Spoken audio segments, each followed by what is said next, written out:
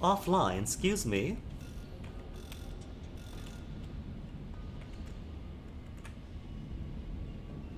Oh. Live for 20 seconds now.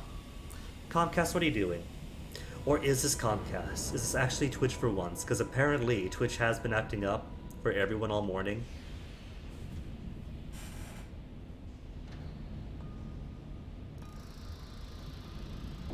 And I guess I'm not immune to it.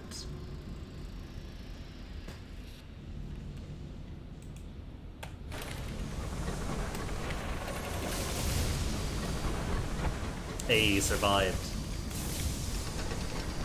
But now I don't need the terror dropping. Now that the stream's been fixed. Random treasures or up to 3 fuel?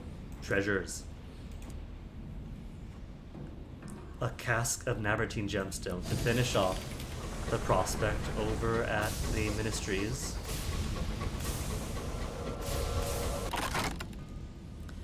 Charter cargo. Cargo. Is it souls? 2 rolls of thirsty bombazine.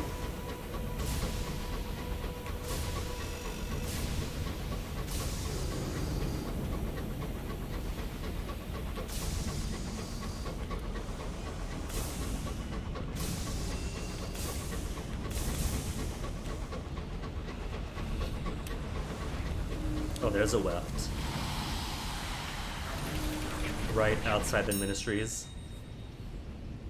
Get pulled in. Jack? Can we use a jack yet? The device needs more time to cast the strands of the weft. Remain in. A grim ending. Unlicensed chart held a terror while losing field and crew. 36% chance to repair. Stay in then. 100% chance for repairs. Except, repairing the weft is also pretty prone to partial success, which breaks the weft. Full success. 1 observation on amended weft.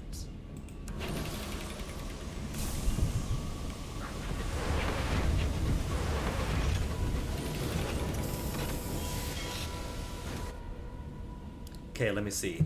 Royal Horological Office. You will gain sovereigns and the gratitude of the Ministry of Public Decency. Cool.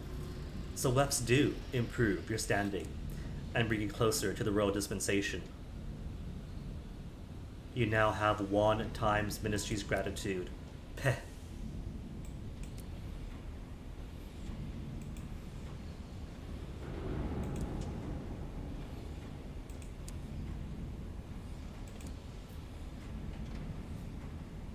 Four times Ministry gratitude. So only 1/4 away from getting a royal dispensation.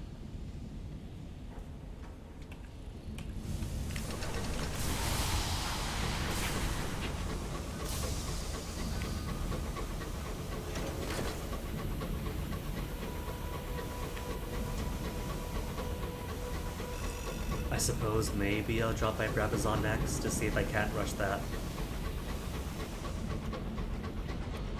I forget what exact materials it calls for though, so I might not have everything it needs.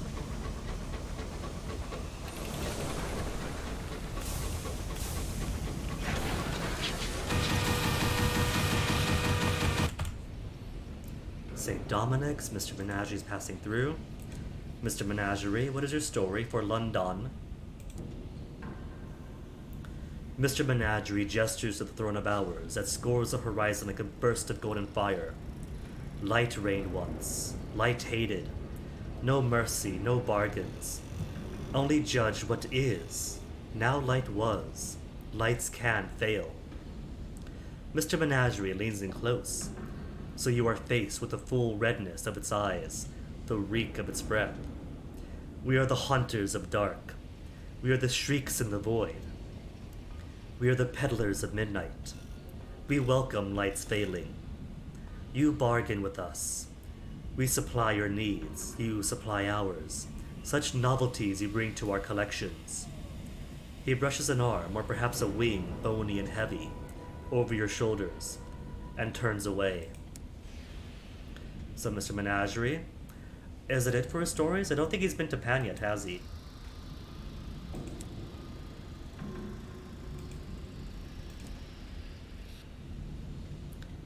We go to the messenger corpse, that squirming ruin of tumbled spires. Yeah, that's over the House of Rods and Chains then.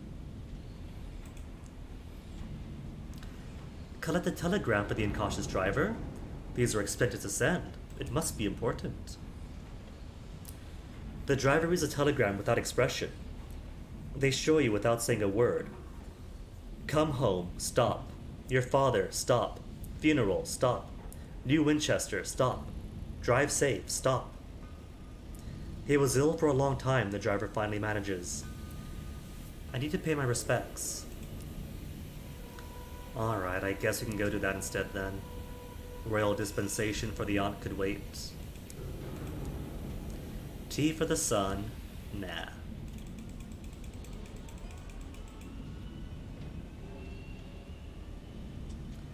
Pretty sure I have everything that I want or need. So let me just get 1. A reshuffling of my crew. Mirrors.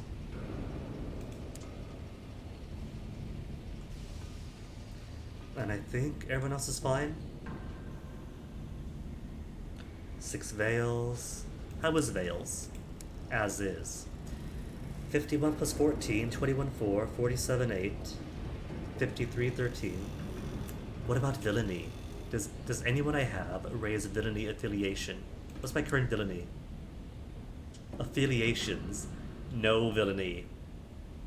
The Bohemians love me. I'm accepted by the establishment. The academics are familiar with me. Anybody villainy? Academy? Establishment? Academy? Bohemia?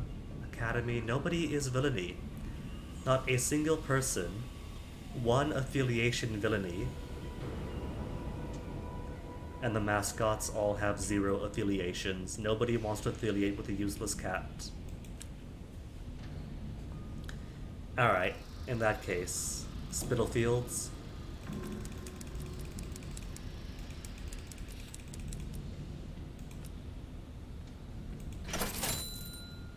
Completely max out on food and fuel. Maybe not so much on fuel, since the work worlds do sell fuel to the road. Oh well.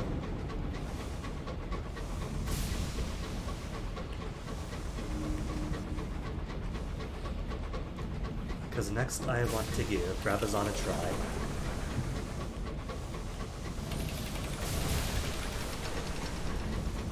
That glorious Dreadnought's going too far away from my liking.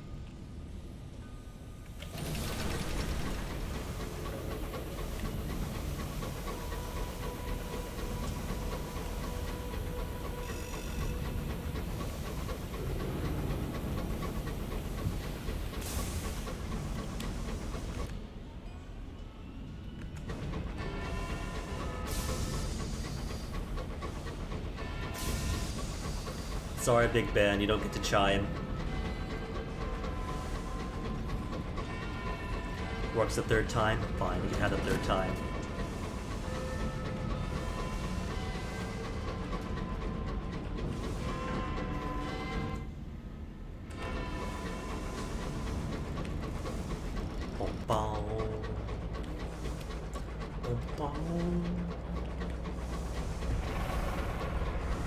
Oh, just Norman speaks.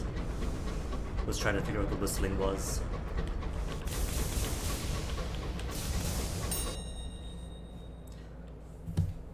How have I not gotten whole repair when I was at port? I am very sloppy today. 30 hull. And Burrower's breath. Go away, Burrower. This isn't, you know, seriously, at least a good chunk of Friday's deaths were all that Burrower.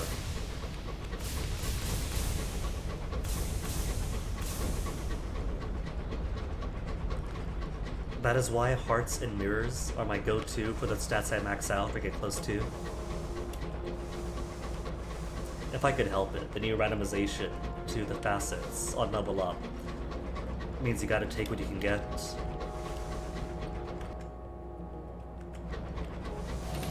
And I'll never stop whinging on it.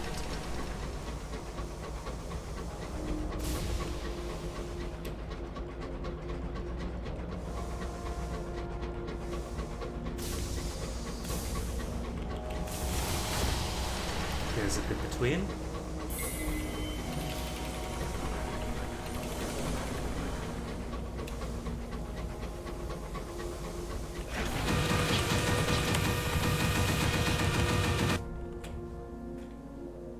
Glassworks in Brabazon.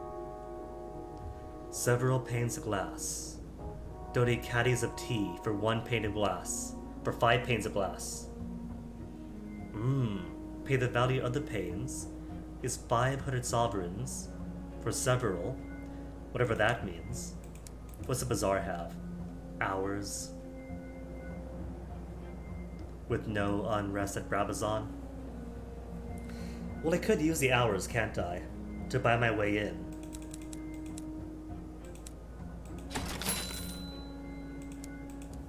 Bit between. Tour of the work world, paying my way in hours. How many hours does it take? Just one?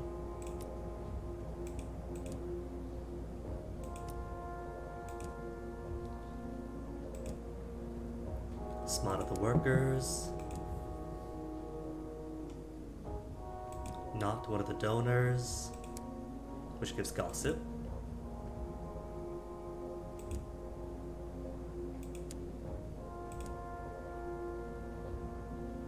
Repulsed by this whole ordeal. Truly, truly am.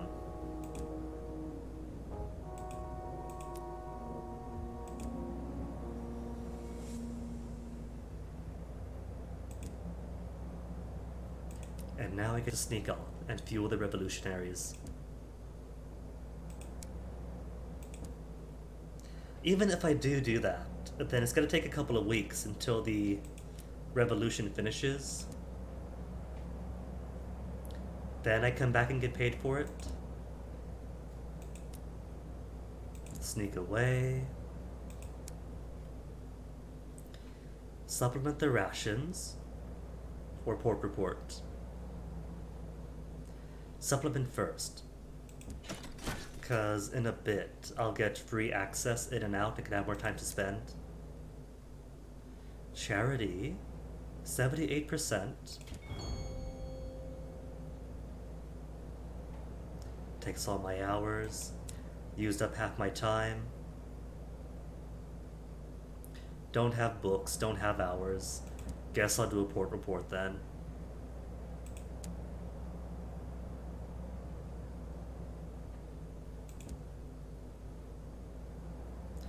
Running out of time. Rapidly running out of time. Fine, I'll come back.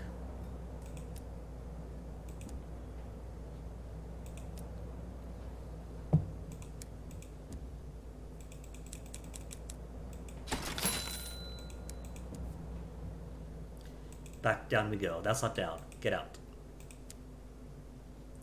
Back down we go.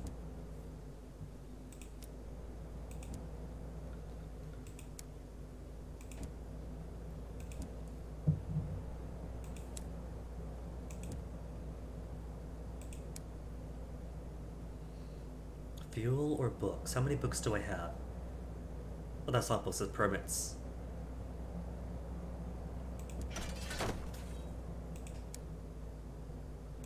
Then meet with the workers' leader.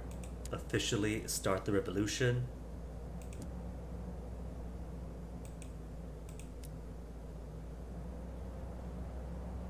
How could I assist the workers' struggle? Blackmail for the cause.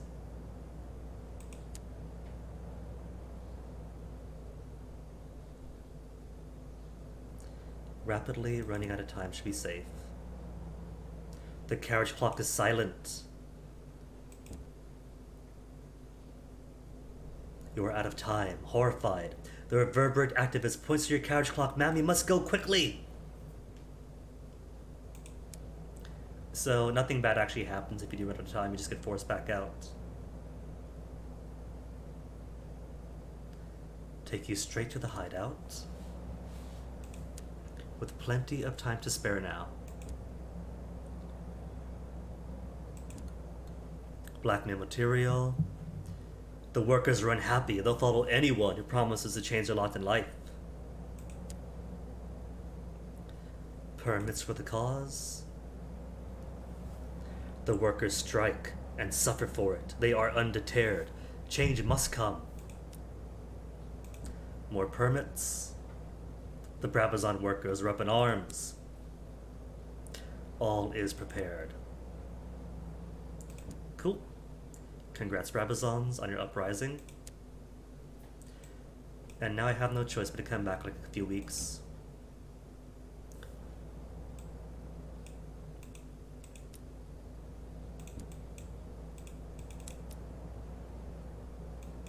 Alright, so maybe I'll buy some glass. Plenty of cash for plenty of glass. Gas? For 5 panes of glass, 100 each. Cool. So I do get to complete the devil's thing. To brief him on Carolon, he is simmering with desire to comment. If I were younger, remarks the repentant devil, I would take that place of its current ownership and turn it into a fitting demonstration of the refinement of the soul. I could even work with you, if I turned your ribs to glass. And he is lost in a reverie, like a tailor sees with a vision of the ideal trouser for a particularly difficult client. When he recollects which is still present, he adds, You may have noticed that they do not bother to prepare each soul to order. That's the real art, of course. Match the soul to its judgment. To brief him on Carolon, ask him more about rebelling against the judgments. Perhaps would explain more now that more than he would have before. It was a waste, the repentant devil says. The protests, the peaceful fights of the violent ones. We were never likely to win by those methods. You wait. Control what something consumes, he says, and you control what it is. The feeding of stars is a delicate art. I had spent centuries in cultivating them, studying their palates, watching for evidence of their responsive growth. I had influence. Now, how much can any devil say the same? The Baroness, surely he's got more to say. I used to live with her, he says, for centuries before the Republic. She gave me a safe haven. I gave her the wreck of power. I had been something, and now I was not. You've seen how she is. She'll sit in the ruins of the brass embassy for a century if nothing dislodges her, feeding her babies a pulp of diplomatic dispatches. On the topic of those babies, you rather thought you saw her eat one of her larvae as you were leaving. The uselessness of the hiding war on me. Overthrowing the aristocracy was something to do. And a private rendezvous? Allow him to distract you from the unhappy topic of the Wood of the Wolf. He's in the mood for something more carnal than conversation. He says he is curious whether old skills hold. See, reading that, I had no idea that meant a cacophonous assignation. So kind of surprised me when said in B-sex. He whispers a command that makes you draw breath. In, more than your lungs should hold. Your ribcage vaults like a cathedral. Your sight blackens, your mouth tastes like a phoenix of fire. A phoenix on fire. Then all that you're holding in too tightly passes from you in a curl of incense smoke. After this illustration, he too uncoils. Wings, burning, elliptical. This being could throttle a volcano, could summon back a comet from aphelion. The joke and the pleasure of it is too much, is so much. The joke and pleasure of it is that so much should be focused on you, that you should be able to endure it, which is his doing too. Terror drop. And until unrest finishes, nothing I can do here. Oh. Right. Picked up excess stuff. Just the hours then.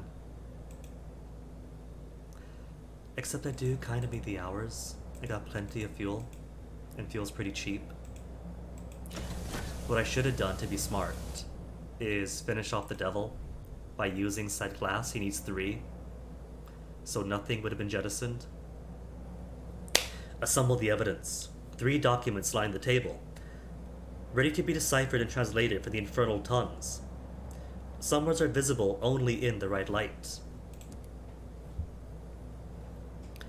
It takes some hours to sort the matter out, but it becomes clear in the end. I have the measure of my attacker now, he says. If I were a younger devil, I would even be flattered. My old abilities are in demand.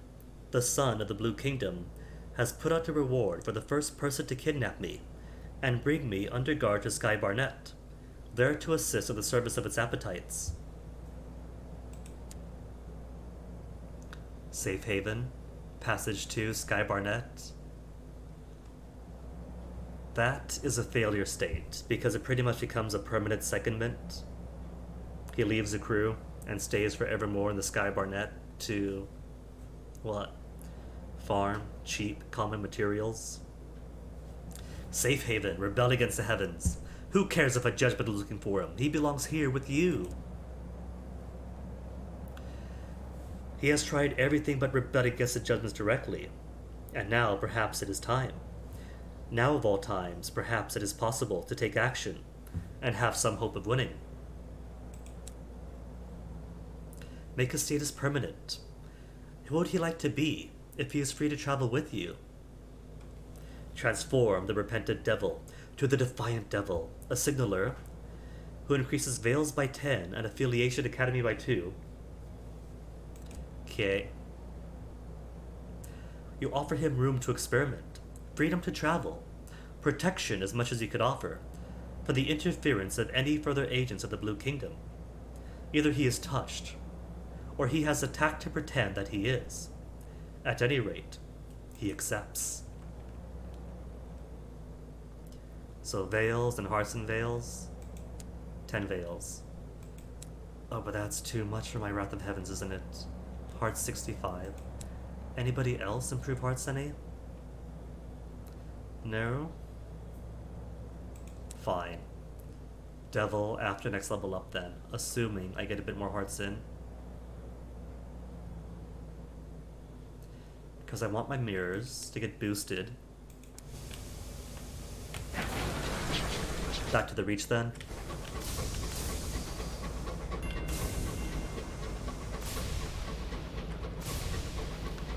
The reach where we have got to do the driver's father's funeral. Then maybe finish off the driver. And turn in all of these murdered dreadnought nameplates.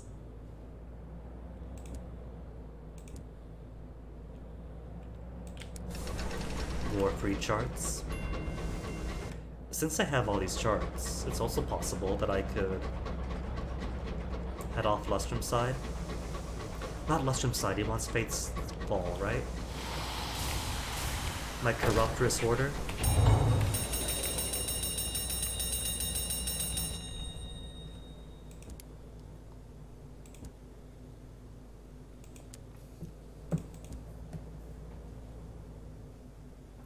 First class. The only way to travel.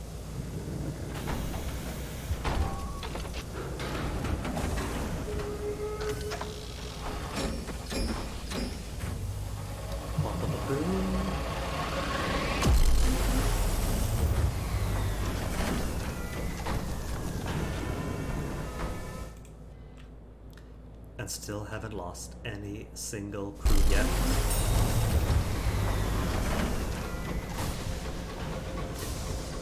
How's the money situation again? 1648.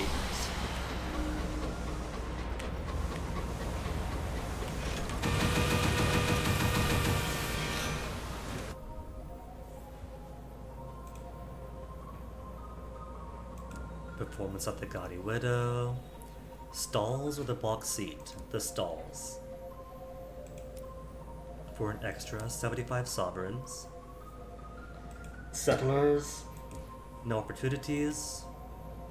Oh, right. I do have a settler to deliver to Leadbetter and Stainrods. Completely forgot about that. I suppose while I'm here, 1, 2, 3.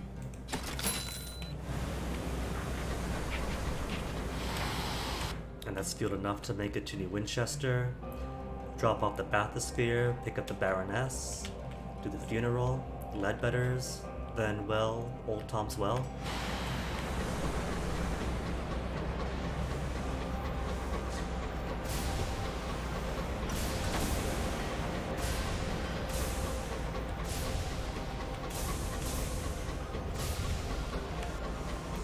Where are those dreadnoughts? There's always dreadnoughts around Fort Prosper. There's a monitor.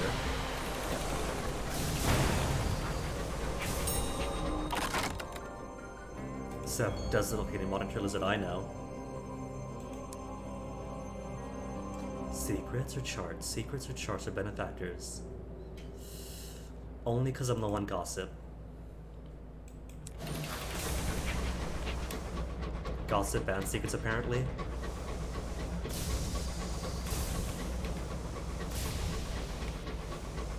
Is that really it? No more hunting.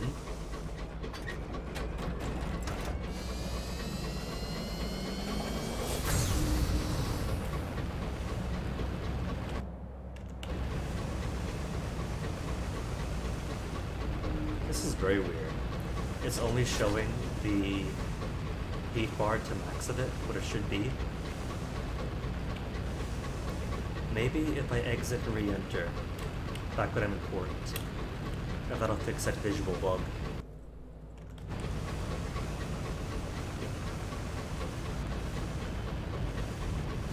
Smooth.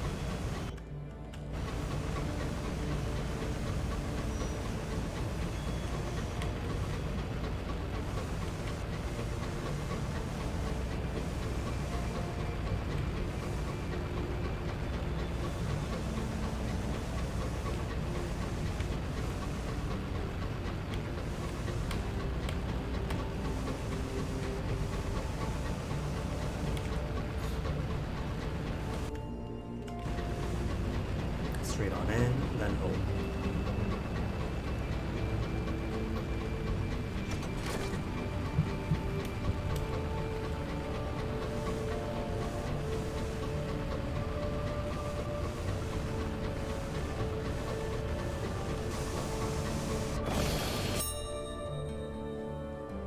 Already have crinoline for the thematic researcher.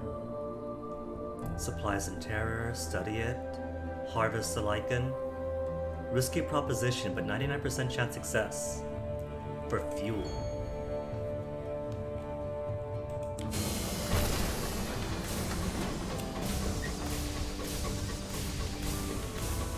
I'm also noticing that the heat bar starts to the left of the actual heat bar. And I'm pretty sure it has not done that before.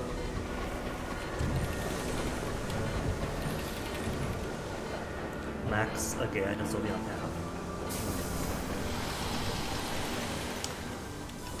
I think that it's just visual. Because that was what, 2 or 3 hits to max it out to halfway.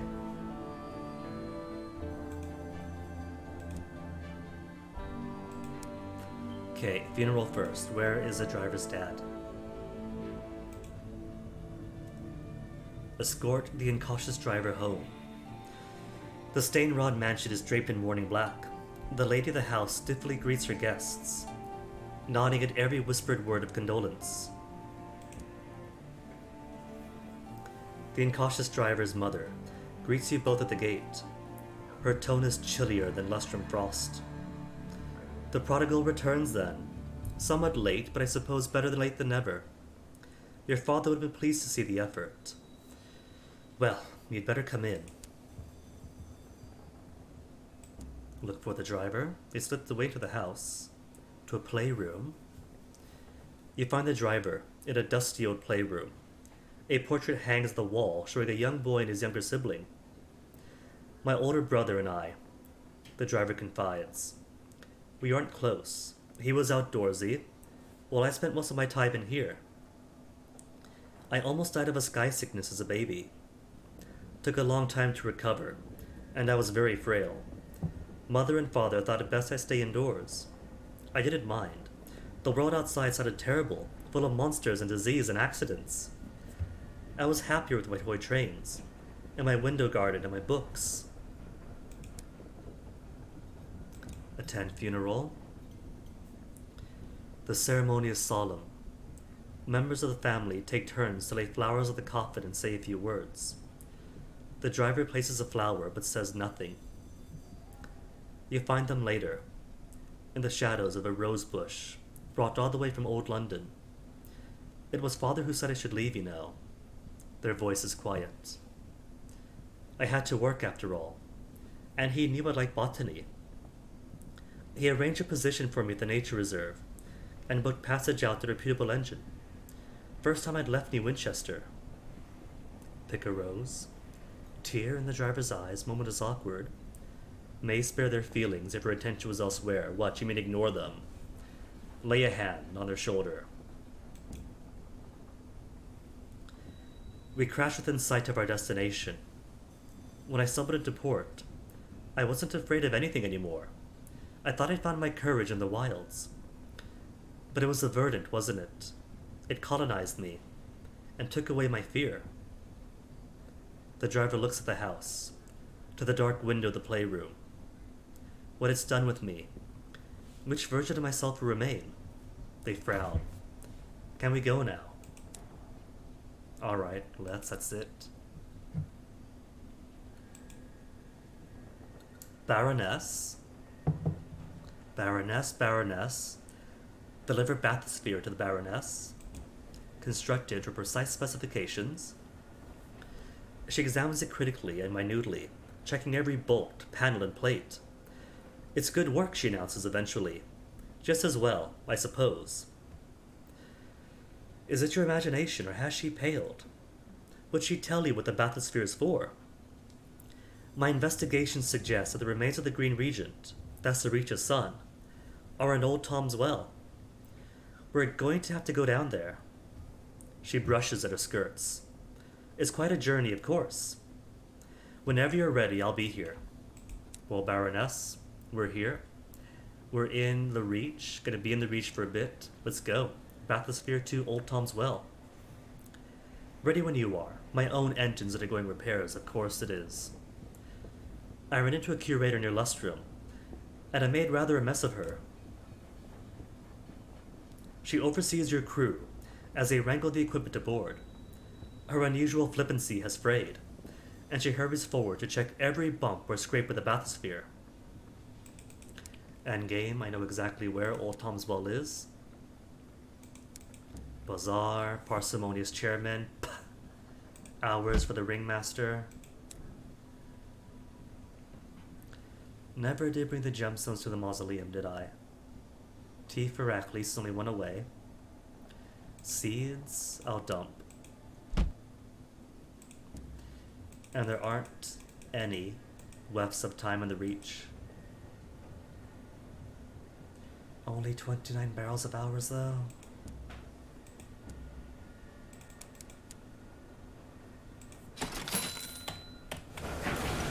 And that'll do it. I could always resupply over at Ledbetter's.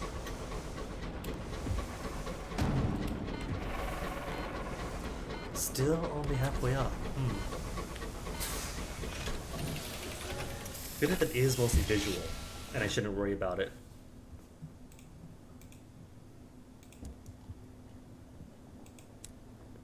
How much was that? 200? Then how about secrets or artifacts? Secrets.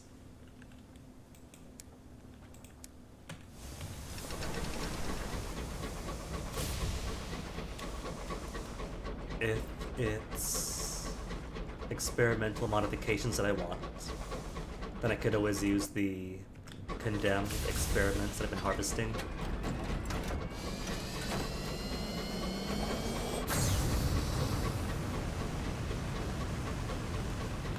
Okay.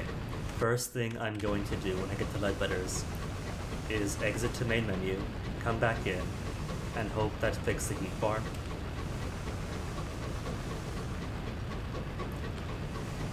I don't think the game updated over the weekend, so it shouldn't be a new update thing.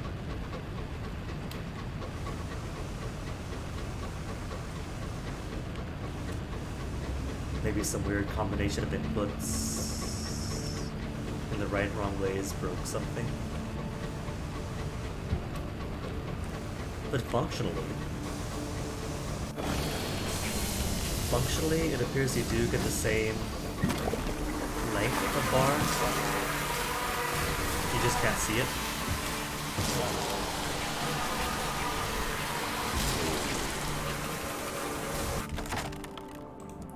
B-Wings for the researcher.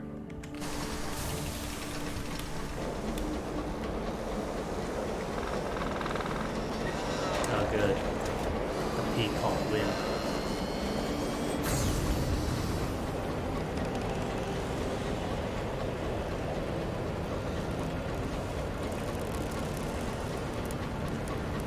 At least at 150% speed.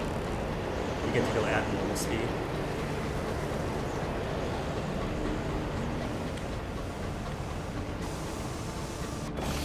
Alright, forgot to talk to the driver.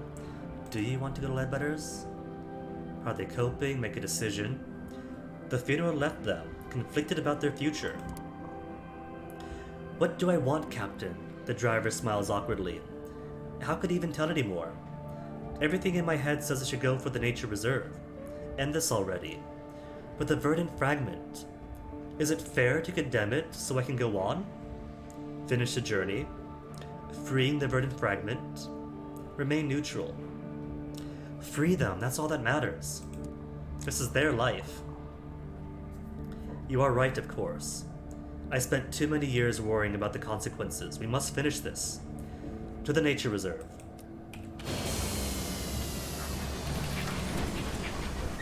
I'm hoping that choice doesn't botch it. Because you can actually lose a driver forever here. It hasn't happened to me, I've been lucky. But it's a possibility.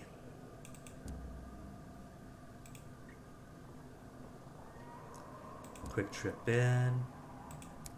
Forgot about the clocks. Could I sabotage it? Correct it? Maybe if it gets gratitude. Does it get gratitude? Could I rush gratitude doing this? No gratitude. Just a promotion to apprentice second class. Escort the incautious driver to the verdant. Okay, that scared me. But I did get the judicious driver, so I didn't lose him. With great difficulty, you helped the driver drag the remnants of the fragment to the great tree in the middle of the reserve. Once again, its buds open up, showering spores to absorb the memories into itself. You are close enough to taste some of them for yourself this time. An acrid, sour taste at the back of your throat. From it, an image forms in your mind. A squirming black cancer, writhing in the heart of a god. A sudden darkness. Light extinguished by betrayal. A single burning thought. Murderer. The image fades. The edges withering from memory. The driver steps away, breathing out the last of their infestation. Their eyes no longer glint emerald, but the damper green of moss. They stand differently now, not trembling with effort of keeping still. Irons 10, Establishment 2. And that's it, my driver is finished. Phlegmatic researcher, give me that pay. What'd I bring? Wings of a bee. And the crinoline, that's it. For a decent amount to scratch at least.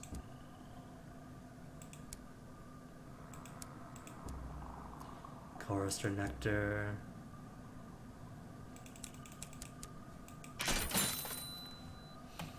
Okay. Now save and exit and see if that fixes the visual bar bug.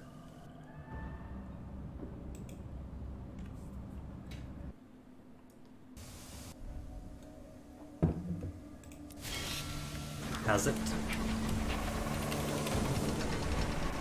No, it hasn't. It's still... See, there is a time and a place for it going halfway up. If you have a piece of equipment that has a stat requirement, and then you go under that limit, then the bar only goes halfway up. But that's a true halfway up. A true halfway up, where you only get, at max, half your heat allowance. This gives you full, but visually it only shows half. And all my equipment is fine for stats. What if I exit? If I exit fully? Exit fully, then come back in.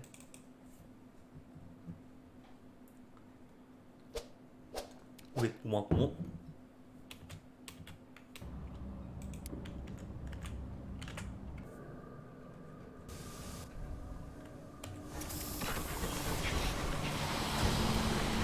Okay, good. It is giving.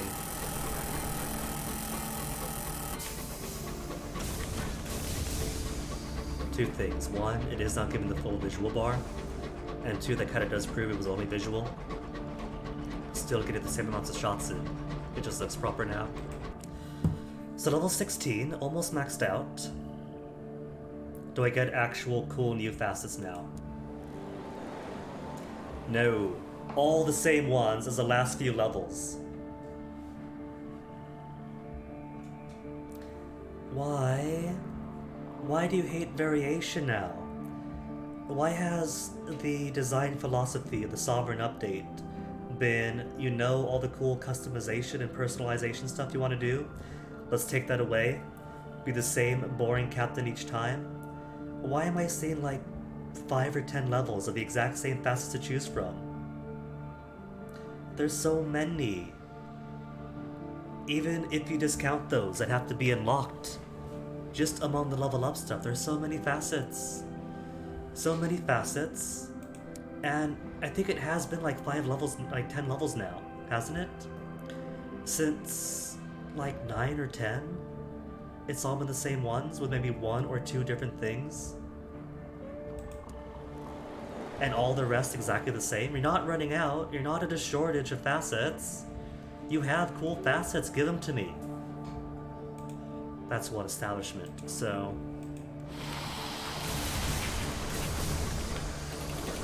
as we have learned, if I take establishment out, that should maybe change things up. At least the establishment will go away, and something else will take its place.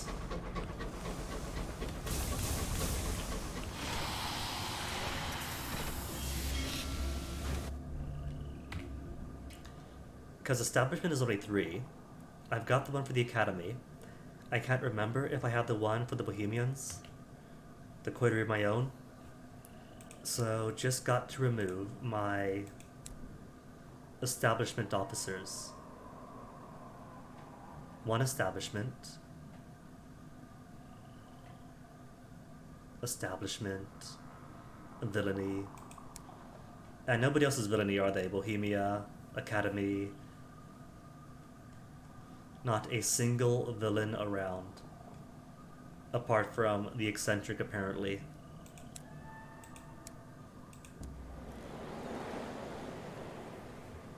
And now the hauntings come back. The bell tolls. Foreseen my own death did not please me. Why not? Because you could upgrade that to something cooler too.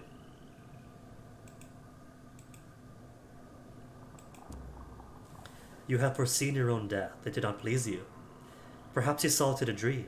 Perhaps a medium read it on your palm. Or in your tea leaves. I don't know, because I take that a lot to my old captains. Could I manipulate this? Like if I switch back to... establishment. Black sheep comes back. So the black sheep or a haunting. No coterie, is there? Have I taken the coterie yet? I have taken coterie. And a symposium.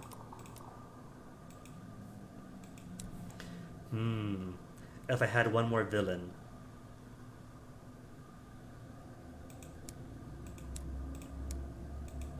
Ghost. Ghost. See, Ghost I don't like taking. Because once you get that haunting, whatever cool nightmare you had gets overwritten to the corpse at your window.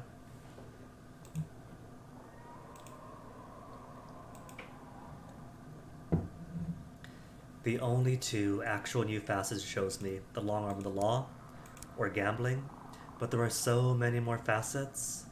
You could be friends of rats, you could be friends of devils. I've heard whispers that maybe you could lose your soul in the past, but I haven't seen anything of the sort.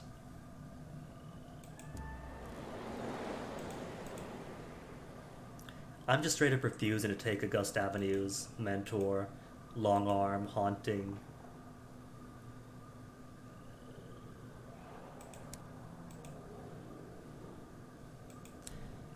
Maybe I will take Black Sheep of the family.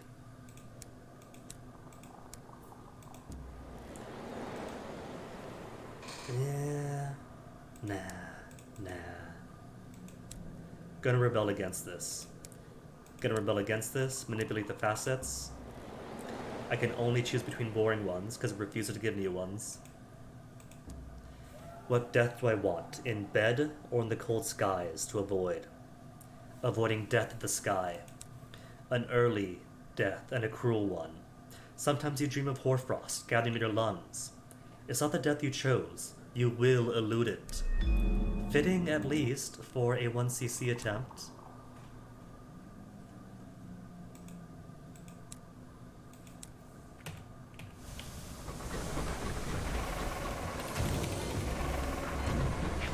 Okay, so that's what locks my heat in like that. Moving officers around so I lose the stats for the Wrath of Heavens, but moving officers back in so I have the stat back. There's a save, exit, exit again.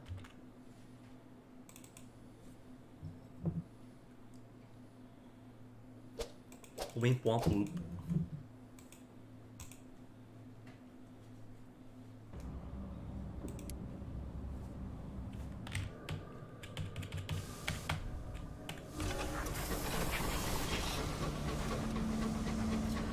Okay, so Old Tom's Well.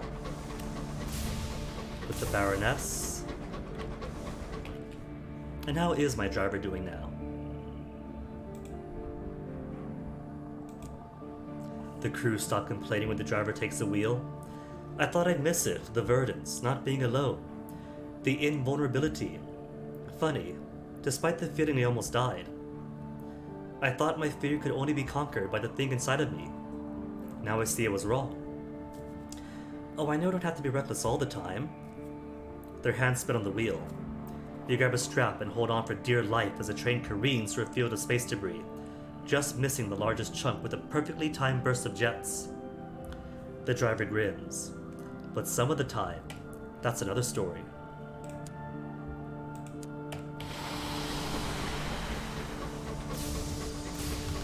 So who's not yet complete? The devil's complete, the princess complete.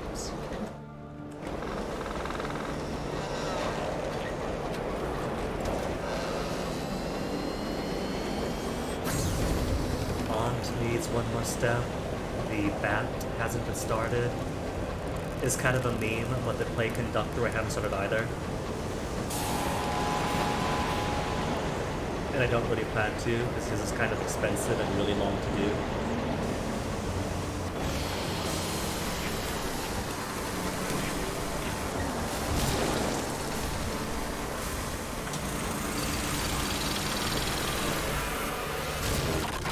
The bigger shame is I haven't once seen the fatalistic signalman. 100% chance success to harvest nectar now.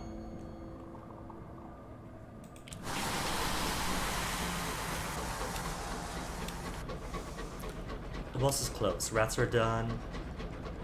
Oh, right. Hold on. Gotta remind myself how to get rid of the cats. Cats, cats, cats. Asmodee. White Well. Or recruiting aid at Magdalene's. Paimon. Carolon. Or drive him off with catnip. Baleth. Floating Parliament. Or drive him away with an impossible Rosa Caduceus. Okay. Or drive him off at Magdalene's. Magdalene's I can do here.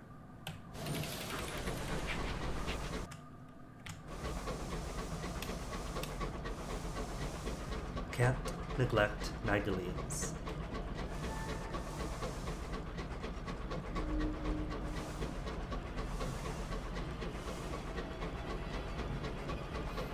And let me see, is there a route from Old Tom's Well to Titania?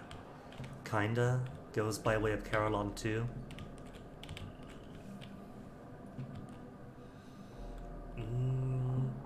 It's kind of equidistant, isn't it? Old Tom's Well to Ledbetter's, Old Tom's Well to Carolon.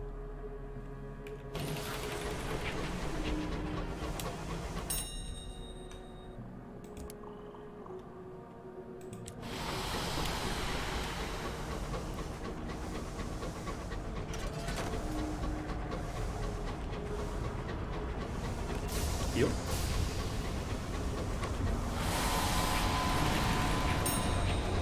T is fine too. Search for survivors. 100% chance success. It's the nice thing to do, isn't it? Alright. Pick up a crew.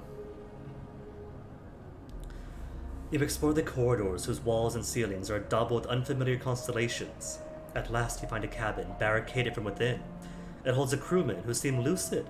He begs to join your crew. Your own crew aren't sure. What if the Star of Madness seizes him?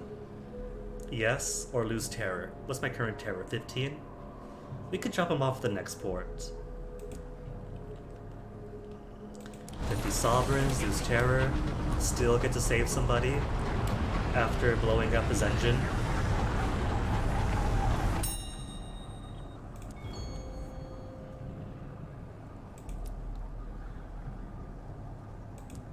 Sample of black ice from Old Tom's Well. Descend into the Baroness's bathysphere. It will take more than a day to prepare the equipment and anchor the winch and pulley, but your crew will remain behind to man it while you and the Baroness descend into the well. The assembly is difficult. The well winds howl, dragging any unsecured tools or equipment over the edge. The cold bites, freezing fingers and faces. Picks and hammers break on the packed black ice. Eventually, the machinery is ready. The bathysphere is poised at the well's edge. Below it is a roiling, thirsty deep, blacker than oil, blacker than pitch, blacker than the space between the stars. Do you know, the Baroness says, in a low voice only you can hear, I'm not certain I can do this. She can stay. Encourage her. When is she going to get another chance to explore inside of a well? Or say nothing and climb in? Funny enough, there's 2 chances to explore inside of a well. But we don't know that yet, do we? Quite right, she says, with a weak smile. Let's get it over with, shall we? She clambers in, checking gauges and dials, as you squeeze into the second seat. One of your officers closes a hatch, shutting you in. There is a sense of sudden vertigo as a sphere swings out over the well. Then, with a jerk, you begin to descend. The well's tumult makes the bathysphere swing and spin. It is a rocky, nauseous descent. Soon, the last light of the stars falters, and the windows are dark. But there is a movement in the dark, like ink stirred into water. On go the lights. The light is feeble, but enough to limn the closest side of the well. You see towers and palaces, crunched together and cemented by the ice. You see wrecks of shattered locomotives. You see bones of creatures caught in the well's pool, the flesh stripped from them by the flaying winds. Best turn them off again, the Baroness says, after a time. We may need to save the gas. According to the bathysphere's clocks, you descended for more than a day. The wind began to ease. The sphere stopped spinning and swaying. There was an eerie calm, then a sudden, grinding conclusion, then silence. I think we've hit bottom, the Baroness says. Her voice is bleak. Climb out. Unfasten your straps. Unlock the hatch and climb out. The Baroness hands you a lamp and follows. In the grave of a god, the ground is a compact, frozen scree of stellar detritus. Footing is perilous. You can hear the moan of the well winds far overhead, but the air here is still as stagnant water. Motes of dust hang, unfalling in it. You make your careful way from the well wall and down the slope. Wait, the Baroness says, suddenly, and raises her lamp. The light gleams on something gold and gargantuan overhead. You stand amidst the gold bones of a sun.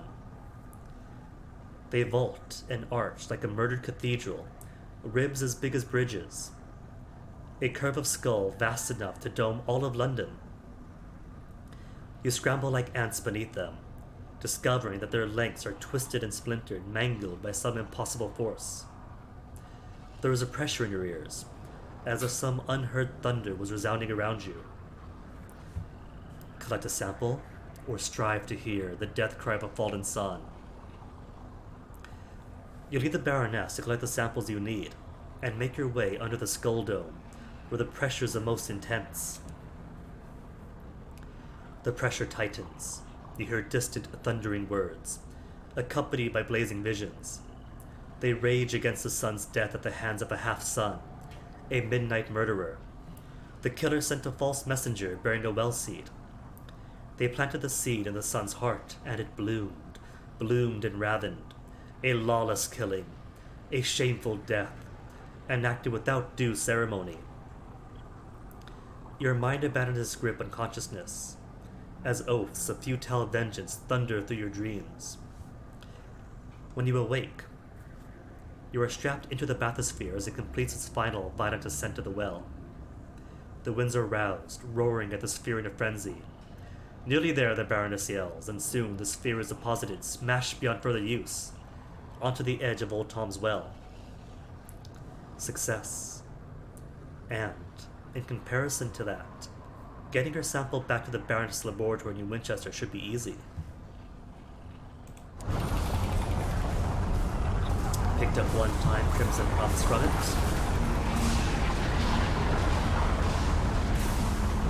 Return trip, going to go by way of Ledbetter's. Turn off some stuff for cash, or turn in some stuff for cash, refuel. Then I think Titania, because we're at like what, 2,300 monies? Which I think means you could fully repair Titania.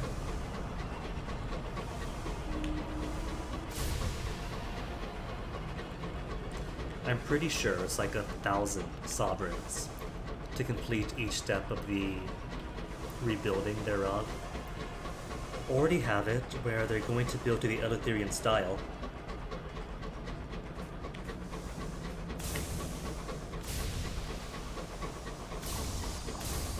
I used to stress, like, rebuilding Titania, you only get 2 buildings. What 2 buildings do you have to build?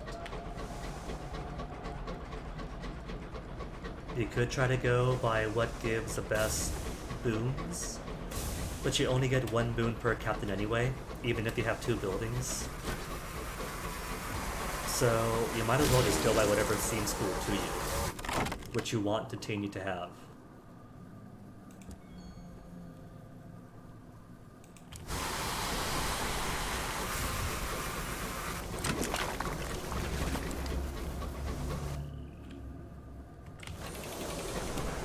You know what, got plenty of fuel and food. So gonna make the full loop around Nowler's Knot. See if I can't get more bronze wood, maybe some honey, then Ledbetter's.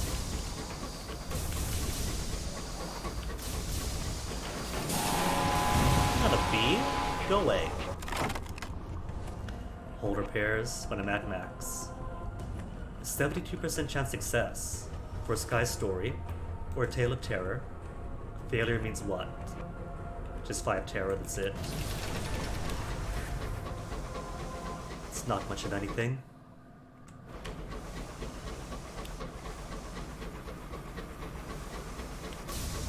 And now there's bees, but the bees are too far away behind me.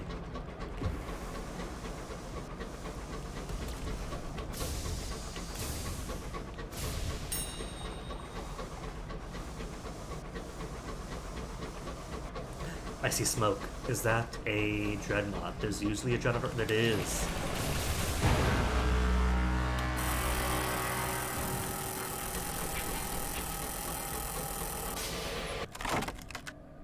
Charter cargo. Give me cargo. A cage catch. Which, at least, is one less cage catch I have to buy. Is that more smoke? Is there a second dreadnought around here? No, that's just dust. Dust getting me excited.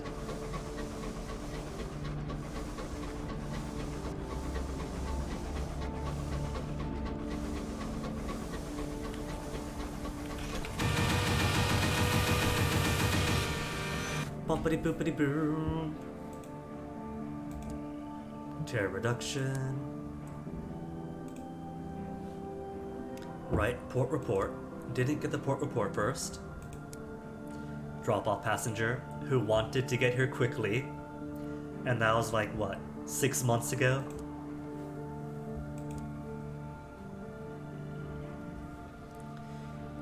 No one would look the settler in the eye. His scowl could shatter glass. We are late, he says. I can only hope the people of this good settlement are less prone to tardiness than you. Here are your wages, I bid you good day. Oh no, I lost 50 sovereign bonus. I will never recover from this loss. List, research. Wings of a bee for 300. Ice from Old Tom's Well for 400.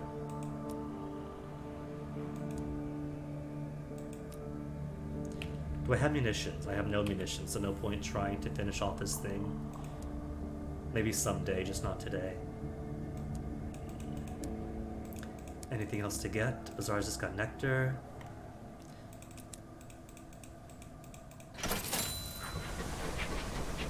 Alright then. Quick stop to Titania. Then back to Winchester. Winchester, then what else? Cause Magdalene's for the cat. Gotta stop by the circus. And Magdalene's this time is down south, isn't it? And there's this unfortunate wall between Magdalene's and Titania. I guess I could go to Titania, then round to Maggie's. Then back to Winchester.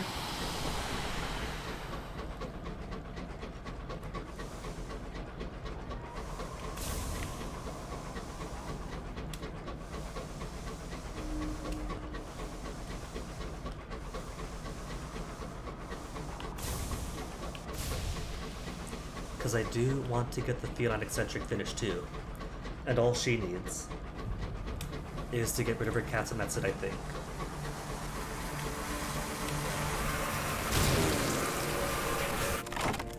So should grab Magdalene's while I'm here. And then finish her off when we go back to Eleutheria.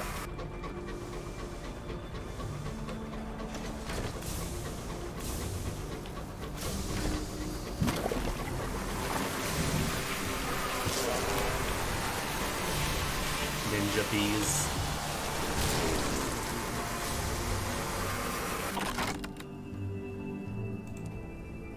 Partial success. Nobody's died at least, just got sovereigns.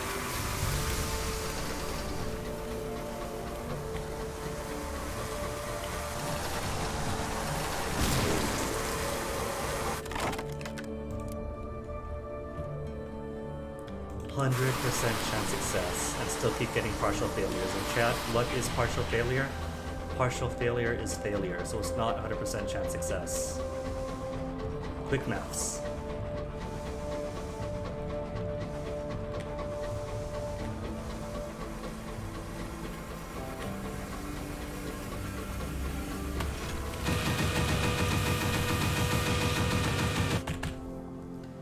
Bees attack it again.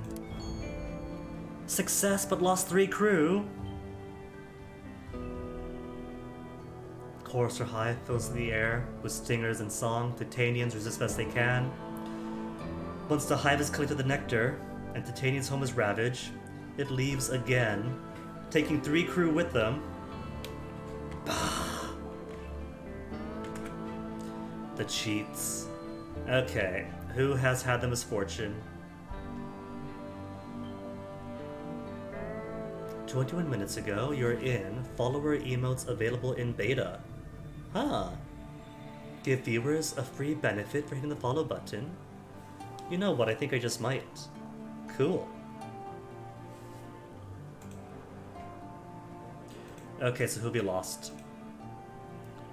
D12, roll 3 times.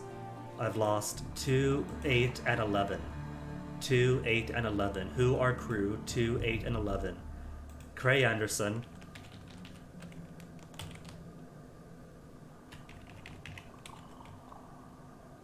Sniffalo.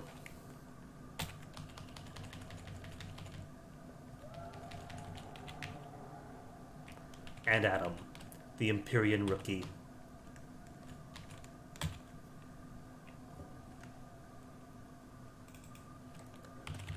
Defending Titania, defending Titania.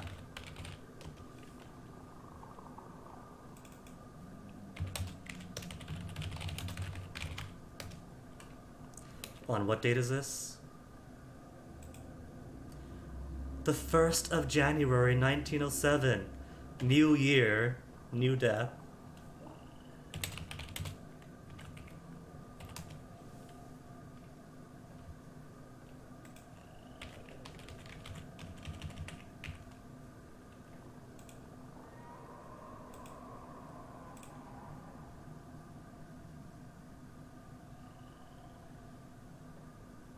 Oh wait, that was copied off Ransom, wasn't it? Delete that. Delete. And 11, delete.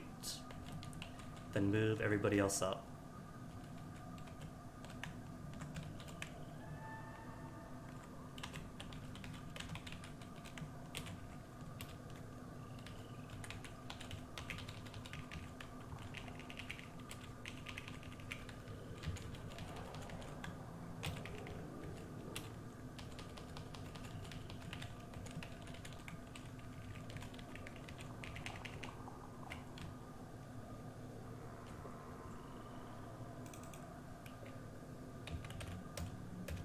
Out of 12, out of 12, and out of 12.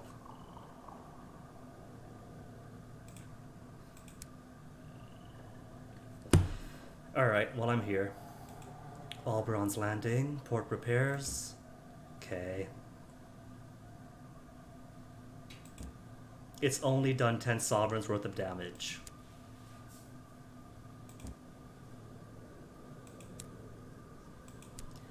And while I'm here, knock 100 sovereigns off the cost of upgrading.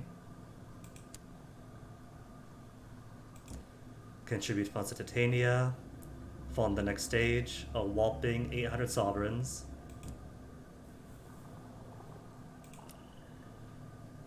Advise on Titania's next upgrade. So what do I need? A nature reserve, poetry academy, the theater, B defenses is the very last thing you can do. Listen to the arguments.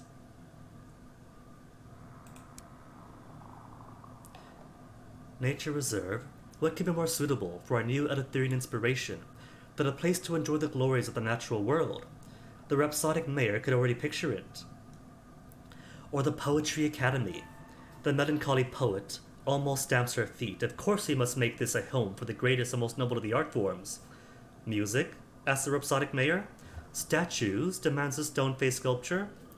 The melancholy poet glowers. A plague on both your houses. One with great big festering buboes. Or the theater. The stone-faced sculpture spreads his arms. Not just any theater.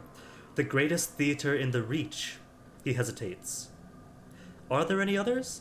Well, if there are, they'll be smaller. The Nature Reserve. for the first one.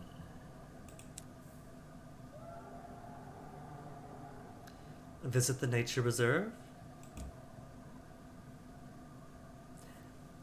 Petal End was one of the hardest hit by the chorister bees, leaving its buildings little but firewood.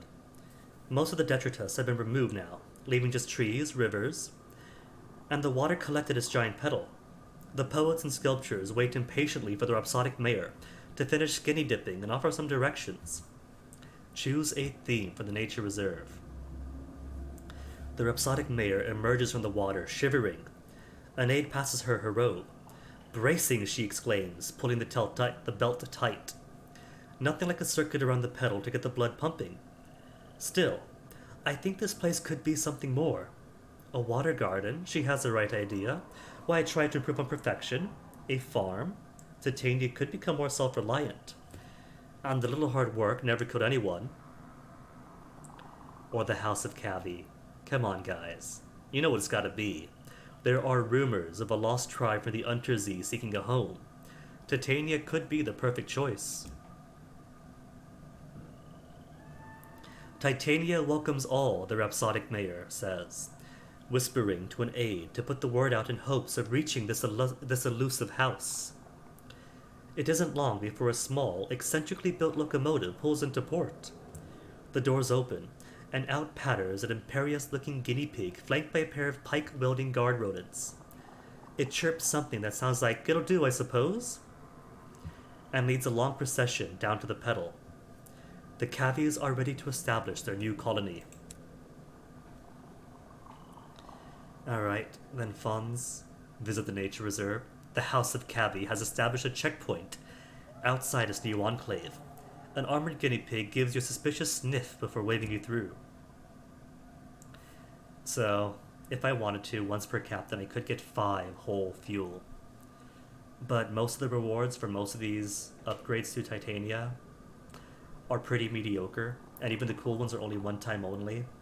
Oh wow, a moment of inspiration once. When you're already getting like half a dozen moments of inspiration just by sitting in the skies. So it doesn't matter, just gotta go with your gut. The House of Cavi has spread throughout the petal with almost alarming speed. A glorious, albeit small-scale palace looks out among the crystal waters collected by the petal. A statue of their founder, King Graysnall, stands proudly in the city center. The only thing here capable of pointedly towering over a human. Maybe I'll take the boon. Except no, it's 5 fuel. I've only got space for 4 more things, never mind. Contribute funds. 1,000 sovereigns. Progress 100%. So what is the next upgrade going to be? A poetry academy or a theater? I think both of these are grand ideas. A grand theater or an academy.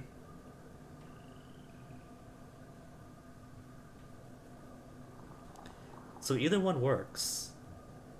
And I don't mind being given recommendations.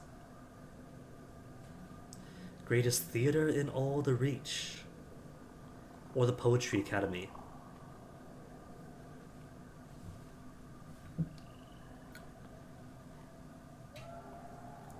Maybe the Poetry Academy. It might be poetry, but it's still an academy. So I'm sure whatever lessons that they give here will inform so many other walks of life. But theater... a really, really cool theater is also pretty cool. I normally go for the theater, so I think this time I'll do it differently and go for the academy. Academy of Poetry.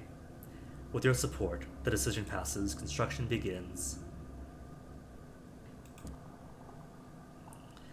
The academy is under construction. Debates over its focus is far from an academic one. The melancholy poet sits on the edge of a pedal, looking out over Bloom Bower, and composing a short sonnet about the new academy's construction. Her verses are progressing rather faster than the building work, due to the representatives of the three great poetry schools being constantly at loggerheads over every little detail. Which poetry school for the academy? The melancholy poet is surrounded by the three representatives of Albion's great poetry schools: the Nocturnals, the Mycologian, and the Bizarrian. All feel their chosen style should have priority at this glorious new poetry academy. The Nocturnal School is a collection of radicals embracing freedom that only the dark can provide. The Mycological School, the newest of the great schools, inspired by the poetry of Blemigans and the sensual allure of fungus. Or the Bizarrian, poetry laced with nostalgia for the old days, when the sky was rock, the snow burned with sorrow, and the night echoed with the beating of leather wings. So, Torn, they're already in an Eleutherian design for the architecture, so Nocturnal School would fit, and I don't see why it would have to be Albion derivative. So my heart is going Nocturnal, but my stomach is going Mycological.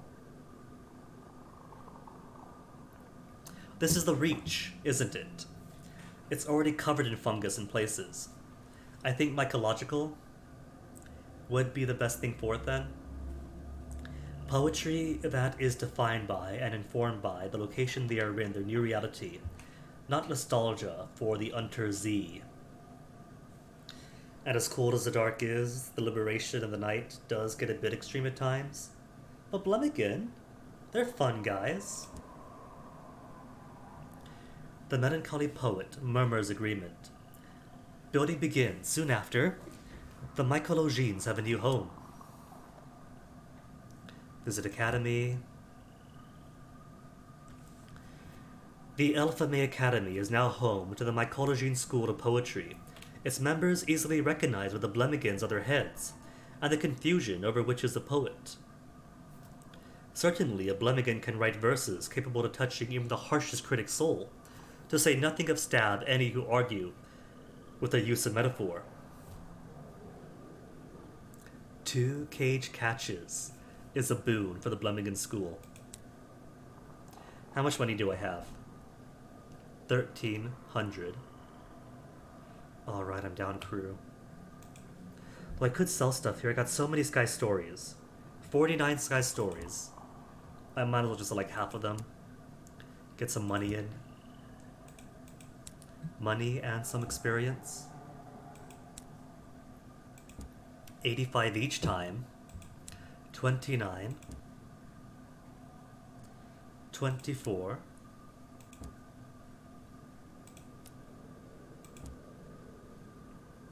There. 14 Sky Stories remaining. For a good bit of buffer. Captivating treasure. Could sell it, but I'll hold on to it. Then finish off Titania.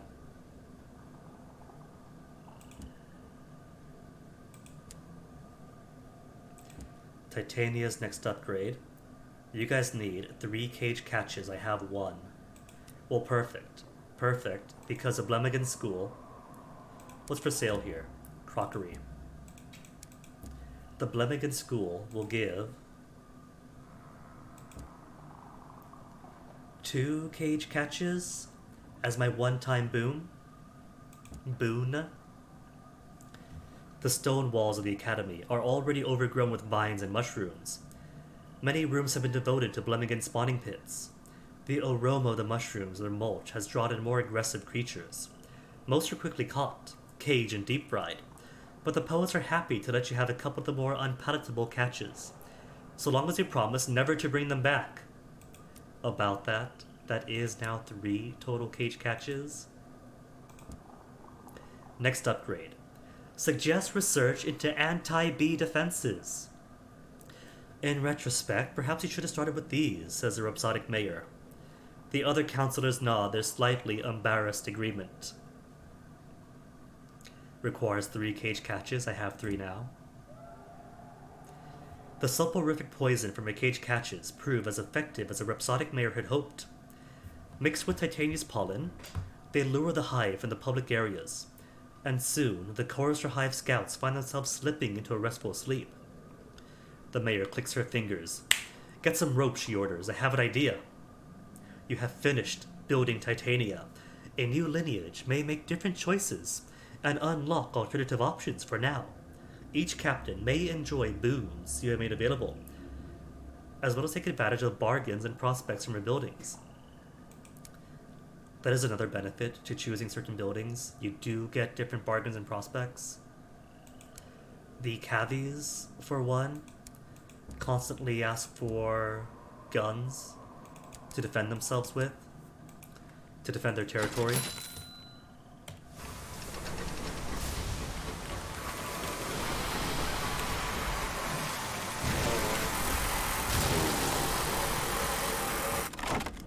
And now Titania is all finished.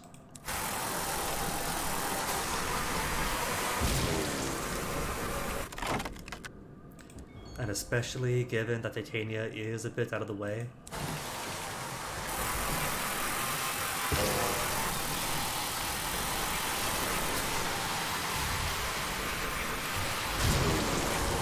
There's not really any reason to come back, unless for a prospect.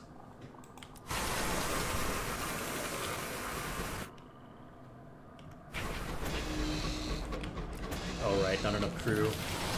So no full steam mode for me.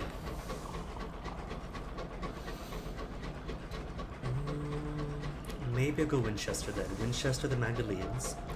Magdalene to Port Dalvon to the Circus, and then out to Pan by way of Hybris, so we can stop by Faith's Fall for my corruptorous order.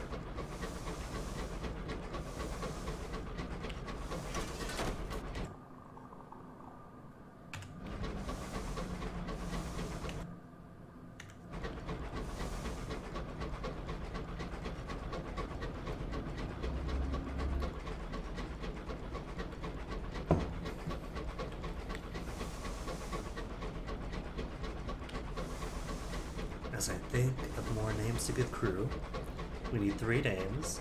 I know who one is going to be.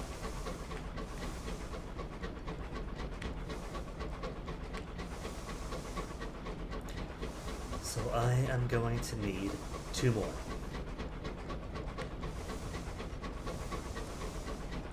Maybe. I'm assuming 2 more, but it's always entirely possible that I end up getting 3 or 4. Or even 6. When recruiting crew.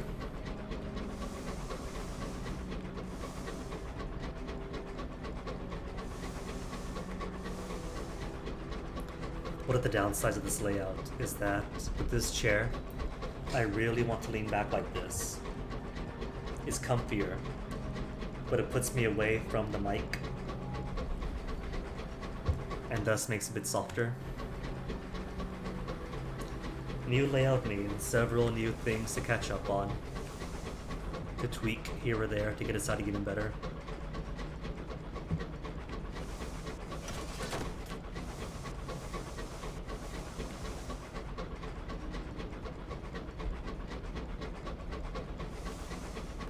I'm thinking maybe putting things on the opposite wall to kind of function as like an ad hoc dampener thing.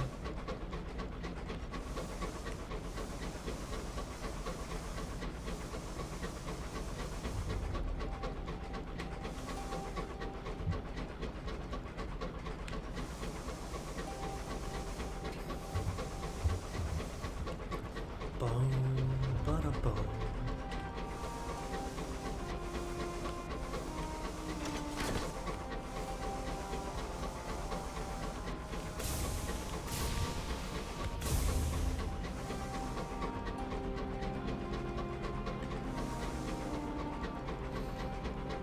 Incredible. Almost hour and a half, it hasn't crashed again. I really just have to turn on that thing that makes it so where if the stream does go down for a second, it puts up like a little thing, but doesn't break the VOD.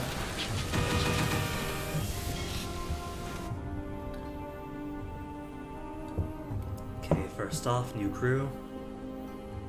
2 or 3 crew. Or 4 to 6, which is way too many. Come on, 3.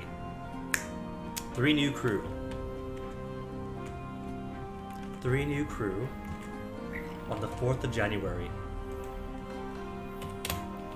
24 Jan 1907. Oops, no. There we go.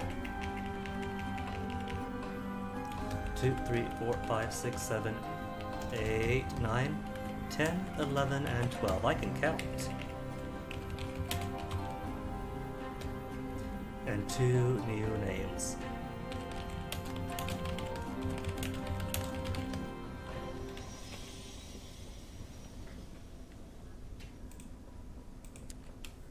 And now I pee because I'm dancing, so BRB.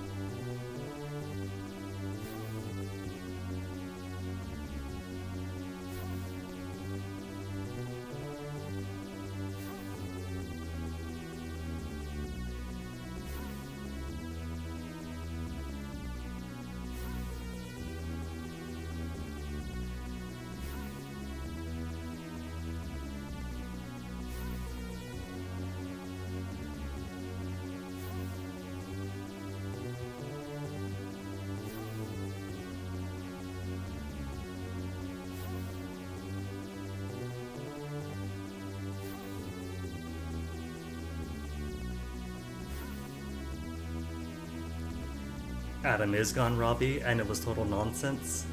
Bees were attacking Titania again, and we got the 100% chance success and succeeded in driving off the bees from Titania.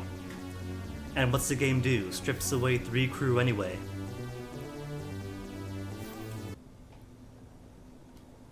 So rip Adam.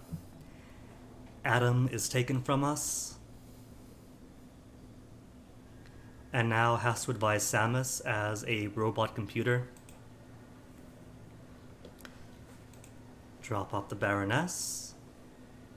Assist the Baroness in performing a solar autopsy. You have materials for the corpse of both the Son of Albion and the Son of the Reach. What could you learn from them?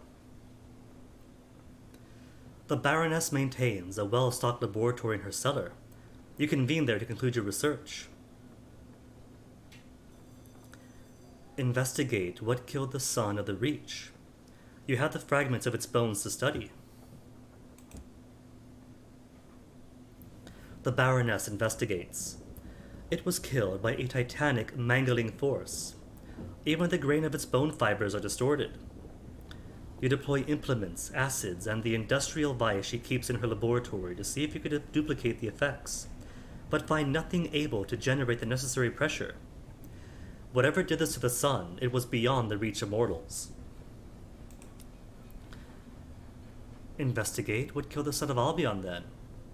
Of course, Her Majesty claims that the King of Hours was defeated by the might of the Empire's navy. I've always had my doubts. Let's see, shall we? And my aunt and I did kind of confirm that the unclear bomb that allegedly killed the sun in Albion hasn't been used. So whatever killed Albion's son, it wasn't the Empress.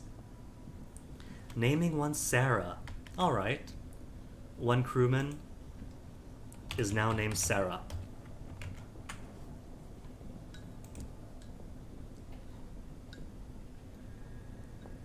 Examining it through a microscope. And Tom Kazansky, is that a reference? Is that like a hockey name? Tom Kazansky. Kazansky kind of sounds kind of hockey-ish. It is immediately apparent that the son of Albion wasn't killed by munitions, but by poison. It has worked its way into every golden cell. The poison itself you cannot isolate or extract. It is as insubstantial as a thought. You examine it more closely. The patterns of its spread are regular, like the strokes of a pen. You point this out to the Baroness. Fascinating. If only we had more. The lines look like fragments of correspondence sigils, don't they? Can words be poison, I wonder? Do you need to say, yes, Robbie, I'm afraid that my pop culture awareness isn't very aware, even when it comes to Tom Cruise movies? Mysterious noise at the back of a laboratory. It is coming from a heavy glass jar on the workbench. The jar rattles as something iridescent swirls inside. That is a sample of the peacock wind, the Baroness says, frowning. What's got it agitated? Shall we find out? You open the jar. The wind tears from it and across the lab to the slab of gold bone, where it rages at a brief localized hurricane that scatters equipment across the cellar. Then, with an anguished wail, it disperses. The Baroness climbs to her feet. I wonder, do suns have souls? Do they leave ghosts? There are a great many winds in heaven, aren't there? What media have been hyperfixated on for months? Oh, Robbie, that's easy. Visual media, right?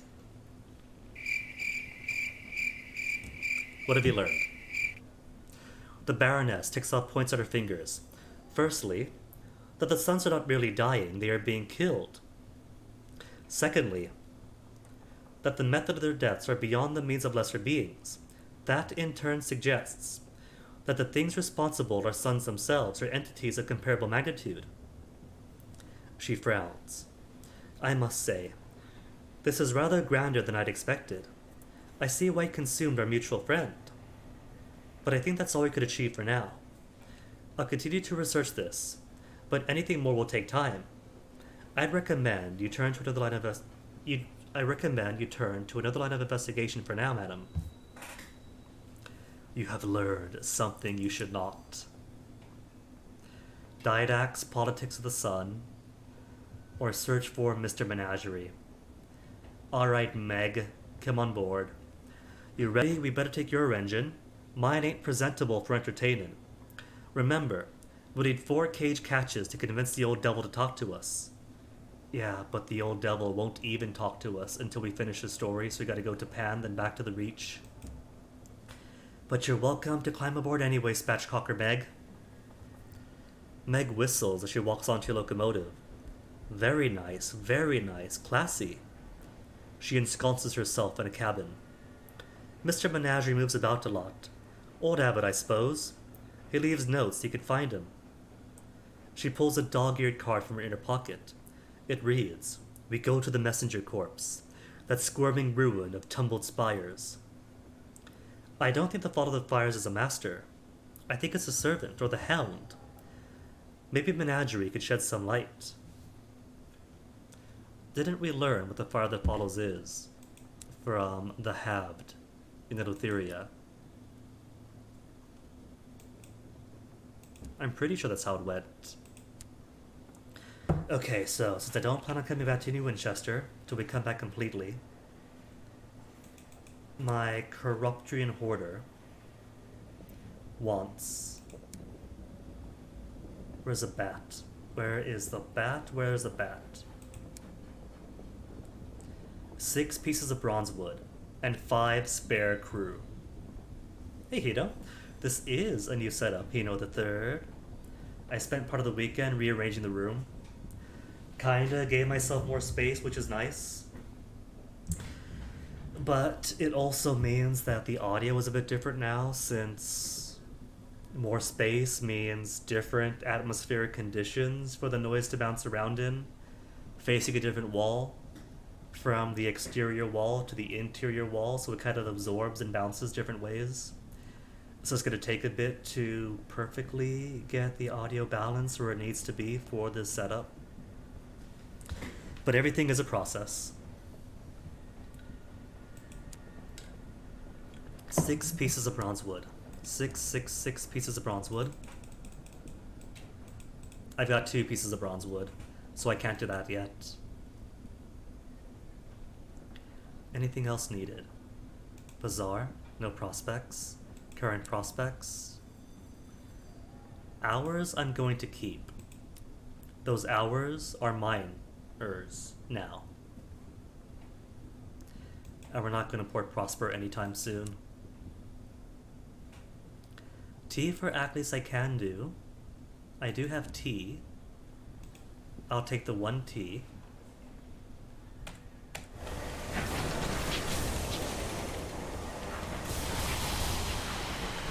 And this is enough fuel to make it to Magdalene's, resupply, Port Avon, resupply, then Circus. You are summoned to the engine room to discover a condition of emergency. The firebox thunders. Inside it, an inferno rages, its flames a stark, strobing blue. The boiler creaks and rattles. It is beginning to overheat. The fires won't go out, Captain.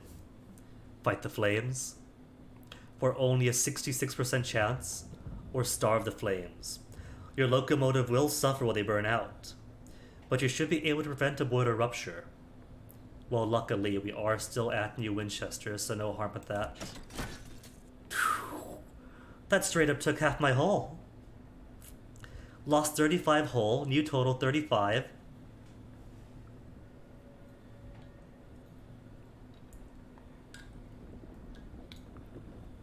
Like, my audio balance wasn't perfect before, but at least it was serviceable.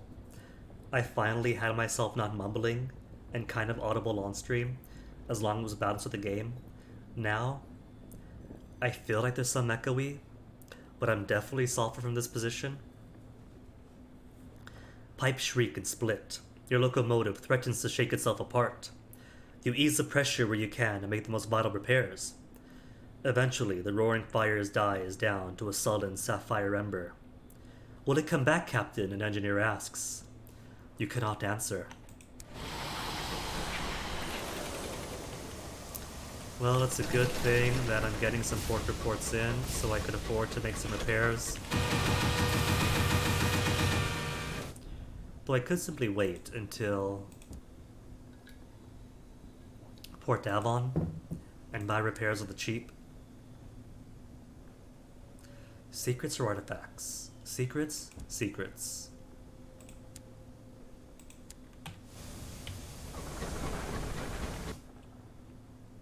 And 5 fuel is still plenty to get to Magdalene's. Unless it isn't.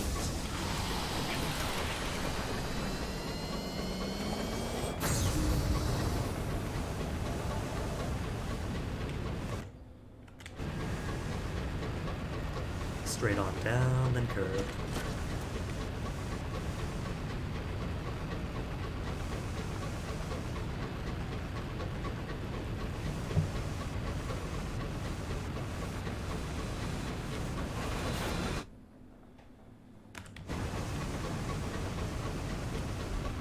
left.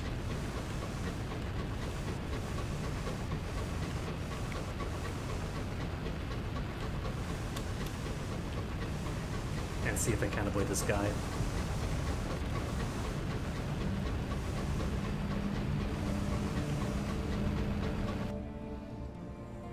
I could maybe trade supplies for bronzewood, couldn't I? Supplies for bronzewood. Sorry, ants.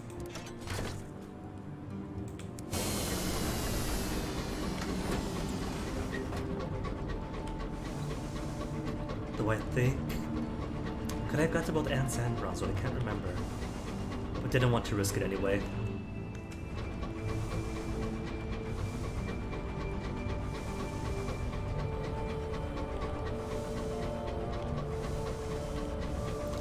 Occurred in this panel. Twitch, not acting up again, are you? Twitch is kind of having a weird day today. Okay, good. Good. Looks stable.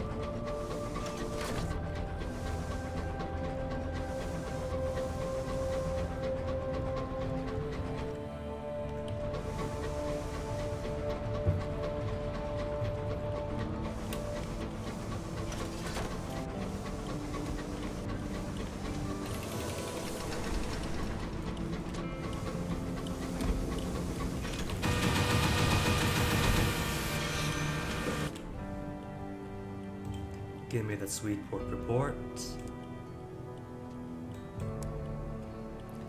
Help the feline eccentric locate an attendant to quell Asmodee's anger. I think that's to repel the cat, right? Not to help it. Journal for the eccentric. Asmodee to the White Well or drive him off by recruiting 8 Magdalenes. Drive him off. You require someone good with animals, with ample lap and boundless patience. The most senior attendant of Magdalene steps forward. I could do with a challenge, she says. The attendant is very good. She enters the engine room, ignores Asmodee completely, sits on a chair, and begins to read her book. You close the door. Half an hour later, you burst into the room to discover Asmodee stretched on the attendant's lap, his paws treadling the air, her fingers running through the thick fur of his tummy. A thick brass purr of utter contentment emanates from his throat. He springs to his feet, but it's too late. The feline eccentric fusses over him. What a good boy he is! How nice it is to see him happy! She knew he was a softie, really. Asmodee hisses at her, then at you. He doesn't hiss at the attendant, though. Instead, he stalks from the locomotive and is never seen again. Asmodee departed. Eccentric has chosen a bold course. Then Acles and Caduceus for the other cats. Terrors are alright. I'll fix those up at Port Damon. Keepsake Market. 50 sovereigns to drop terror. Unlicensed chart for 350 when I've only got 920. Nah, I think I'm alright. Seeds. Okay, I'll buy some seeds. Seeds that I could sell at Acles anyway.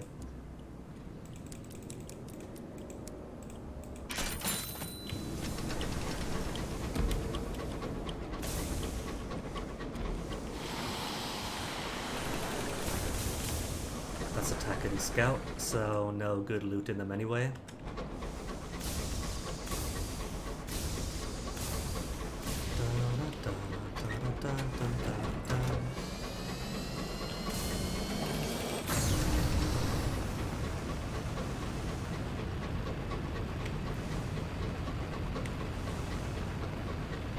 Okay, so who else left?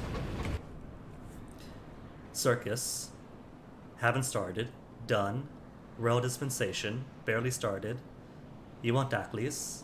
You're done. Done. Done. 2 more things in pan. So that leaves what? Most of my officers that are finished or almost finished. And a couple barely started. So making good progress.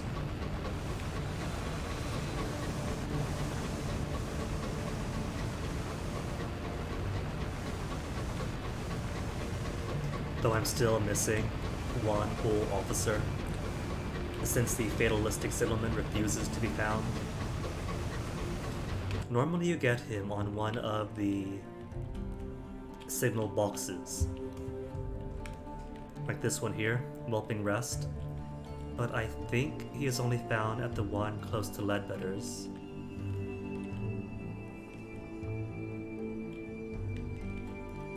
And I don't think I found that one yet, have I? Whelping Rest, Ames Field, so it's not that one.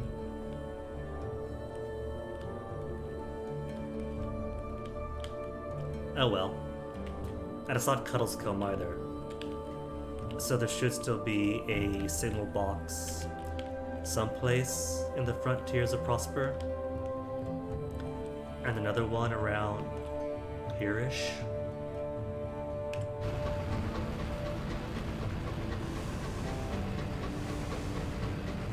Maybe I could sneak up to this little area here, between the circus and Ledbetter's, and see if that's not where the signal box is on this map, in this rotation.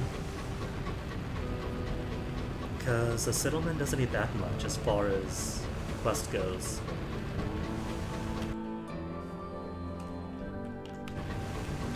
Mostly he needs... what is it? 6 port reports of the Reach, then go to London, visit the old train, make a decision about the old train. He also wants to visit people who have died. Visit people who have died in the Reach and Albion.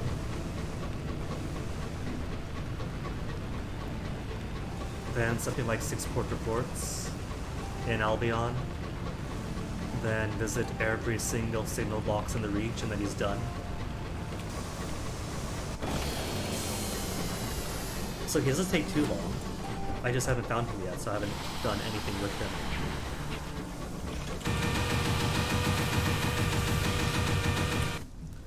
Bing bong boom. Full repairs for only 25 sovereign.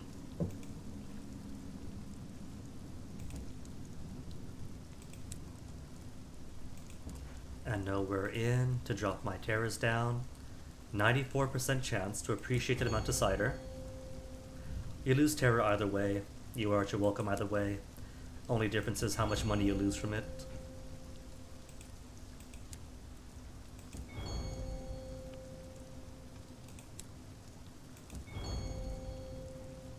%5 terrors, that's enough. Thirsty Bombazine at Port Davon, but I've only got 652 sovereigns. Kinda need it.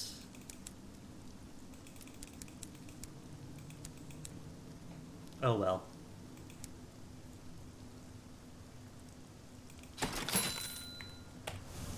And that's more than enough fuel to make my way to the circus, then to Hybris, then to Pan. But always best to be a little bit extra cautious.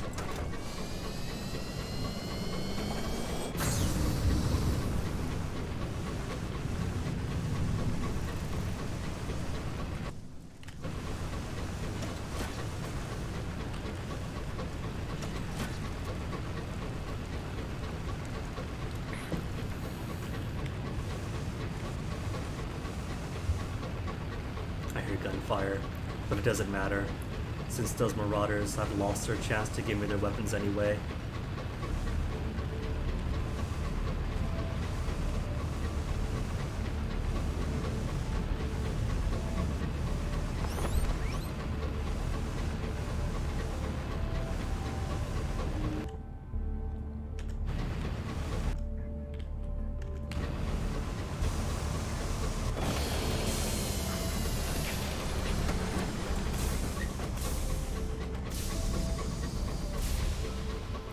Nilsson's Point. Okay, can't forget this time. Here for 2 reasons. Gotta go behind the tents. to actually see the prompts to continue the stories. New arrivals, drop my terror. Briefly, without any terror whatsoever at all. Free tickets. Port report. Attend a performance to get a vision of heaven. And some Sky Stories. See, times 4 Sky Stories, you just can't get rid of them.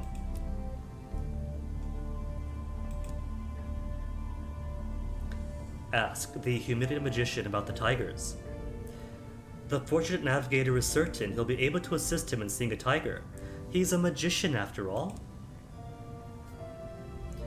The magician contemplates the fortunate navigator. On your back. That is a body, not a mannequin, no? Actually, I'd rather not know. He shifts so that Altan is not in view. You could try Peppercorn's daughter. Followed him into the business. She can even pull off his grand finale from when he was at Mahogany Hall.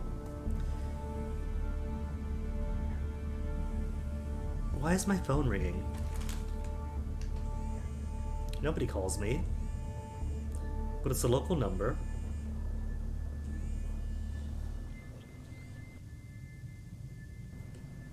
Oh. They've hung up. Maybe spam? If it was important, maybe they'd leave a message? I don't know. Didn't even think this phone could take calls. She's a traveling magician. She leaves some of her large props with me and returns to swap them when she's creating a new performance. I have no idea when she'll next return. It's always a delightful surprise. He does not sound delighted. You'll have to find her. She goes between Lustrum, Titania, and Port Prosper. Okay, something to do the next time we're in town. And about Hybris, magician, we're not done yet. There was an abandoned magic show, and discarded playbill in Hybris. The humiliated magician sighs as he inspects her playbill. That pair of rogues. It would be an insult to chicanery everywhere to call them charlatans. His shoulders sink.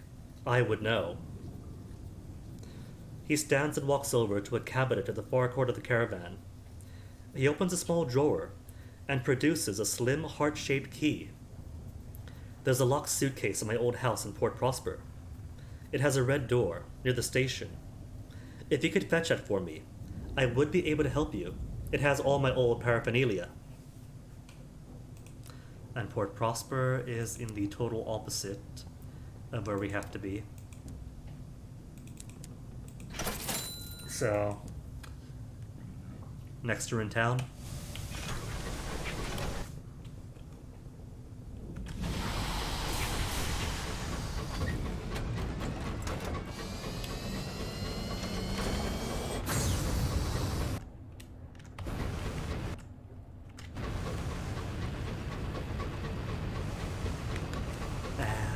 Traveling magician was where? Prosper, Titania, Lustrum. So easy loops to check.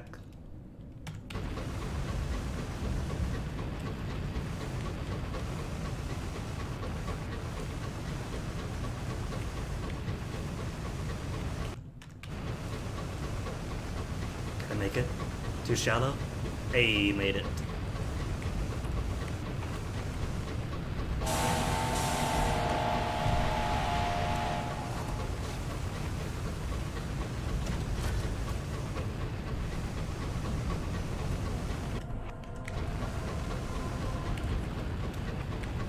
Almost didn't make that.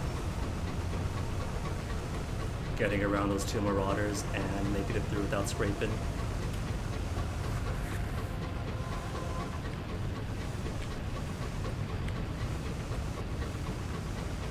Your turn radius suffers quite a bit when you're doing full steam mode.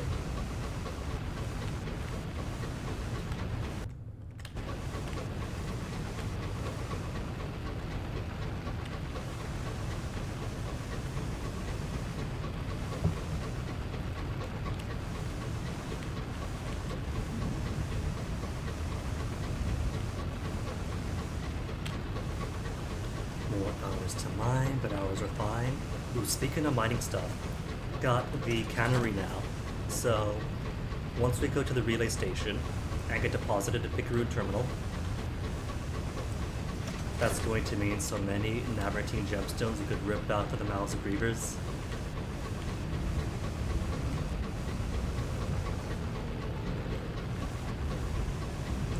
I'm pretty sure for that one it was mirrors that it takes, and mirrors is at 56 plus 13, so plenty of mirrors.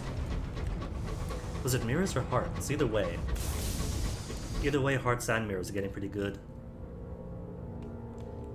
65 and 69.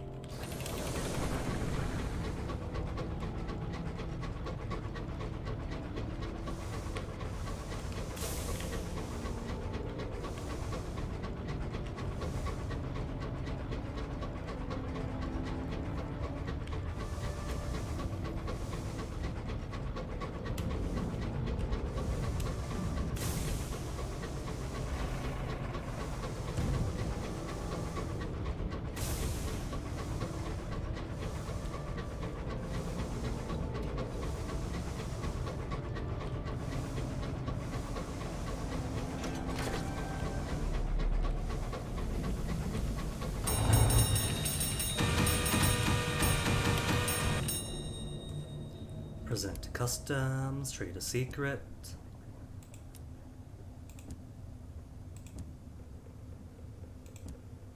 Just one secret, right? One savage secret. And plenty remaining.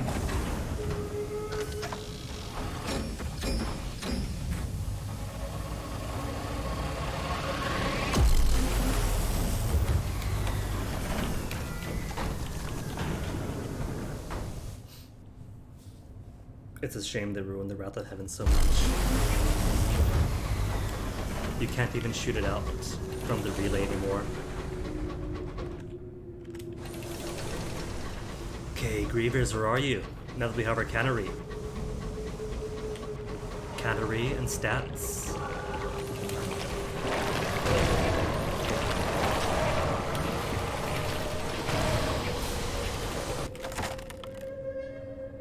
%78% chance to get Navartine gemstones. Do I put my crew at risk? Success.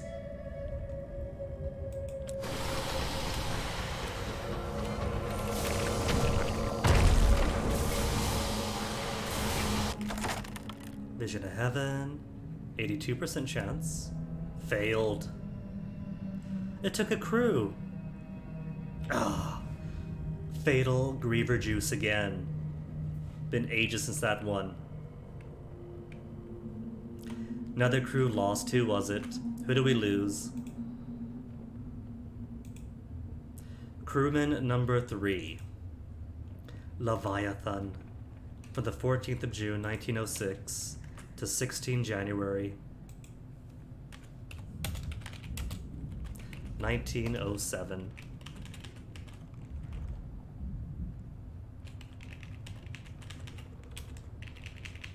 That's 4 today. Swaddled by Griever? No.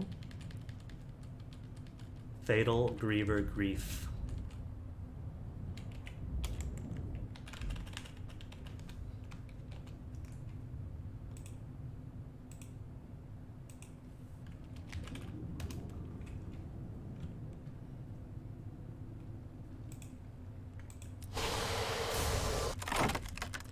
Gemstones. At least I'm getting my gemstones. Ackley's to northwest. Where's Caduceus? Caduceus is also right behind Ackley's. So it could go straight from Ackley's to Caduceus, then Pan. And that'll be everything. And the crab is over on to the northeast. So a simple loop all around.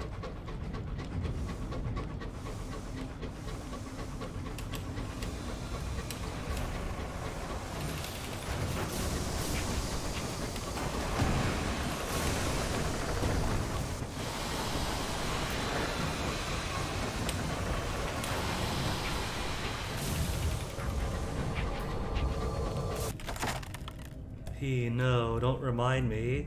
I've been a good captain. I haven't lost everybody. Artifacts, terrors, and an elementary mystery. That was a crew's fault for getting splashed by Griever juice and getting a terminal case of grief. I mean, sure, my stats informed their death, but still.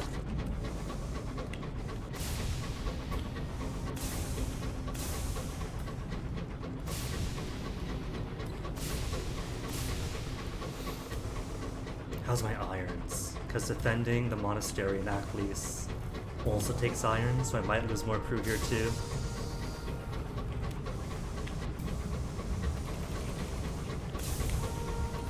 Thought that was a dowser for a second. Just an Empyrean Outrider. Difference being lights on or off.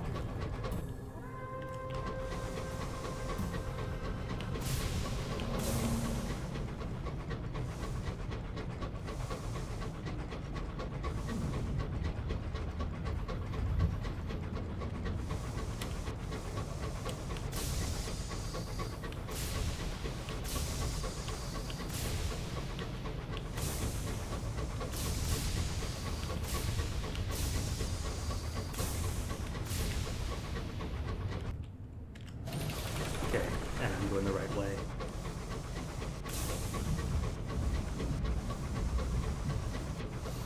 Food should be okay, and they do sell food at Caduceus. And 6 fuel at an inch should be enough for Caduceus to pan. Help the Ringbreakers. Defend the monastery. They're kids, gotta help the kids. Nobody died. I got 2 souls in reward. The Akli signs. First, let me sell my 1 seed.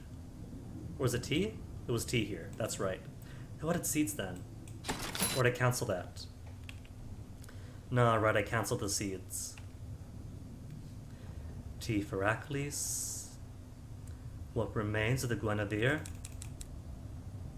is almost all the money I have. That's fine, I can sell stuff.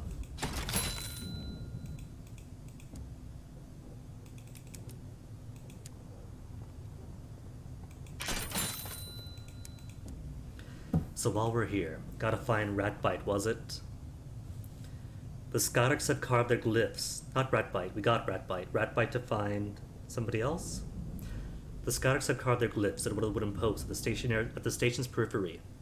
As you and the Vagabond approach, you find a widely unkept man still up nearby, surrounded by a small fortress of empty bottles. You a Skylark? Asked the Vagabond. So what if I am? Slurs the man. Skylarks aren't supposed to be drunk near the station, grumbles the Vagabond. Gives us a bad name among the crews and the captains. It's against the code, and I should know because I wrote it. So with the Skylark with a good horror story, it's a guaranteed win, and barely anything asks for tales of terror, so you might as well use them. Persuade him, 78% chance success. Nah, let's make friendly with the Vagabond. Give him a good horror story. He stares up at you, attempts a rude gesture, and pokes himself in the eye. You crouch next to the gin-soaked Skylark, and launch into a story about the predators that lurk in the darkness above, their scope for cruelty matched only by the vastness of their apathy. In the face of unimaginable omnivorous scorn, you say, the only thing we can cling to is a code. To abandon the Skylark's code is to subside. By the time you've finished, he is pale as a bedsheet, and apologizes for his inebriation. The Vagabond chuckles and claps you on the back. The Vagabond's respect for me has grown. You crouch beside the post and examine the signs that have been carved down its length. The stickman above 3 squares tells us that Aklis is a good place to fence stolen goods, translates the Vagabond, tracing signs with one filth-blackened finger. The 3 lines connecting the badge and the sock mean the local police are urchins. The pipe and the smiling face mean you could buy good tobacco at below market rates. But where is the sign without meaning? Said Quivers was right. One of these signs doesn't have a translation. The Vagabond hands you his codebook. Comparing the signs scratched on the post, the vagabond's well-worn codebook, you find one that lacks a translation. Circle within spiral, within teardrop. A sign more intricate than those that surround it. When he pointed out, the vagabond whistles. That's new, he says, pulling a pencil stub from behind his ear and copying it. I'll cross-reference it to the other Skylark signs and see if I can arrive at a meaning. He slips the book back into his pocket and lifts the drunk Skylark to his feet. What's your name, friend? He asks amicably, steering him away from the station. When suddenly, the vagabond is speaking earnestly with the drunk Skylark. While he is occupied, you spot Ratbite. She followed you from your engine. Now she tries to hurry away. You follow. When you catch up, you find her shaking with fear. Don't trust him, she whispers. I've heard stories. They call him Old Tom. If the rumors are right. A heavy hand on your shoulder. What's this about rumors? Asked the vagabond with a broad smile. Vagabond, don't spread unpleasant rumors. Smoothly change the topic. Asked the vagabond, are you hiding anything? Whether he is or not, esprit de corps in the engine. No rumors. Captain's orders. Ratbite opens her mouth to offer a rebuttal, then glances at the grinning vagabond and changes her mind. She turns and flees into the town. Good riddance, says the vagabond cheerfully. He walks you back to the engine, regaling you at length with tidbits he's learned about the drunk fellow's travels and personal history. The vagabond's respect grows even more, but Ratbite is gone, and Ratbite has told you not to trust the vagabond. She claimed he is Old Tom. Hey, Gregory. Oh, Gregory, you and me both. When I first came into this one, when the update was new, let's just say that I survived by pure luck, because I was trusting the vagabond all the way, up until the terminal moment, and it's only by chance that I chose some right options along the way and didn't get mercilessly killed.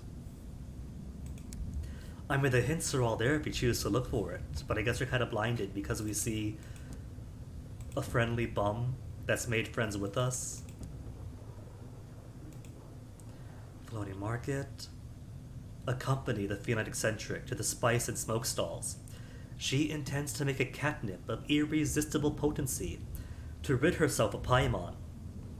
You've heard that the floating markets of Ackley sell substances that can make a fool of kings and bishops. Together, you scour the markets, a pinch of this to remove inhibition, a grind of that for its fascinating scent, a sprig of something lilac to remind the imbiber of hot-blooded youth, and a handful of these moon-colored petals to sharpen the senses. The eccentric mixes it all together and wraps it all in a ball of muslin, and gained a mystery out of it. Pork report. My one allowance. Where's my one allowance of hookah for the fortnight? Sit down with the hookah pipe. Midnight's favor. Could. You know what? Why don't I? Impatient penitent. Soul Flaws 4. Oh, to be allowed into the monastery directly. But I don't want to go in the monastery directly. What I want is to visit Midnight's garden, enjoy some good old tea, and because I've had at least... That cost 100 sovereigns? Terror Fallen.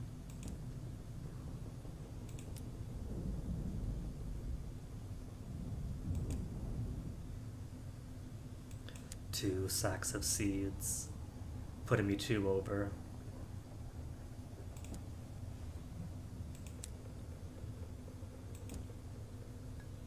To burn the midnight plant, because the monks are all of free will.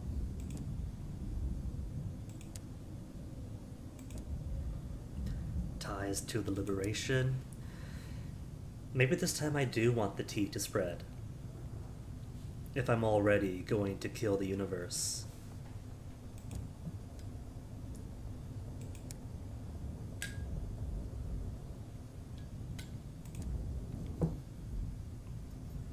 Encourage Bohemians to spread its tea. If people want midnight, they should come to it. Third option. Kill it. A searing enigma and more affiliation Bohemia. Guinea, what did you just skip through? Well, I guess I have to play the game. Souls or seeds? Seeds are way too common.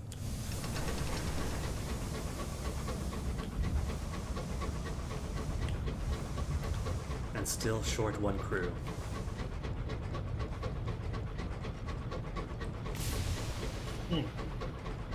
Right, Paimon. Made your catnip, but haven't administered the catnip, have I? Feed Paimon the Achlean catnip. For a cat of prim aloofness and cast iron dignity, succumbing to kittenish delight might be the most severe embarrassment. The eccentric places a catnip on the floor in front of Paimon. He ignores her studiously. Then, sniffing the air, he advances cautiously on it. His whiskers splay, his eyes grow wide, he pounces. Springing on the muslin ball, he sinks his teeth into it, raking at it in a frenzy with his rear claws. It escapes him. He leaps. He realizes you are watching. He stops, knowing he has disgraced himself. A prim wash will not restore the dignity that has been squandered. He must leave. The next time you're in a station, he slinks from your locomotive, never to be seen again. The eccentric straightens, as if a burden has been lifted. And who else? The vagabond, then. Study Quiver's Book of Mysterious Science. Perhaps will reveal the location of the sugar-spun garden, or at least its author. The amiable vagabond sits in his desk, puffing thoughtfully in his pipe.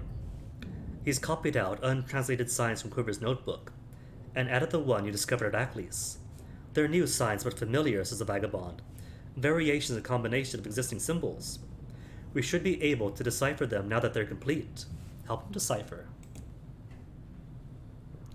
After hours of discussion, dozens of messy diagrams, and an industrial quantity of coffee, you manage to piece together the meaning.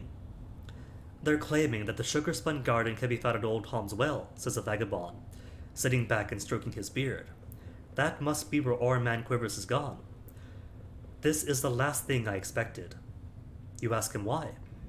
His laugh is bereft of humor, because I am Old Tom, and I could assure you there is no paradise awaits within the well that bears my name. As we now know, having been down there ourselves. Why hide his identity for so long? You've heard the crew telling stories of Old Tom, and his wish in the well. Why did the vagabond keep his past a secret? Why do you think I left my match in Lustrum, asked the vagabond? It wasn't just a wanderlust. I have debts and enemies, madam. Enemies and debts. Not the least among them is my sister, who has always been jealous of my success. She'd stop at nothing to bring me down, and she's powerful in her own right. What did he see within Old Tom's Well? The vagabond shudders. Aye, I saw gold.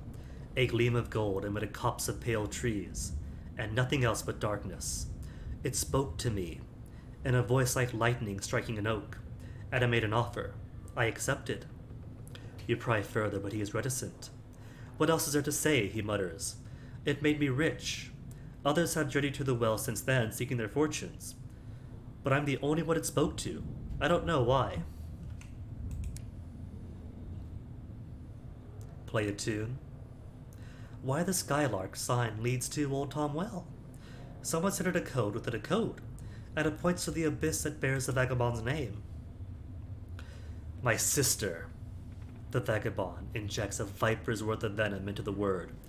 She's formed a cult which clings to the well's edge and worships the thing that dwells within, chasing on my heels as always. It has never talked to her, only to me. His eyes glitter gloatingly for a moment. Perhaps she thinks she could change that through sacrifice. Perhaps that's why she's luring skylarks to her lair. He taps the ash of his pipe, staring through the window. We must stop her. It is my duty as a king to protect my people. Raise the question of journey to Old Tom's Well? Quivers must have gone seeking their paradise, seeking must have gone there seeking paradise, and many other skylarks besides. The vagabond grimaces. That was the only condition of my bargain with the thing in the well, he says. I could never go back. He taps his chin thoughtfully. But I always knew that one day I need to return. So when I was living in Lustrum, I sent for all sorts of scholars, mystics, engineers. In the end, they devised a ritual that could break the curse. To complete it, I'll need to go to the Ledbetter and Stainrod Nature Reserve. He gazes at you for a moment, as though weighing you up. And I'll need your help. And off we go to Caduceus. Caduceus to jump the last of the cats, upgrade my feline eccentric.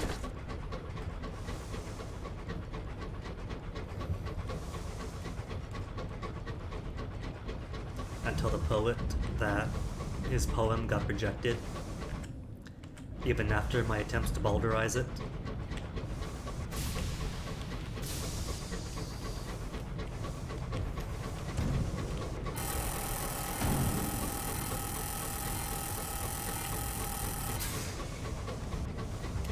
Hopefully I won't have to go through the entire ordeal of Caduceus' thing.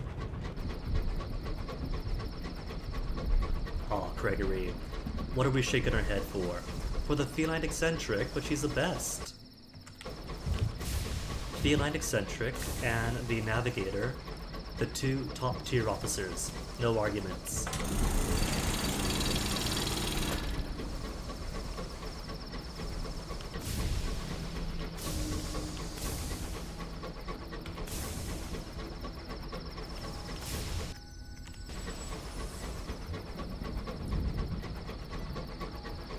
Not gonna lie, the cats are pretty great, even if they are a major inconvenience to everybody.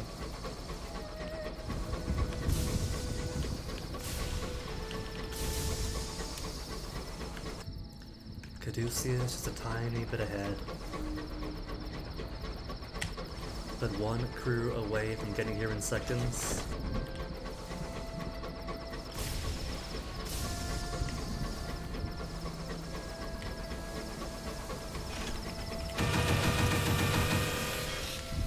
Caduceus?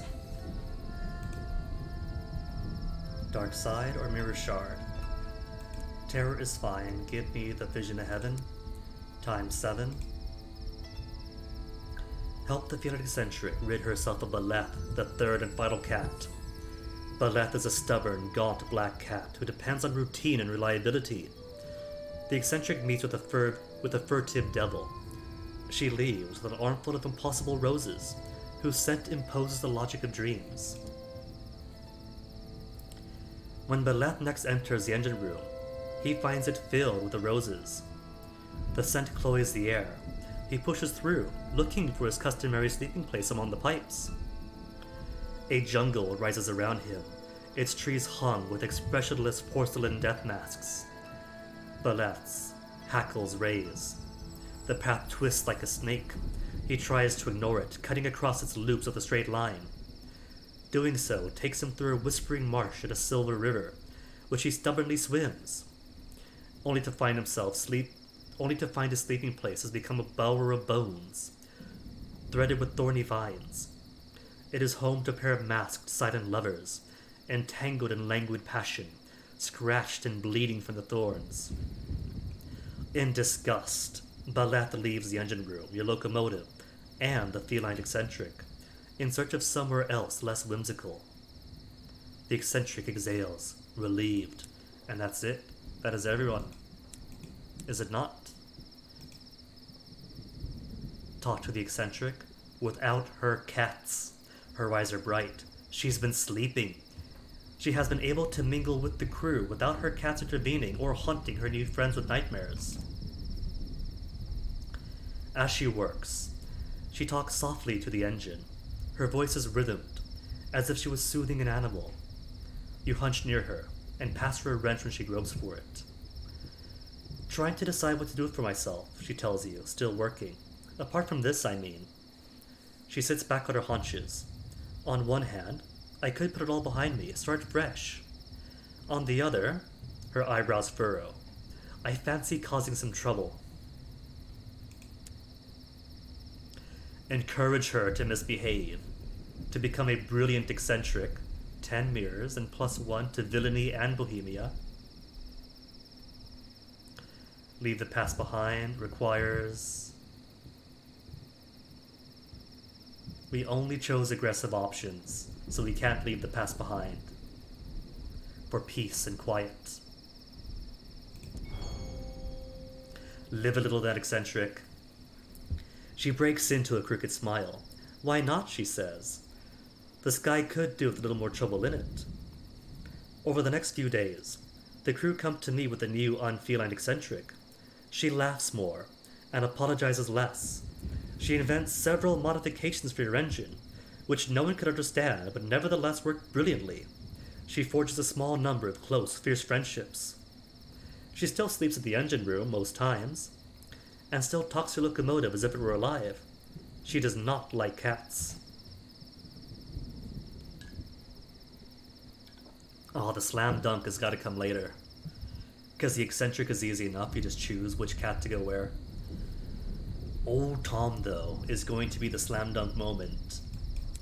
If it turns out that I don't die. Oh my goodness, because this is a 1cc. This is trying to go from the start of the game to the end with one captain. And if I botch Old Tom, that could be the end of me, if I'm not careful. Okay, what do we have? My soul should be flawless. Support report. Observe binders at work. No, man, privacy.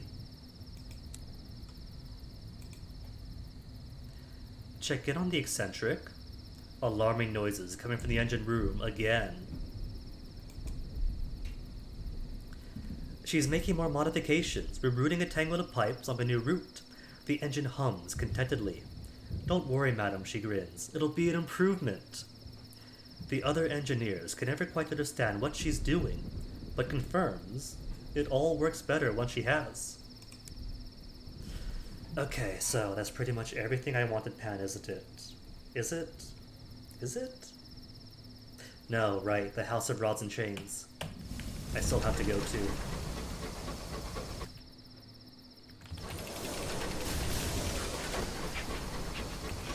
And learn my mistake, one crate of food isn't enough to get from here to Pan.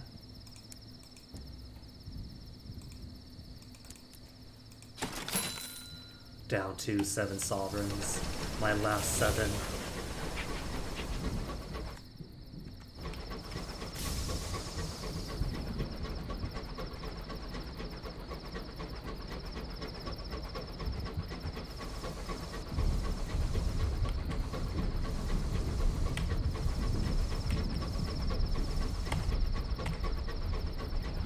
As I shamble ponderously across the Litheria.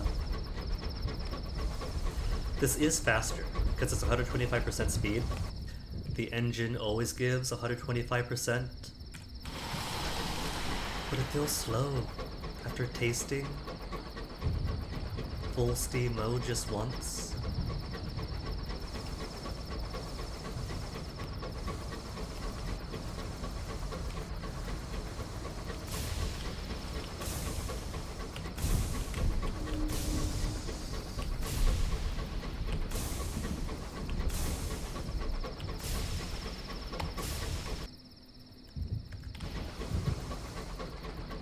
Hey, Corpse Eater, how goes the travel?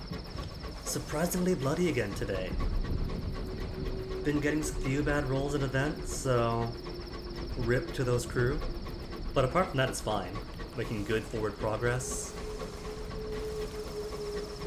Plenty done on both officer quest lines and the main plot. And haven't died yet. Dry Havoc, Driver's Cabin, saw that already. Steer Dog out with the goggles. Cute. How many have we lost? Let me see.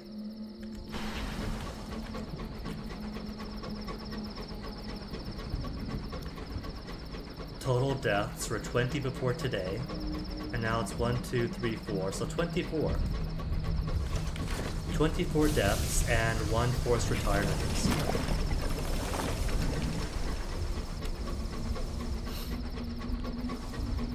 So quite a few.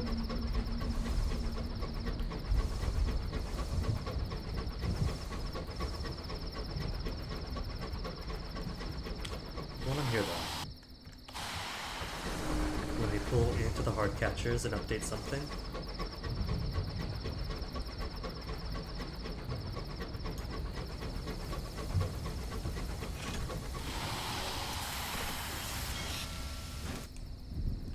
Because these three are new, let's put you all down on the chronological list. Bam.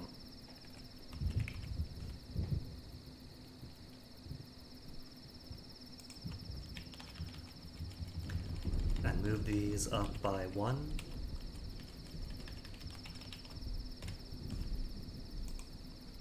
Hour of veracity when the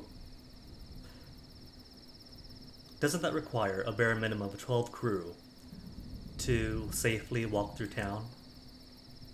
It does. Bare minimum 12. When I had 12 crew, it was only hour of leaving again and again.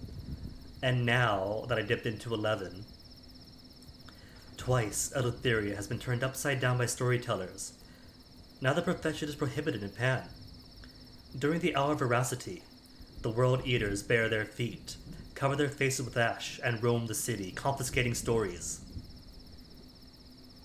I could have had 100% chance of wandering through completely safe, and now only 40% chance not to get accosted by word eaters.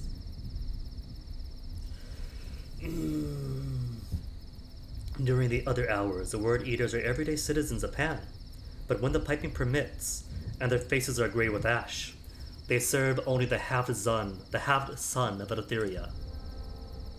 What a surprise. Failed? It's no good. Pan's crowds teem with ash-faced word-eaters.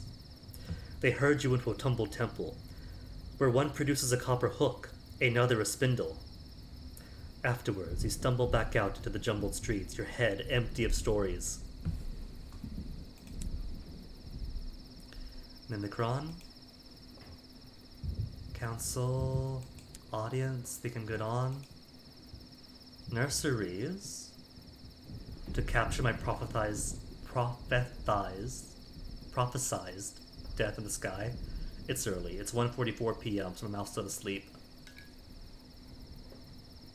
You've been cursed with the foretelling of your likely death, but if you're prepared to pay the heart catcher's price, they will catch that death at a jar for safekeeping.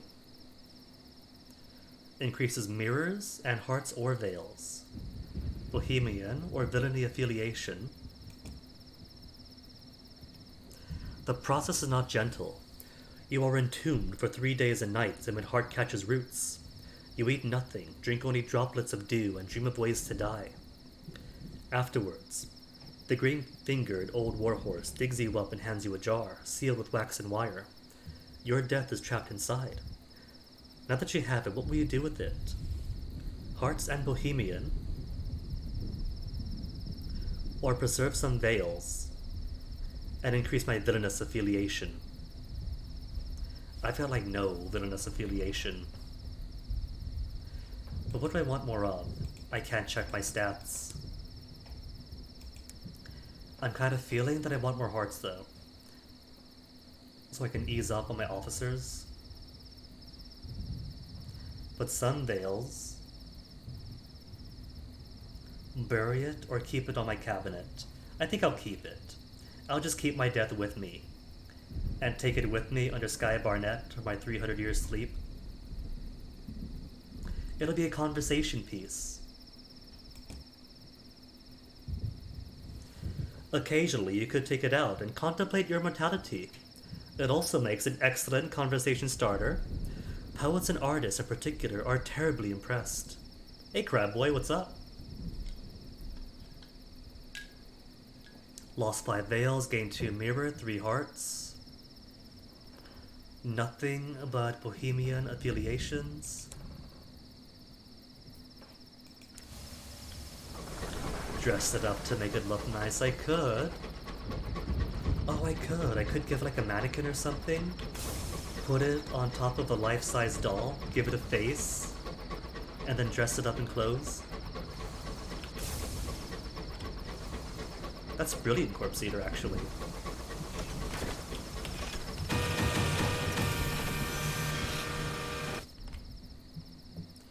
Okay, what have we got? Port reports for Eleutherian Mysteries. And some cash. They forgot the and some cash part. Bazaar, Murgatroyd Files, Secret Within Bombazine. 7 rolls of Bombazine. How many Bombazine do I have? Not that many, right? I got 9. 9 is plenty fine. Okay, going back to Aklis. Name the next crewmate I get. Porch. Okay. Alright. Want to get more crewmates, because I am down 1. And tea for Aklis. 5 caddies of tea. I have no tea.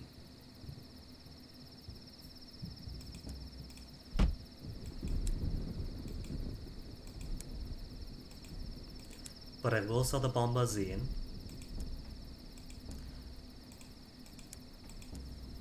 And let me see. Anything else I gotta do? The inscribed Tinkerer's Sigil. I've only ever seen the one at the Royal Mausoleum. As much as may be brought to light, you follow the Tinkerer's instructions. The curious lantern made of reinforced dark glass, the bucket of water, the twisting path that winds its way up the moon-haunted hill, the groove of cypress beneath the sky black as pitch, and the lantern held up to it, flooding the night with brightness. The sigil, like a shadow, scorched to the absence between stars. They get into your head, and into the bucket just in time. They get your head into the bucket just in time. You sketch out the sigil from memory, and only lose half your notebook to the flame. Found sigil in pan. Repairs are fine. Crew, rubbery enclave. I've had this poor rubbery on board my engine for like half a year. Depart, please. 400 sovereign.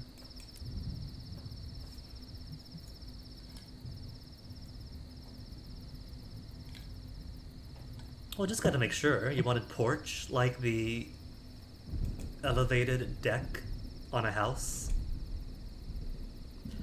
Up to 4 crew. I kinda gotta carry excess then. 14. 3 more crew.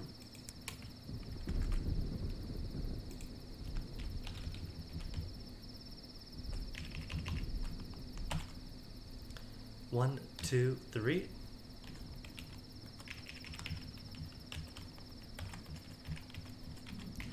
Okay, one apparently is named Porch. And now need 2 new names.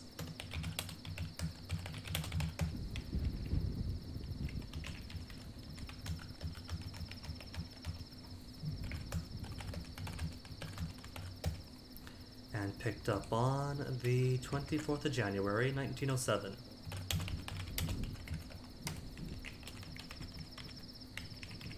Almost 2 full years in space.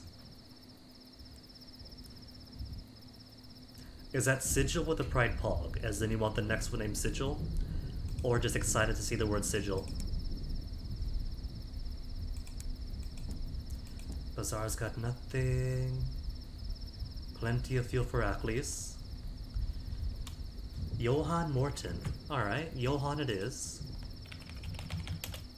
Johann Morton. Then 1 remains.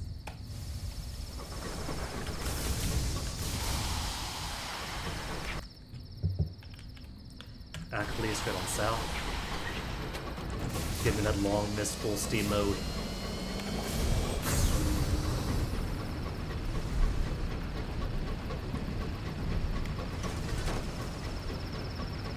Oh, bad news, by the way, Crab Boy. Your Leviathan finally died.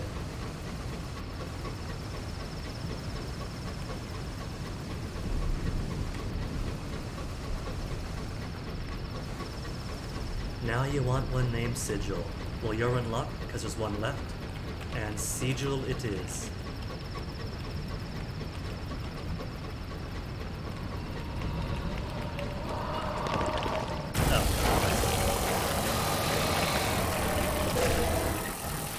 Silly me.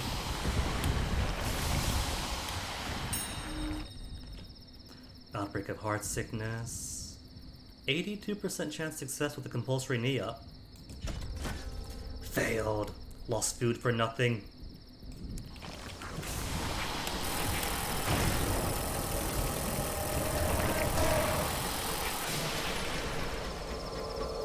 No, what are we knowing? Did you not want one named Sigil?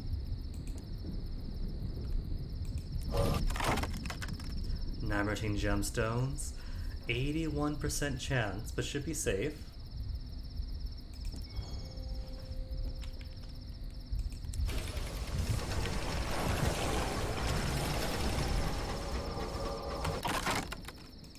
And more hull repair.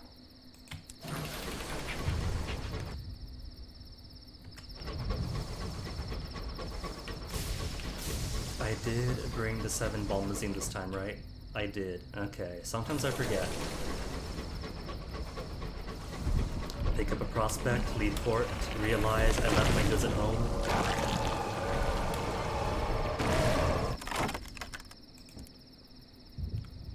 Oh, to Leviathan, right. What even killed Leviathan? Leviathan was killed by Fatal Griever Grief. So like an hour ago at most, if even that, like half an hour. Have 8 visions of heaven. Alright. Give me the moment of inspiration.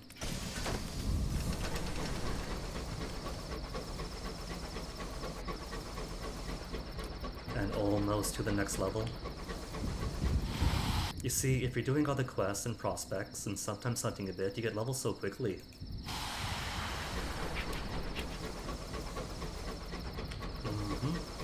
Once again, Raleigh at max crew capacity, which I kind of had to do since I was down to 11. And by luck, I managed to pick up the max amount that I could. Bronzewood? Inspiration? If it was a regular Scribe Spinster, then sure, Bronzewood. Parchment? There's a possibility of Vision of Heaven, or not, or the Moment of Inspiration. Moment of Inspiration without having to convert anything. And who'd you kill? A Ministry Monitor, killed by the Senior Scrivener. 100% chance success now to put those through. Permits? What have I got? 10 Savage Secrets and only 8 Salon Stewed Gossip.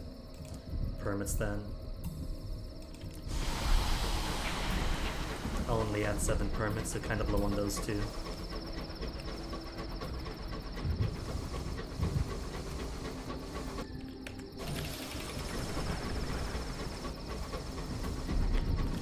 See, now I don't mind that people die, since 14 mouths to feed is a fair bit. Maybe what I'll do is I'll go over to... what is it? That's a dead end. Head over to the House of Rods and Chains. Head on down to the lowest, slimiest vats. In the depth of the carapace, the corpse, the cadaver. And then leave crew behind to mine amber and just never pick them back up. I could do that to free up some mouths.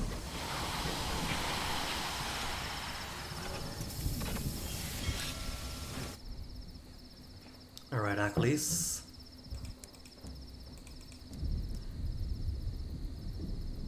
Wait, was it... what a bomb is it again? Why'd it come here? To Lustrum! Ah, right. You get the T2 Achilles. They're like, where's the Bombazine? Where's the secrets? And that unlocks Bombazine for Lustrum. Got it. I remember now. So that's just wasting money.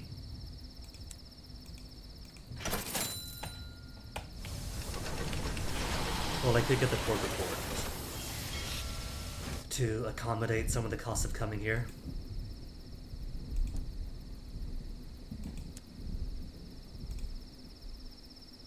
I saw Murgatroyd. And where's Murgatroyd? Murgatroyd's in Aklis. And nobody corrected me. Everybody's getting keel hauled now.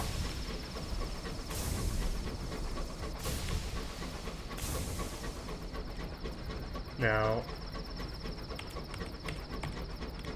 I guess I do have to sell stuff then, since money is kind of needed for supplies and to leave this place actually.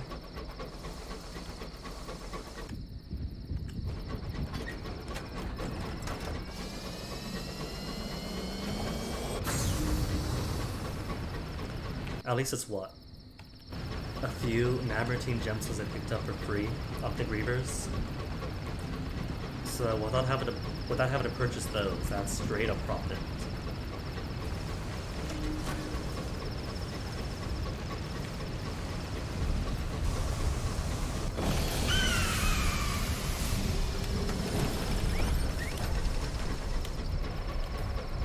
Scrivener, get back here, where are you going?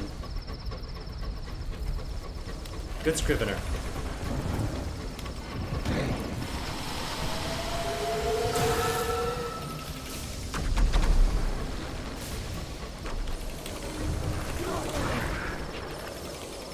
Teamwork.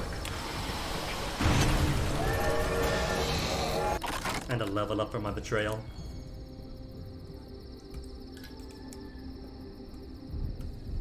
More permits, because low on those too.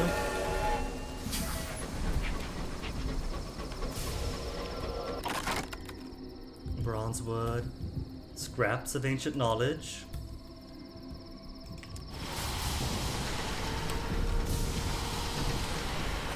Then the baby.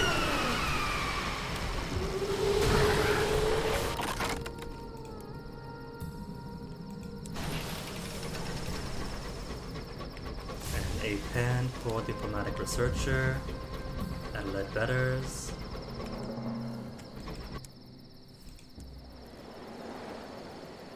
No new facets. It's all the same facets that I've been ignoring for the past 6 or 8 levels.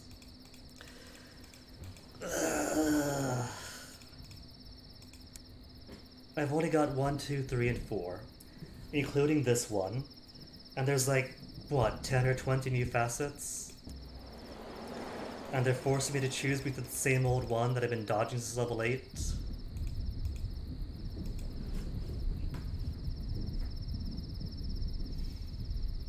At least I might get +1 affiliation villainy, which will give 1 more of these types of, what is it, reputation based facets.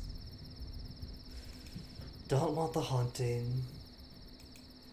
Don't want the long arm of the law. What does it even do again? I was a special constable or an informant? Let's be neither. Madame Gwyn, says ACAB. My club? Do I belong to one of London's illustrious private members' club?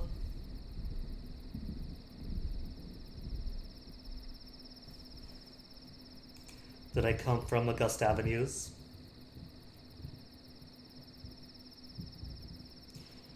Maybe.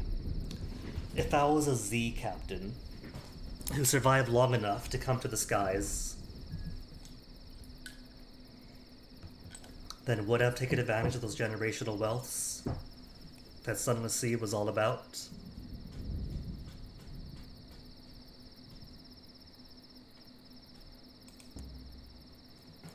You spent your youth in stuffy sitting rooms and chandeliered parlors. Hush. And you could still hear the delicate sound of silver spoons on china cups. You were not ungrateful, but your life was hedged by bounds of civility and expectation. You had to disobey sometimes to discover who you were. When you had to rebel, how did you do it? Openly, And frequently, a cage is a cage, whether it's gilded or not. You were punished, of course, but it didn't stop you. And only 3 more chances to hope for the impossible hope of seeing one of the cool new facets that Sovereign gets. You probably won't.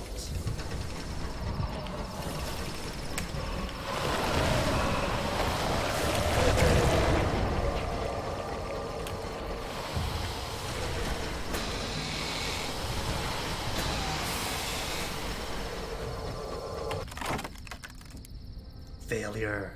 Failure doesn't result in somebody dying. Rather than soil your engine with viscera, you perform the operation out of the sky. It is just as well. As soon as you cut into the Griever's stomach, the incision ruptures. Something huge begins to push its way out from inside. It is a slab of engraved masonry, which slides out and tumbles away into the sky. It is followed by an entire stone column, much longer than could have ever fit inside its stomach, and enough stone slabs to pave a town square. You barely manage to scramble aside before they crush or carry you with them.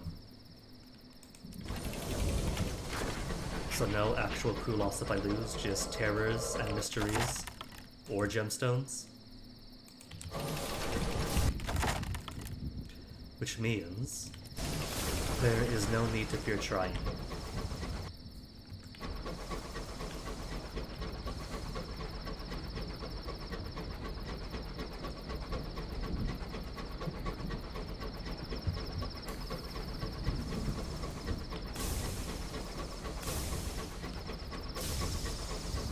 I'm pretty sure that the Gambler is a new facet.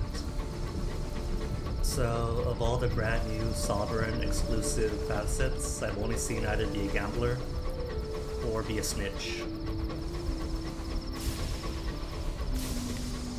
And not say Friend of Devils, Friend of Rats, or whatever other cool things they added to allegedly make your captain a more unique personal experience.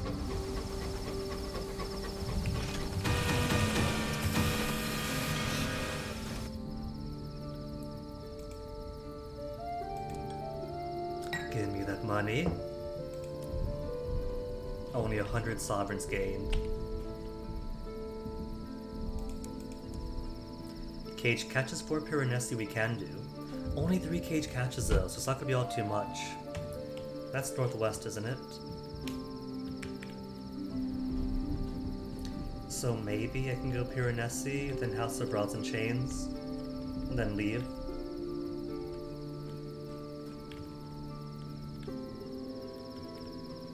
I like how all this is just empty. There is nothing in this corner of the sky. Got your Heracles, got your Caduceus, Langley Hall, Piranesi, House of Bronze and Chains, the Empyrean, and then nothing else. Just straight up nothing, I don't think.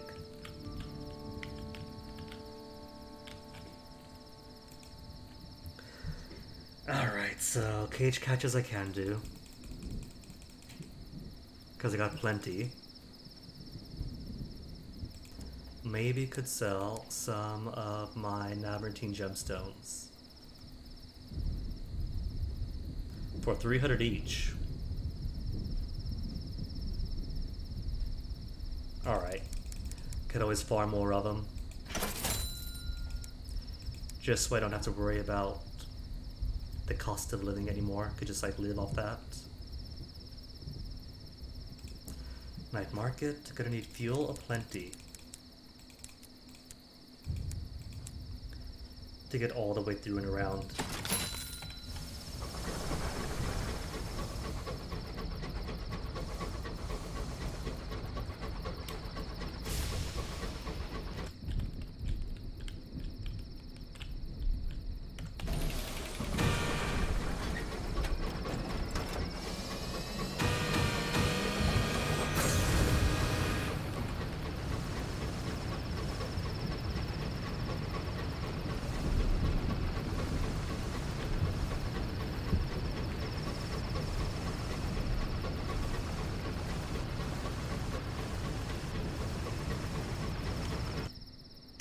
And I hadn't gotten to smuggling, Because villainy was too low to unlock that.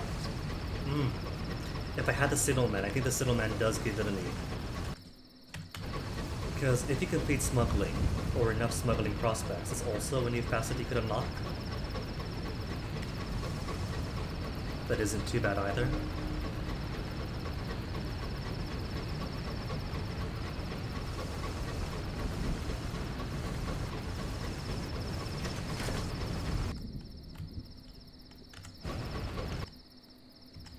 Just zoom that map out a bit.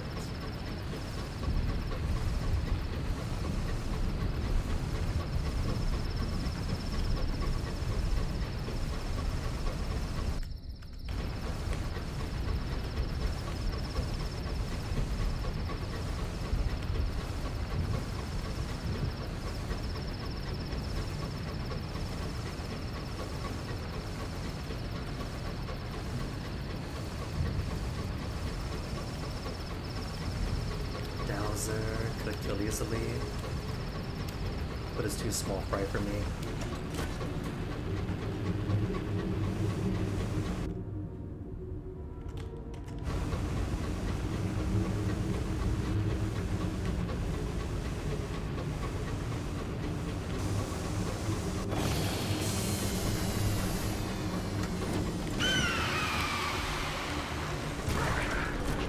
I'll take the 3 bronze with that.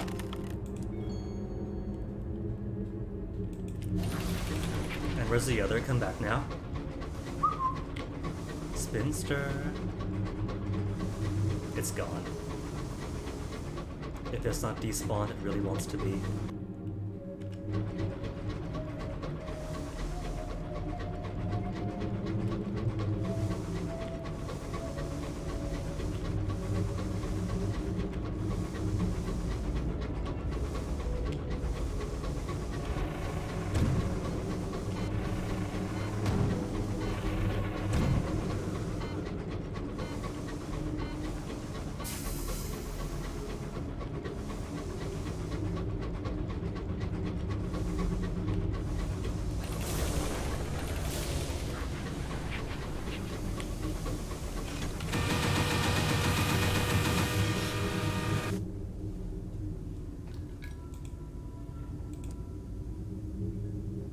Terra Fallen? How's Terra now?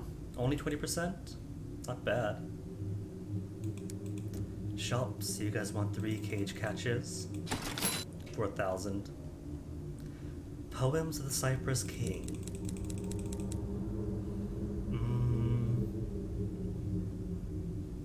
I got plenty of books, as is. No one's been buying books, really.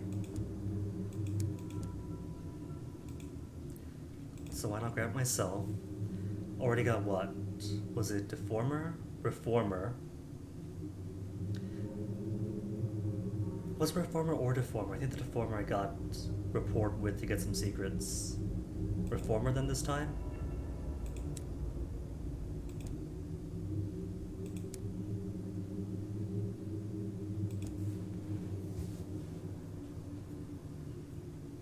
Oh. Could have offered her a book. May now offer her a book.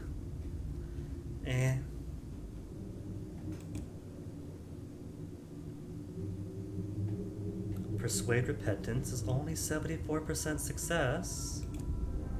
Failed. Lost 1 report with the Reformer, new total 0. Too cruel game, too cruel.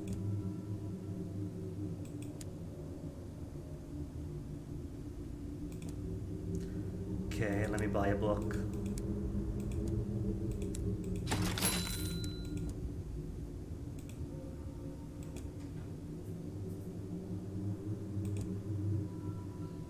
Well, I can't get any less than 0, can I? Needs 8 rapport with the Reformer. Eesh.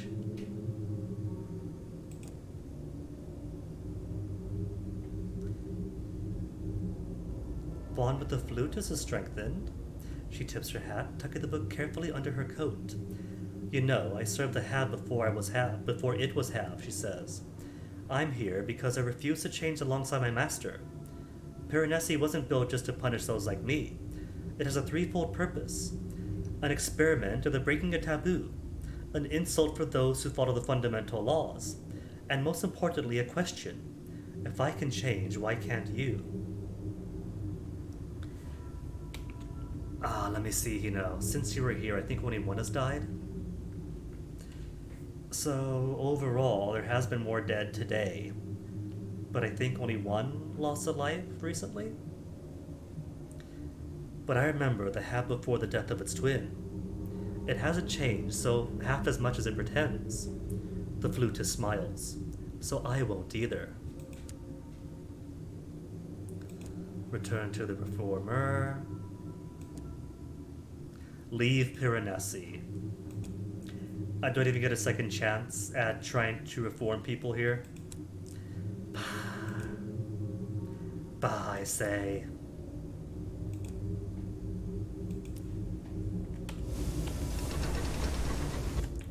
Okay, next stop, House of Rods and Chains.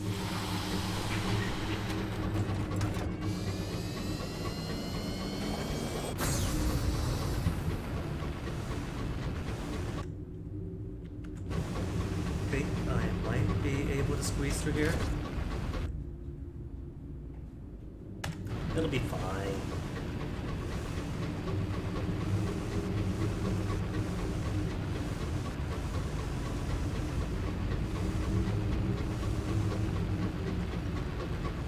As long as I don't get any senior scriveners or... Oh no, that's gonna hit.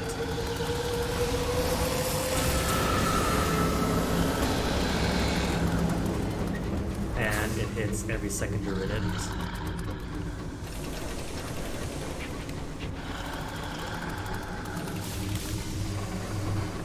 Oh, I missed, and there goes my heat.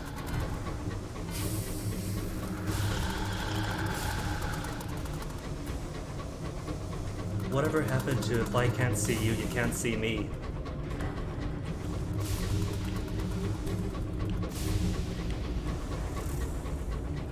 It's not so much a roguelike. I wouldn't describe it as such. Each captain does have an end state. So when you make a captain, you can choose between whether they're seeking wealth or fame, or maybe even seeking the truth about the nature of the stars.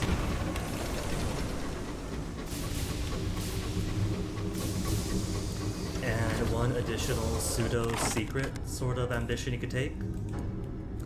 And those are the primary goals. The intent is you try for a goal, maybe you die, good luck the next captain. But if that captain makes it to becoming super wealthy or becoming famous, or seeking out the truth or whatever else, that's the win. Not just hide and seek crap, but wait, works for the monsters in the bed too.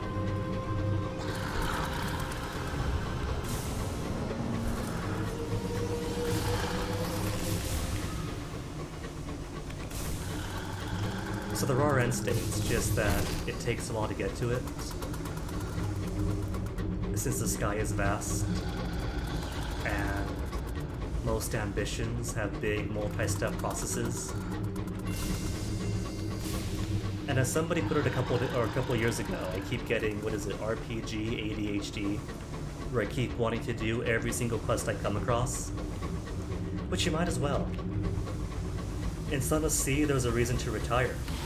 Retirement meant safety. Retirement meant building up wealth. You do your trades, you do your quests, you buy some heirlooms and pass it on to your kids, and then start the next captain with more money. Here, there's not really a point to retirement. If you die, then you might lose some equipment on your engine, you lose whatever commodities you were carrying, and quest reset.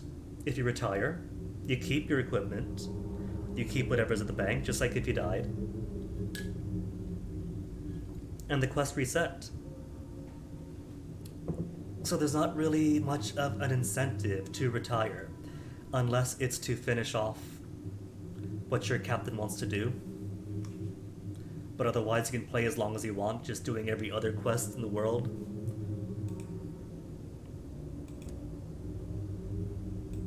Terraform a bit more. That is precisely it, Hino. The run ends when you've completed what it is that your captain is trying to do. And upon character creation, you get to choose just what that is.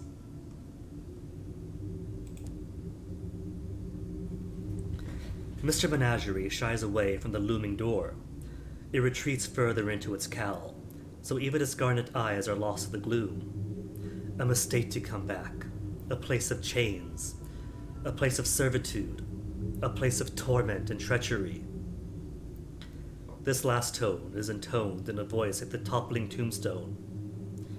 The light binds, the light blinds, all things it places on a chain. Our places are worth, some accept, be liberated. That word again. You know, come to think of it, I don't think we have to finish Mr. Menagerie's stories to do Spatchcocker Meg's thing. It's for Mr. Barleycorn. When Mr. Barleycorn has you hunt down the other curators. Then you need to finish the story first. Oh well. At least it's just about done, I think. Moving elsewhere soon, and now we should be back home, back in New Winchester? Where roses bloom in the dark. Oh, he's in Caduceus. So not quite done with this place yet. And by chance a cell cage catches. How fortunate. And Mr. Menagerie wants 4. Rubbery souk. Plenty of food and fuel.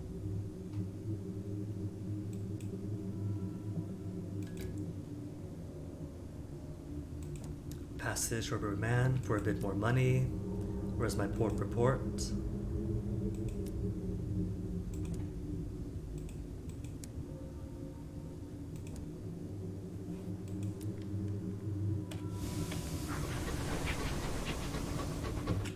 So plan is going to be back to Pan, then Caduceus, and unless there's any more prospects in Pan, out to the Empyrean.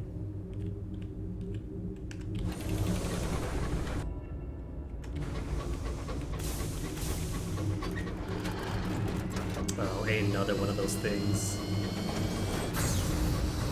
Fly, you fools. The good news is that with the progress being made, we're getting a little closer to finishing this ambition.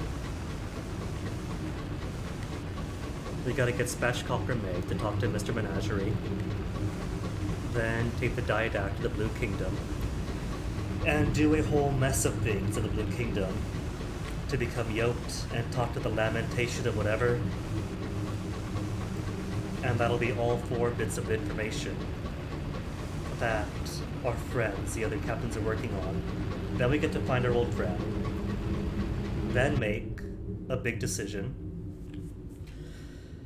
Then we work towards the endgame of the ambition. Hooray. So probably won't be today, but maybe another stream or 2 to finish this? Are we the TARDIS? Oh no. You definitely are the captain. Because the engine could change as much as you want. You could buy all sorts of different engines. Partial success on 100% chance. With 25% of the last crate remaining.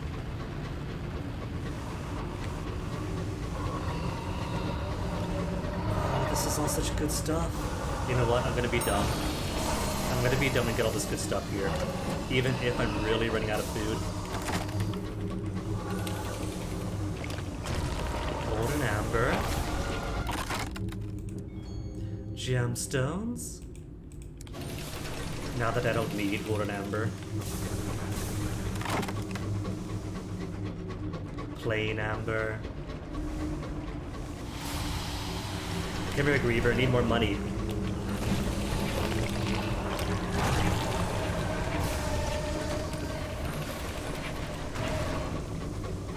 Down to my last crate of food. If I lose this, we starve.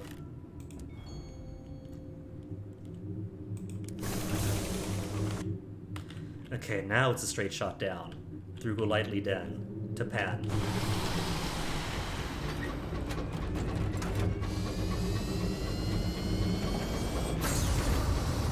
Oh, there was one more Griever!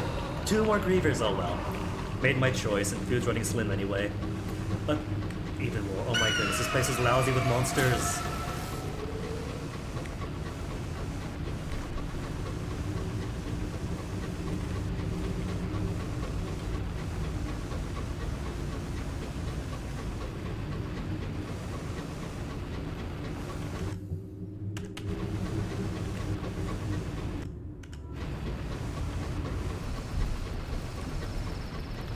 Maybe I should have stayed and just hunted down everything. Because running out of food isn't the end of the world. You could tighten your belt for a bit and try not to starve. Or you could eat fellow crew members or your mascots now. And part of the fun of the Sovereign update is that there are more events for if you're starving.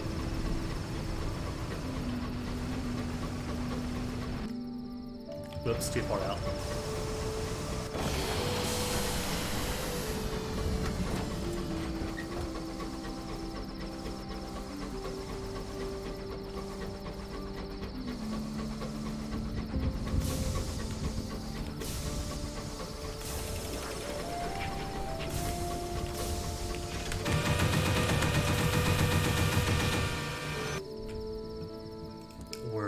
Again. Ha! This time I have my contingent of crew. Your crew rings about you, forming a deterrence of fists and fierce expression. The word eaters slink away, casting covetous glances at you. Skyfarers are fat with stories, but not this time. Bronzewood for Langley. It's only 3 consignments, and Langley Hall is pretty close to Caduceus. But I kinda need all the bronze that I can get. I'm only down to, what, 6? And there's my 4 cage catches for Mr. Menagerie. Oh, 3 books. So people have been buying my books then. Well, I can't be made to remember. So Caduceus and back, gonna need lots of fuel. Because they don't sell fuel in Caduceus. Not that much fuel, maybe. Because I also need food badly.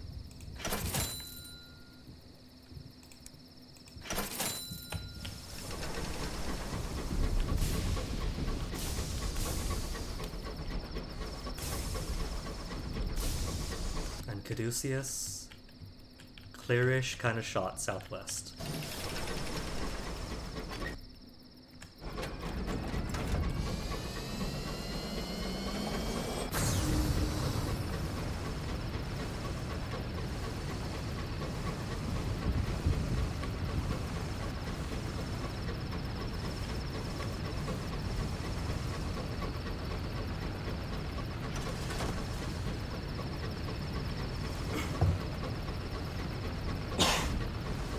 Excuse me. I do think it'd be neat though. The whole conceit is, you are a captain, you have a crew, you have officers, you have a driver, a navigator, signalman. And yet you're the one doing all the navigating. Every time the ship turns, that's you. How neat would it be if you cleared out a route? If you could trace out where you want your engine to go? Not quite autopilot or fast travel. But you set the course, then hands off, let the crew do the rest.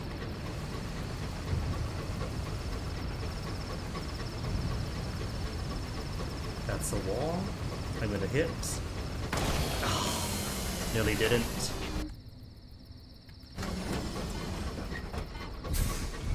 You can silence me, game. You know it's a good idea.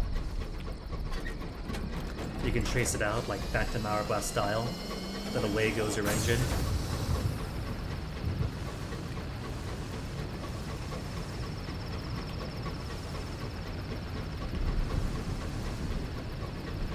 Maybe for the next game.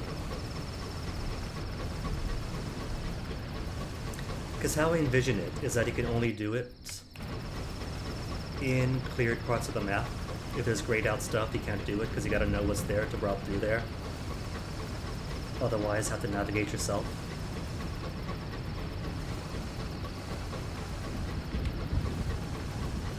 Like cruise control, you tap C and you go forward, but more in depth.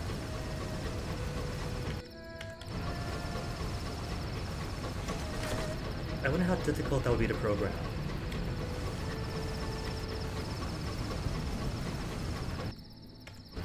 It's pretty much pathfinding, isn't it?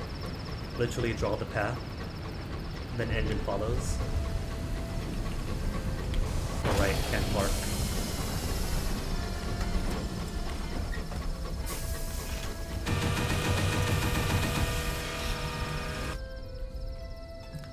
Mr. Menagerie. We'll take a story and then buy some answers. Story for Things of the Past in Caduceus. Mr. Menagerie gestures to the frescoes where devils in rose masks walk in procession to a great mirror. Once they were servants of the light, their eager seneschals, their celebrated cupbearers, their willing chamberlains. But they craved to feast at the banquets they served. They were placed high, but not high enough. They began to dream of a time without chains, and so they fled, and so they fell. We bear our chains, or we break them, lest we be broken. And so, Mr. Menagerie, about the fire that follows? Mr. Menagerie is not pleased to see Meg. The spatchcocker, it hisses. There's an impasse. Only when you wheel your stacks of cage catches forward does Mr. Menagerie consent to answer your questions. The fire that follows. Dangerous knowledge for us.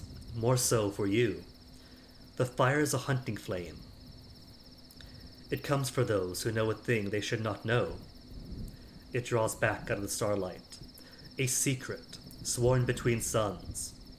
The knowledge itself is a scent that follows, is a scent it follows. And when it has you, the courtesy will come. Does it know the secret of the sun? What is a courtesy? The masked citizen is investigating the courtesy. Yeah, we got that answer already. We know what that is.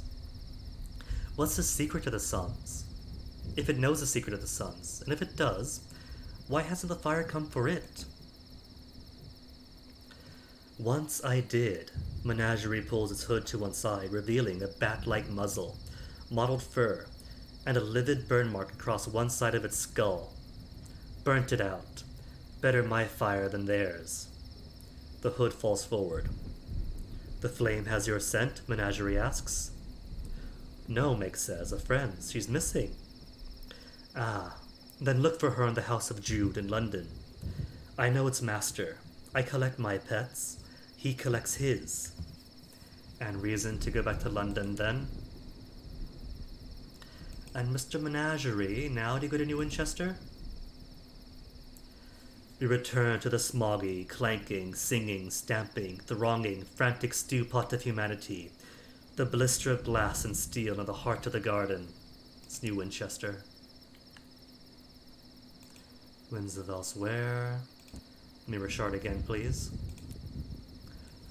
Visions of heaven to someday convert to what?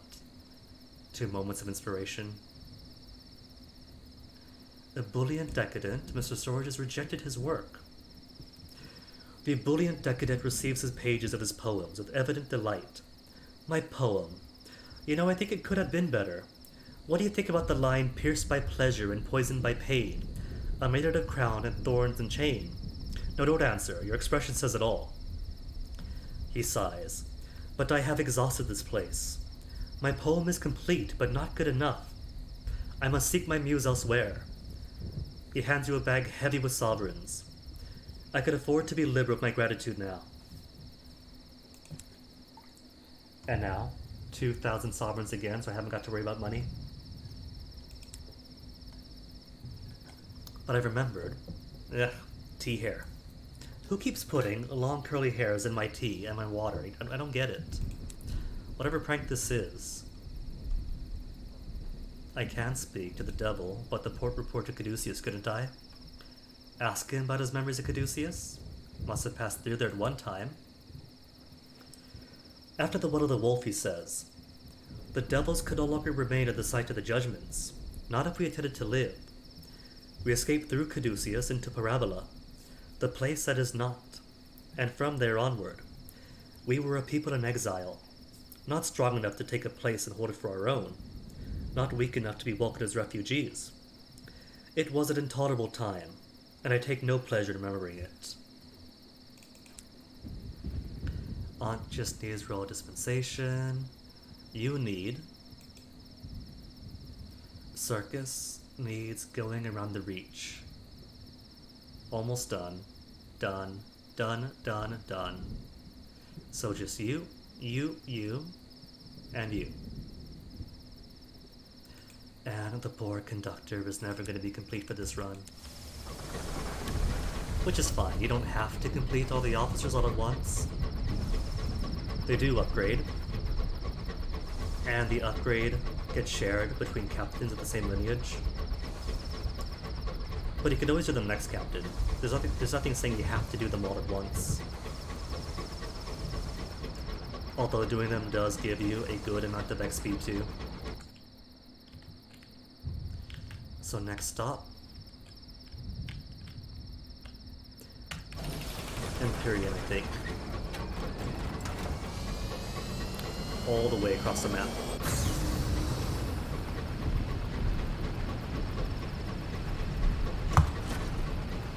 Easy. Apparently the cup and the mouse aren't friends anymore.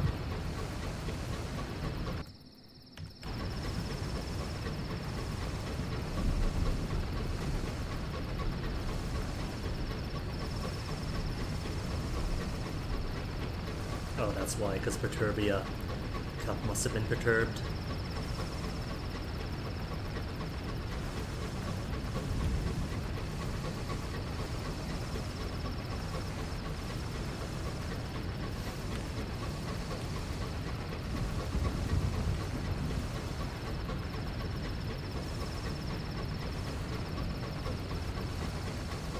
Empyrean Scout, their friend. Friend who wants to crash. Go away, we're not that close. Ah.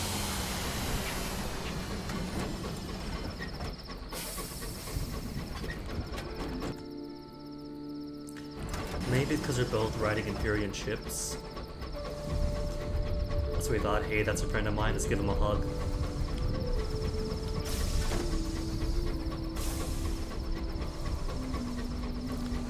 Quick stop to see that maybe there's more prospects.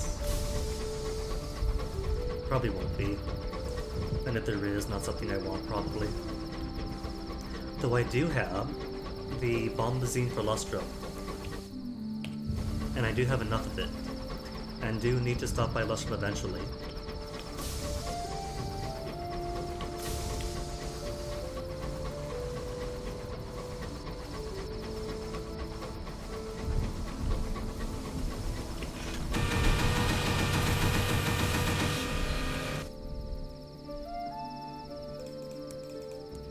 Seeds for the mausoleum.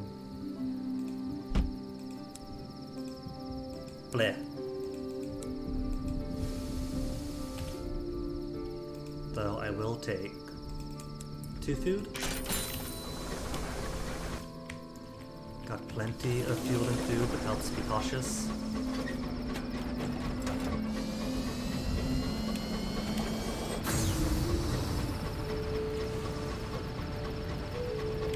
I sometimes see people on the Reddit like asking the most efficient fuel and supplies to carry with you, or putting together tools to calculate precisely how much fuel and supplies you need to go to X or Y. I'm a simple guy. I just carry a goodly amount. I can get you there and back. Cause you know the burrower. If the burrower racks up, there's fuel and food that just gets stripped away from you. So you might end up with a bit less than you planned for.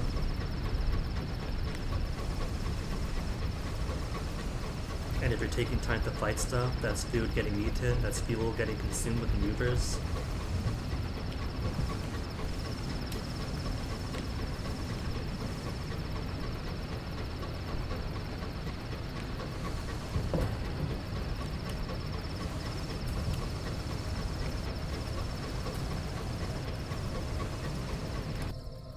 Wow, a bit low. Which way's the moon? That's not. No, that's not this moon. So down here should be the abandoned parts, curators, and maybe a curator egg or two.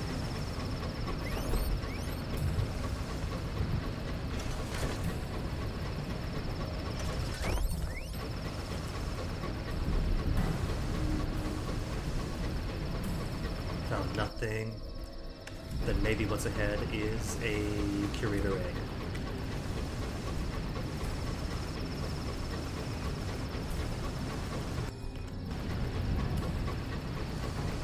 Curator egg it is, to hopefully get lucky with the first time through.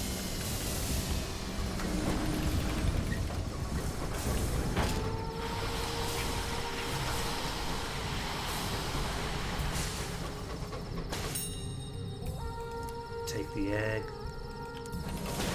Oh, and curator right in front of me. Give me some space. Oh, there's two curators. Oh, lucky.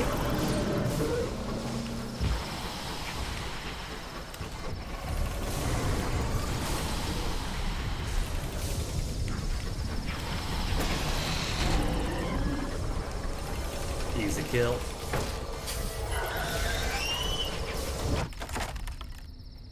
Terror? Nah, give me treasures.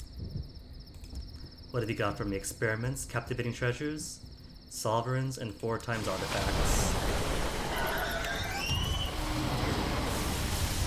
Oh, I got hit. It's alright. Had a whole straight up battle going on right there. Getting a slight bit crowded here.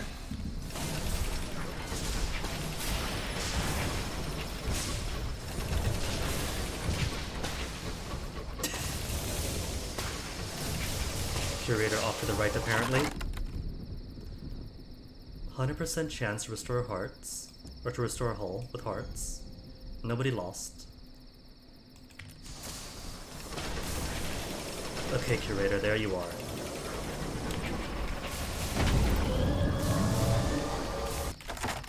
It really is a shame. If they wanted to upgrade the Curator and make them huge, okay. But they made them so slow.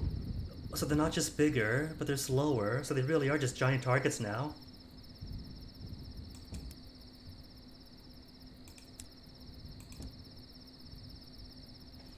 A second captivating treasure. I don't think I need captivating treasures for what we're doing. So I could just sell those. 650 a piece plus experience.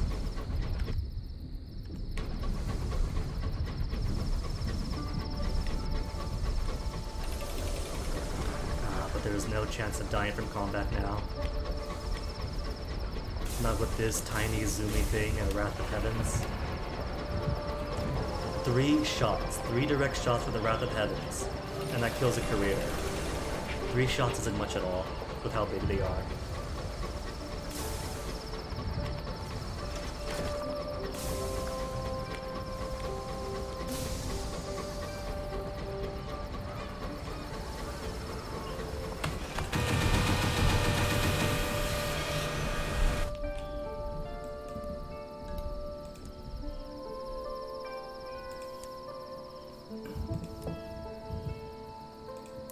Spectacle official. Do we have anything that you guys need? Current interests. Ackley's. Do I have Ackley's? I don't have Ackley's.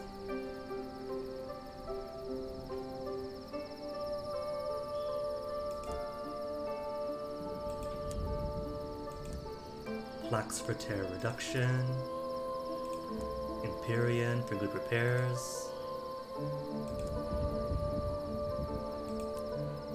Oh no, only 2,300 sovereigns remaining.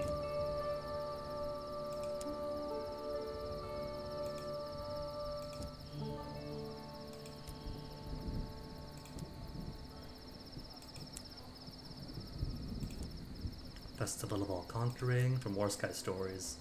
Truly cannot get rid of Sky Stories fast enough. More Bombazine. I'll take Bombazine. Good resale value on those. And let's see, considering passing through Hybris, which has no Hybris anymore, and the Circus, which has no fuel. 10 fuel and 2 supplies to get through. So 15-2.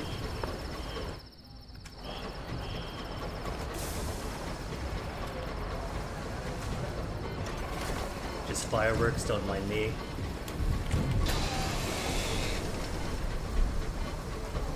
So back to Reach, what do need? To drop Meg off.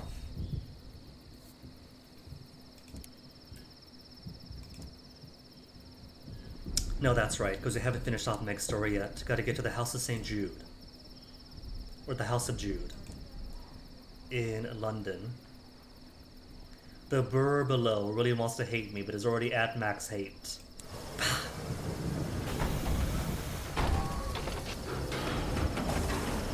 So I need to go to Lustrum, Ledbetters.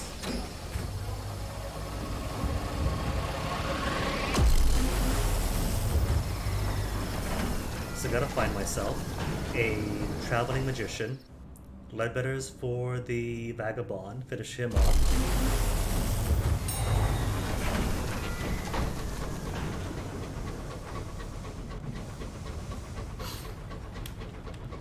I really hope that I'm going to get the vagabond correct. I had this trust high enough, so being friends with the vagabond is in a good place. But I forget if I meant to switch the cups or simply not drink and spill it. I think it's switch the cups. Gotta go switching. Either way, I'm not gonna be the one to die. So either he does, or he gets his upgrade.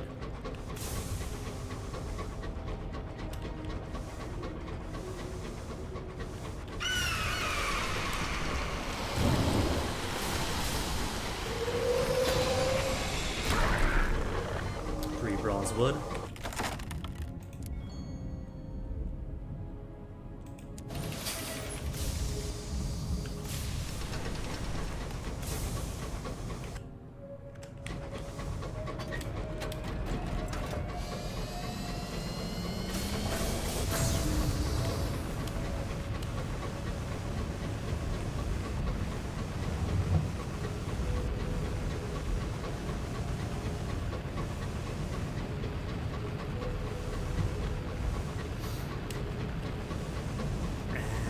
I don't think I have to return to Pan anymore. Pretty sure that Pan is all panned out for this ambition. If I follow through with the Corruptor's Hoarder's quest, then I'll have to come back this way to Hybris for Faith's Fall, then to the House of Rods and Chains. But I think that if I'm just gonna do the truth and finish that off, I have no reason to come back. Compulsory knee-up would be -1. We're close enough to the circus, alright. Break out the brandy, string the fiddles. Fail. How do I keep failing? 87% chance. Okay, that's a 13% chance of failure. But I keep failing this one specifically.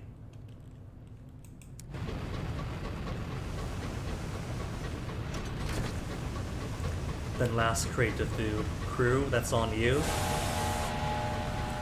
You're the ones feeling heartsick and wanting more food.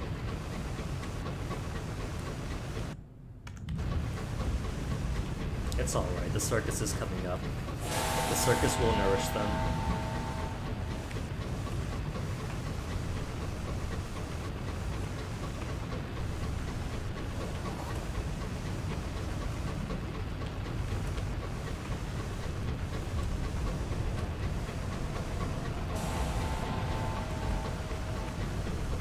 These marauders can't catch me.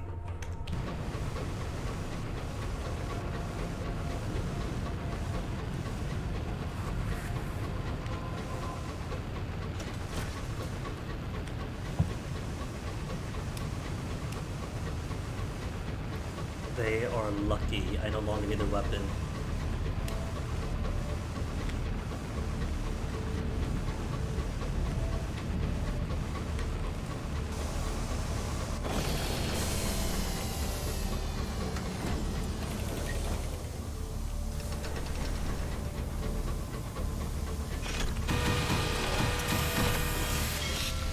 where to first? New arrivals, drop my terror sum. More seeds. Ignore the seeds. What's in my cargo hold? 3 bombazine, 2 bronzewood, an egg,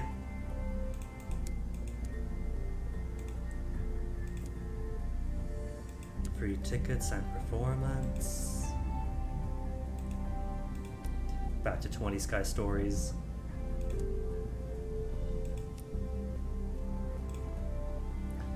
Behind tents is nothing for now, right? Right. So where to first? Could make my way to Ledbetter's with this amount of food and fuel.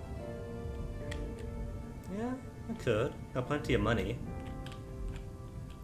Ledbetter's, get a port report, drop stuff off, go to Old Tom's Well, finish off Old Tom's stuff. Then maybe could make my way to Lustrum? No, not Lustrum yet. Lustrum is when I get my bombazine.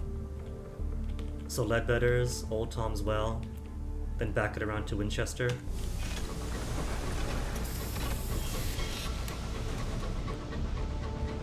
Maybe I'll get lucky and find some P.2 wood.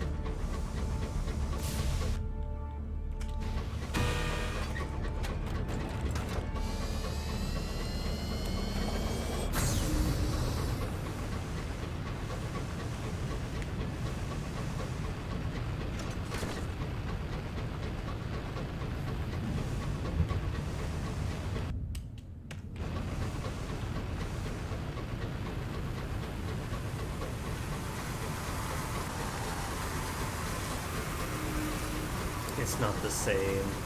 There's wood in the hive, but you can't take that wood, it's too sticky.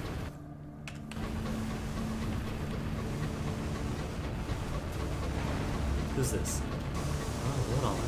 I'll stop for you two.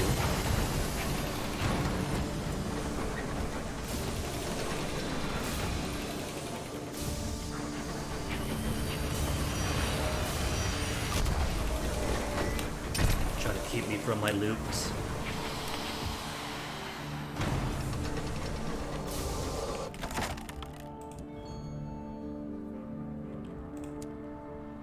Gossip. Short on gossip. 3 times. Alright. And permits.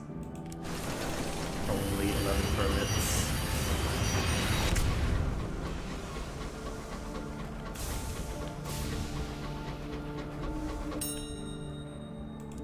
Oh, right, that's right. I was saying that when I come back, I could come through here and see if the signal box that has a fatalistic signalman is it here or not.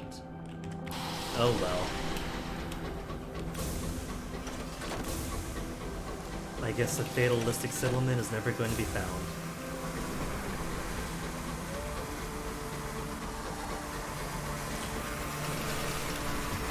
Is that in? No, that's not in the geometry or the geometry of the level.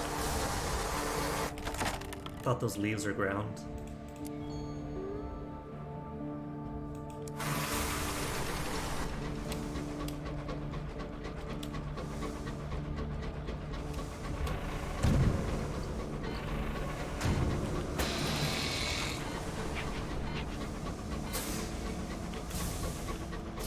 Blossom always seems to wash up here.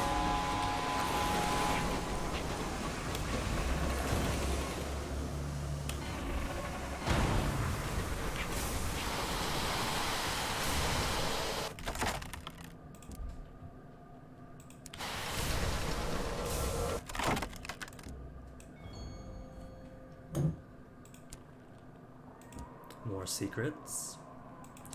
Only 13. I would consider 13 secrets to be running low.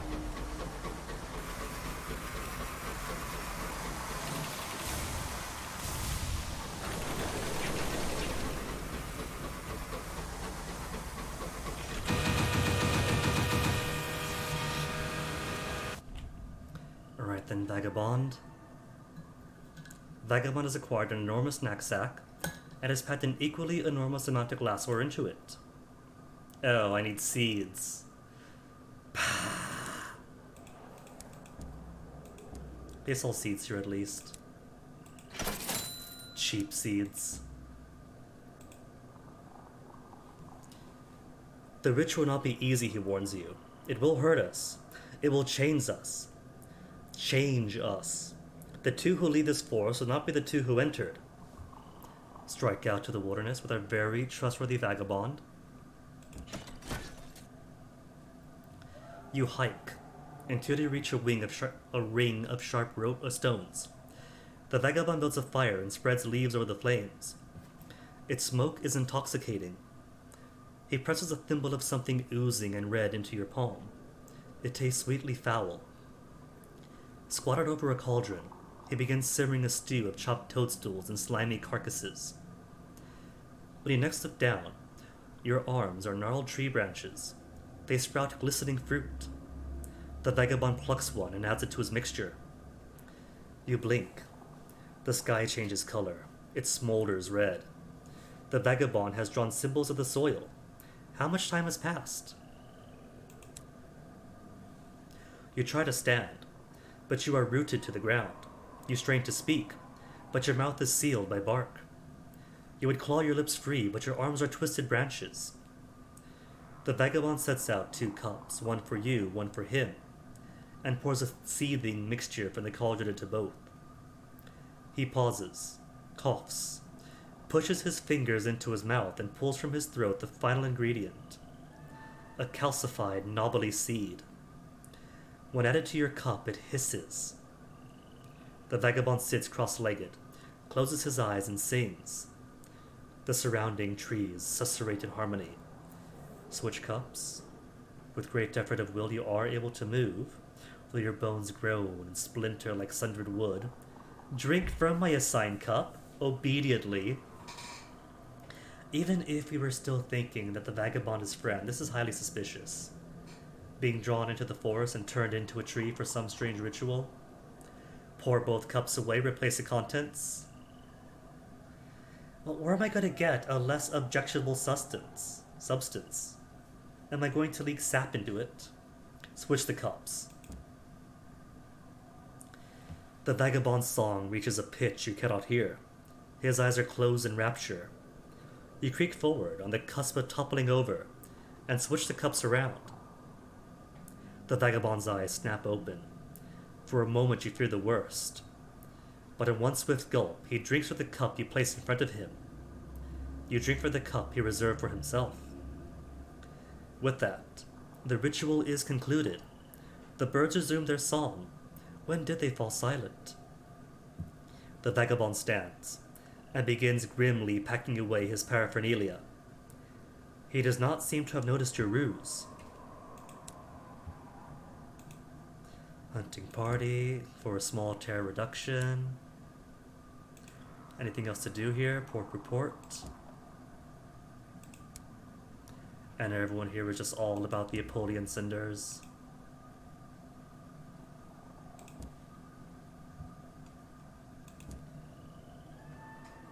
Bee wings for 300. Scribe spinster pen for 400. Just keep me above 2,000.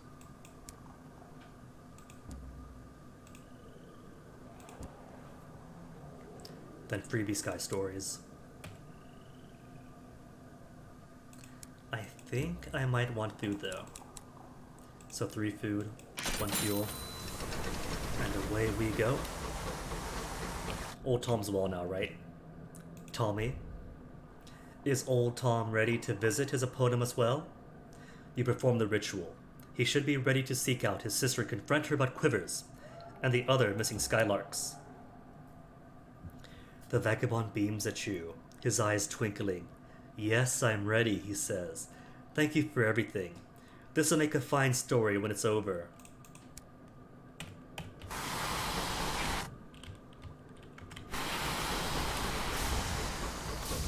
More loot. You know, I do have munitions now, so maybe I could finish off what it is that the thematic researcher needs to finish.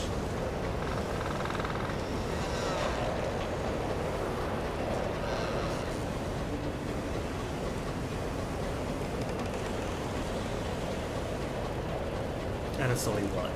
Almost 3 p.m. So plenty of time. God's wood.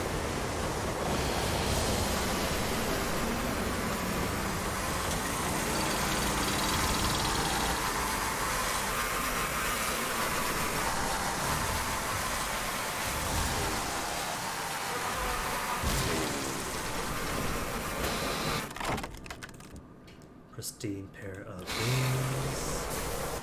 Room for one honey.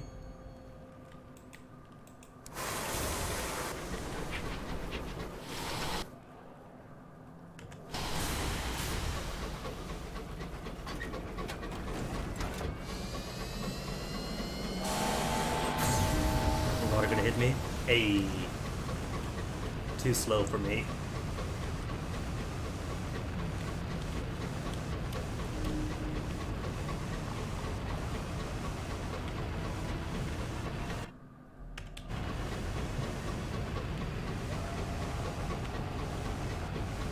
Sometimes you're lucky to be creators here too, but so far seems clear. Or you know what, there's sometimes eggs here too.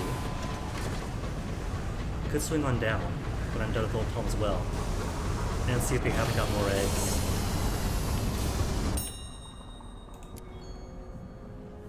Unless this kills me. Unless I chose poorly during the vagabond stuff.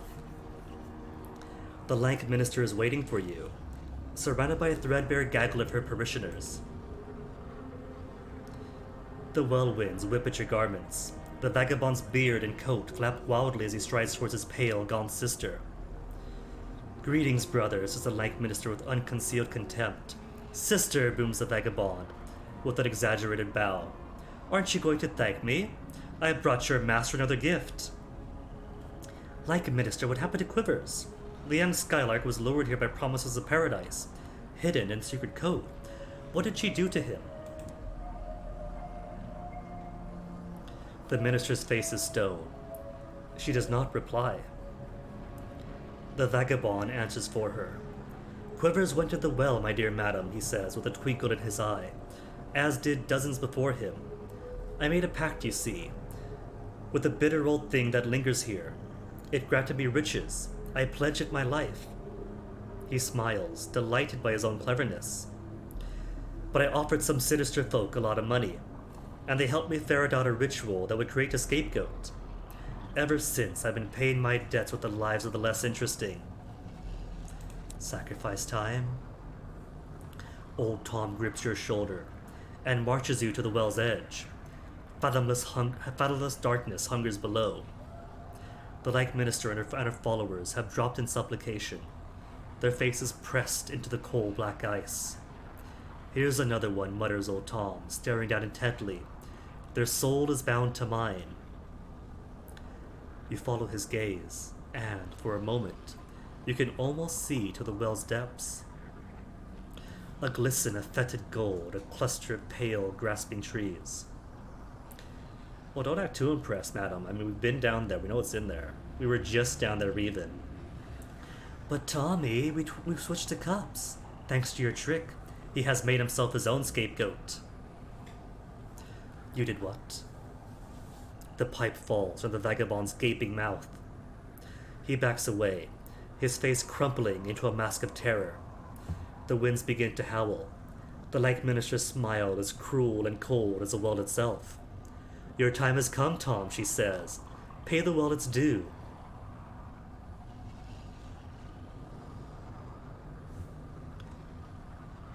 Oh. I guess I did choose wrong. I don't get to get the dendrified vagabond. What did I do wrong this time? Was it because I switched the cups? Should I just have spilt them? That's actually the first time I've seen this. Normally I do this, I get the vagabond back, but as a tree. At last the vagabond has nothing to say. He stumbles through the snow, sobbing wordlessly. Something with the bat. I don't know. A screeching whirlwind plucks him up and sends him skidding. He clings to the well's edge. Fathomless darkness yawns below. The ice cracks, the wind gnaws. He plummets into the dark, leaving a cluster of frostbitten fingertips behind. It is done, the like minister says, peering over the well's edge. I think maybe it is the cups. Because drinking the cups binds your soul to his, right? And creates a scapegoat. But if you sabotage the ritual, not just mixing up the cups, but emptying them, replacing the fluids,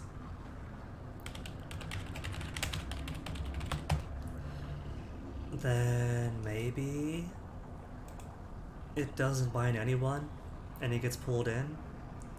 I forget the order. Interactions in detail.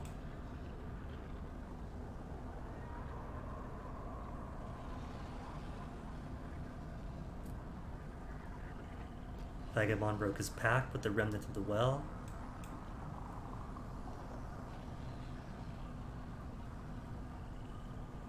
Oh no, see, Ratbite.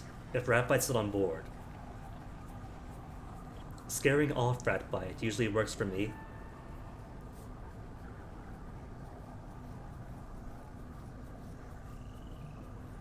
Pull Vagabond from the brink. Let the Vagabond fall. Don't even have the option.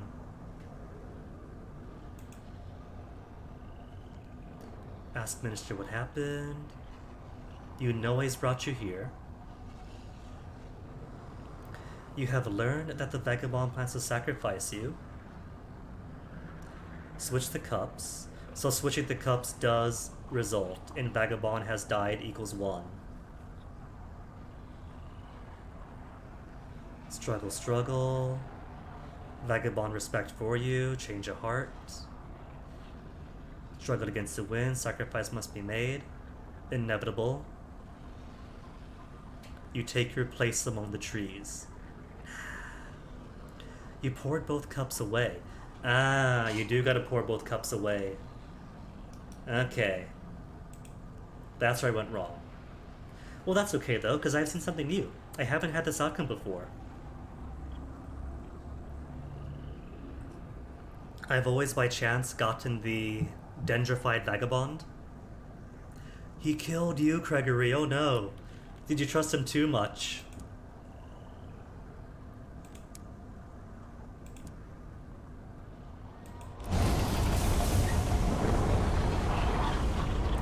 Well, and now I'm down 1 officer. What can't I use? Oh, my Wrath of Heavens. He was my heart's man?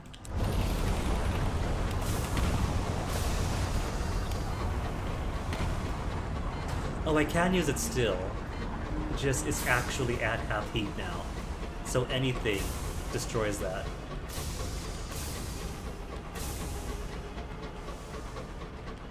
It's fine though, I'll survive. We'll get back to port, then I'll put somebody else in.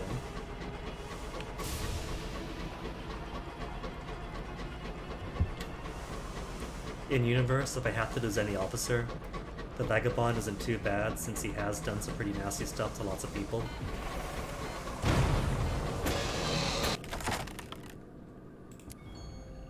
Get me more gossip. 2 times gossip. Mechanical problems.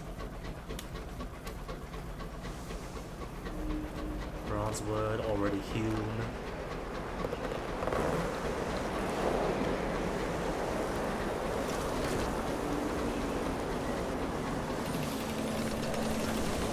Oh, it's too close. What's a bit of damage? If it needs more loot. Ahoy, Koga.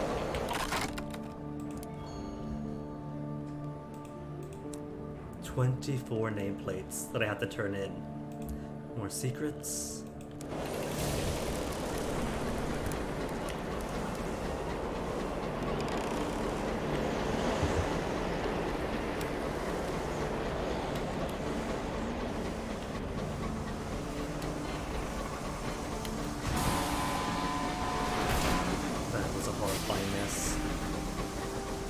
At least a good thing is that the game only saves in ports, right?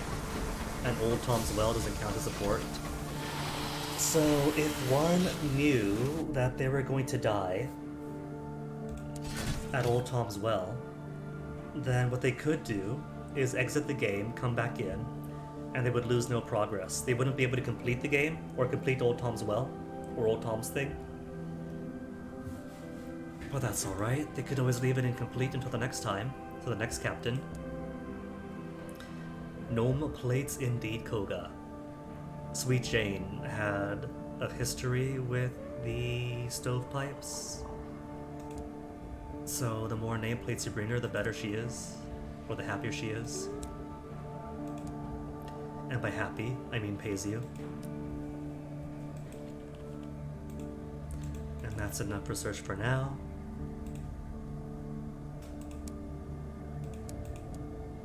Caddy of tea. Think I have enough tea. Just get me back to Winchester, because I'm pretty sure this isn't one of the places for the magician, is it? Find the traveling magician, but doesn't give a list of where. Thanks. And the navigator can't refresh me? Can't refresh me? Oh, right. Who's got hearts? Well docked. I'm docked. So, signaler is veils. Cool. But who's got hearts then? Your mirrors. And I rather like having plus on mirrors.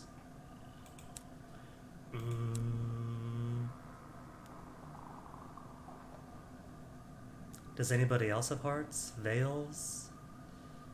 It's even more hearts? Oh well. Goodbye, mirrors.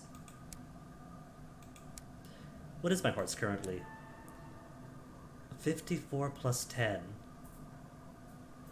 So I'm really like 10, like 1 heart away. 1 heart away from having the minimum.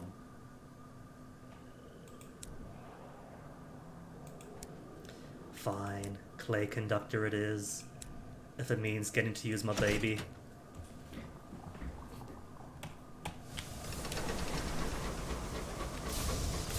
Back home then.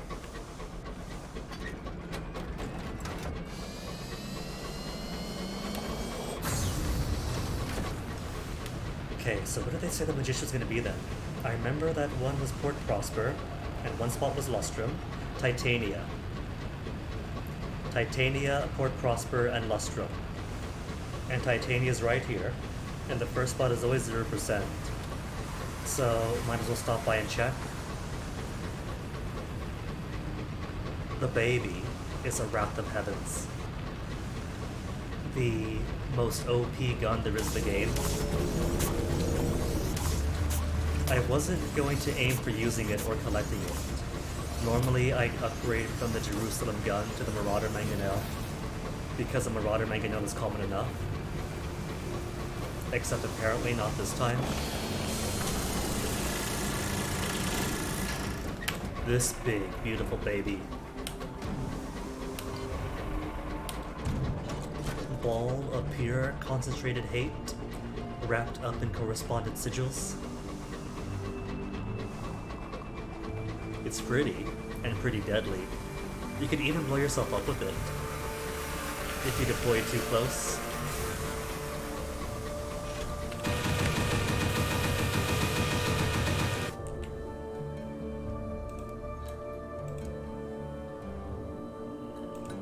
Terror Fallen. Magician, 27% chance success. Is there? Failed.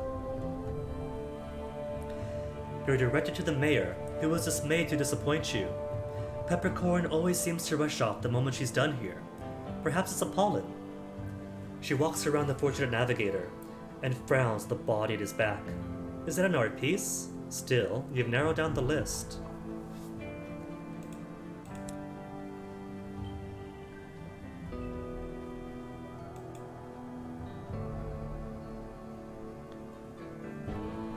Oh, definitely Koga. I wouldn't quite describe myself as like an expert, but definitely a bit more adept at the game than back when I started off. Immaculate Souls, and I'm out of space. Let me see. 5 fuel and 3 supplies is plenty. Could I drop anything? The nectar is kind of free. Could I sell the nectar here? Because they sell nectar here, right? They sell nectar. But I can't sell my own nectar. Ah, the cheats. Oh well. Goodbye, honey. 4 immaculate souls I have to do. Or 5 if I wait for a bit. 1%, 0%.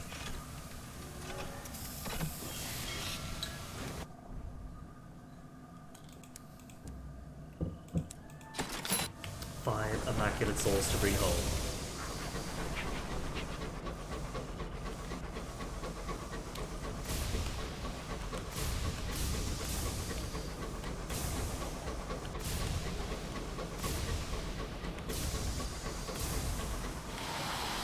Beat.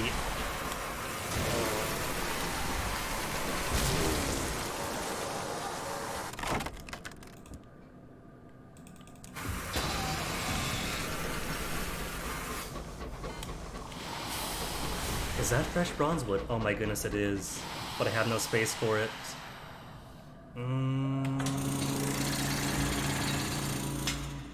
Food or fuel? Fuel, I think, is a cheaper, right? 40 for supplies, 20 for fuel. And we're close enough to New Winchester that fuel isn't a worry.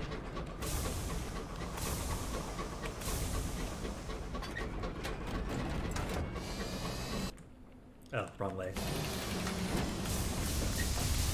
Just because fuel isn't a worry doesn't make it take the long way around.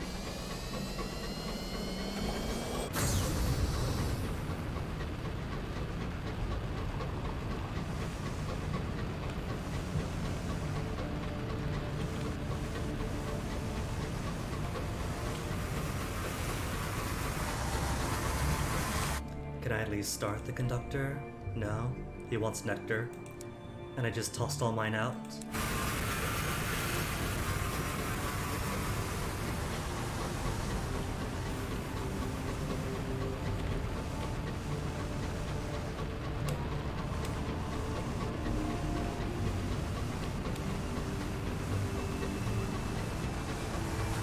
Dodge of these. They're fine though, they're in puppy mode. Or not. What are they aggroing for? I got no nectar on me. Are they jealous? They're envious of the true speed.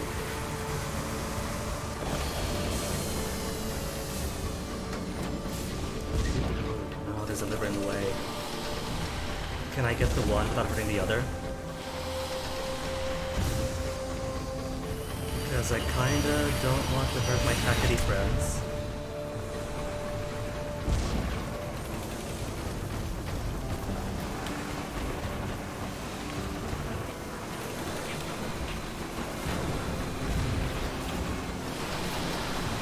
Surgical.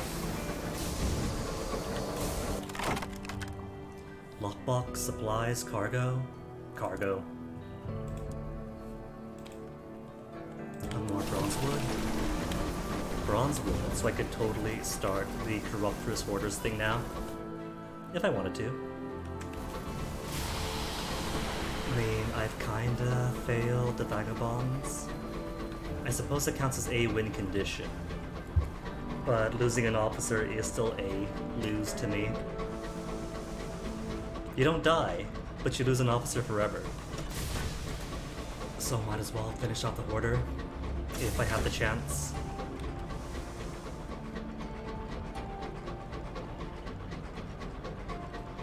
And by chance I mean time. Definitely no time for it today, but since there is at least one more stream worth of progress in this,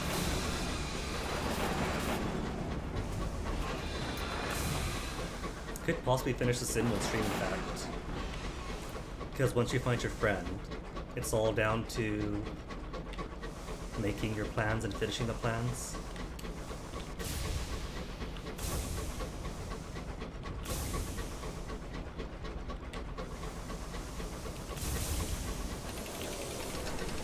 Toads better at flying.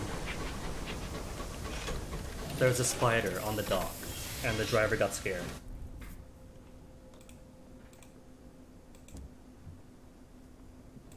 400 whole sovereigns. Whoops, misclicked. It's alright though. Never such thing as too many artifacts.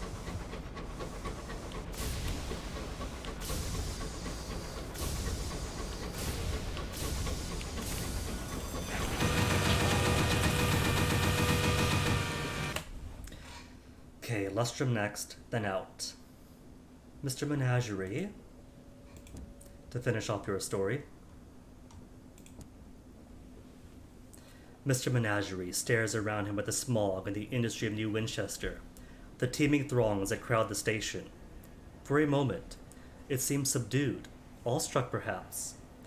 Then it shakes its shoulders and adjusts its cape.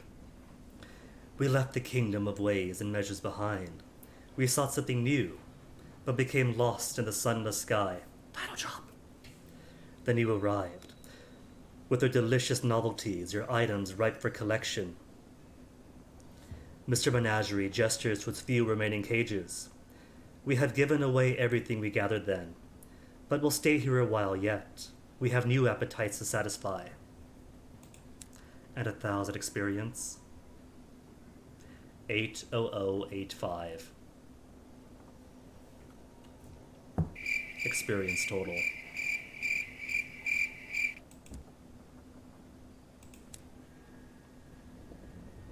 Nothing else here, right? Plenty of hull, way plenty of crew. Just buff it out, give it a paint job. Defending the titanium outpost of the House of Cavi. They want what? 5 carefully packed crates of munitions? And souls for the titanium poets? Undistinguished souls. I just picked up 5 selections of immaculate souls for a grand total of 11. And they only want the jumbles?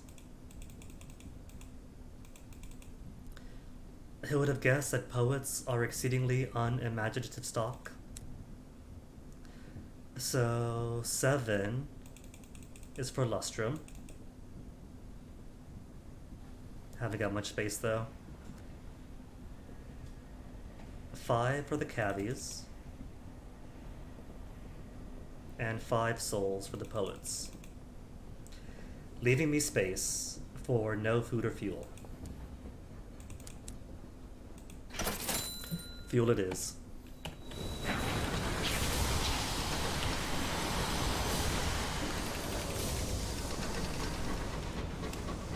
That's deliberate trick flying. This should be enough to make my way over to Titania. Can sell off 10 stuff and refuel there.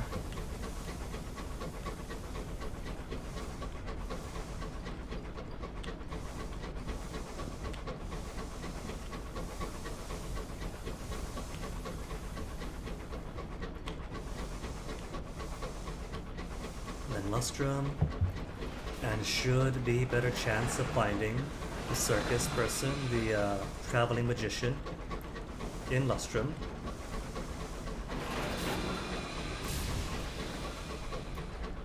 Is the chugga chugga chugga for the train, or for the constant chugga chugga chugga of water? Because I do like me some water. Grew up in the ocean, so keeping part of the ocean in me. But this takes a lot of breeding too. A lot of breeding, so the mouth needs lots and lots of lubrication.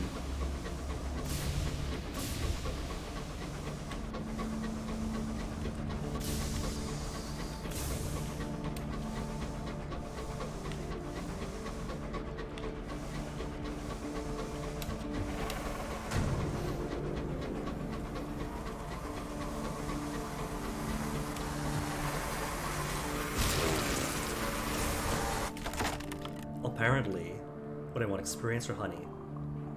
Honey. Apparently, people get drier as they get older. Like the average moisture of a person decreases the older we get, which is pretty interesting. Granted, it's like a fact what I read online once and haven't confirmed since, so who knows? But it kind of makes sense, doesn't it? Partial success.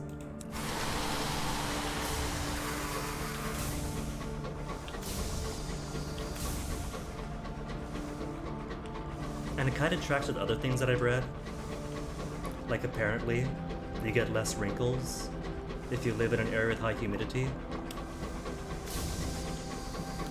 So I'm starting to piece things together, and I'm wondering if that's why Okinawans and other Pacific Islanders like ours tend to live a really long time.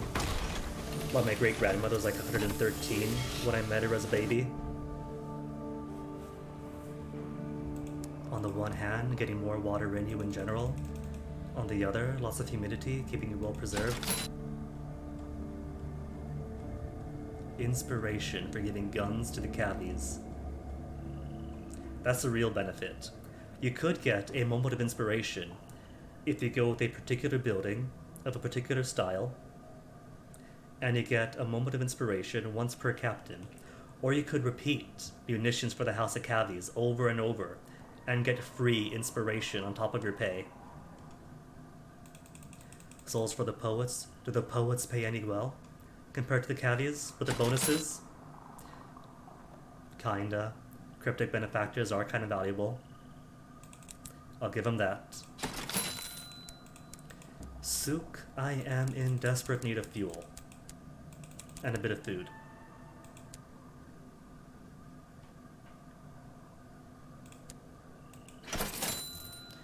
Eight and 3. I guess 8 and 3 will have to do.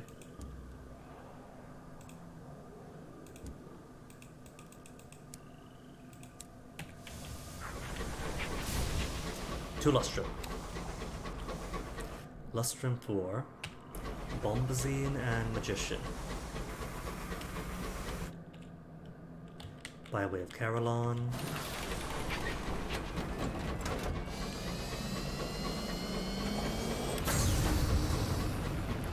Which I suppose I might as well stop at.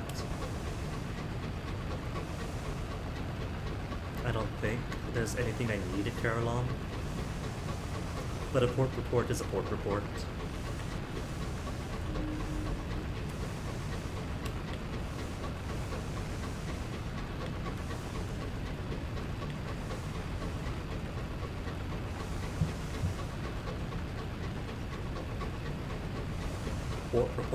Report.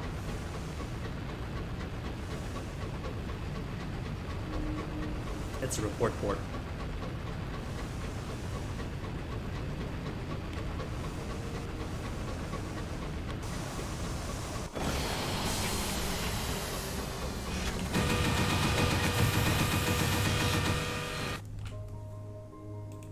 Anything cool here? Crockery. That's the curse of getting affiliation with establishment. In that they'll never stop forcing their crockery onto you.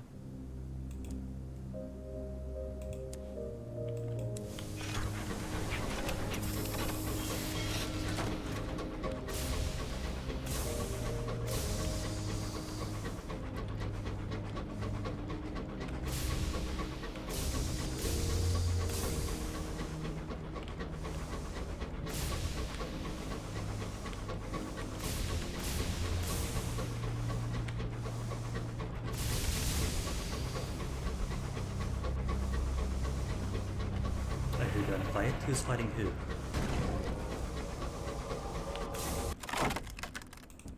Stomachs.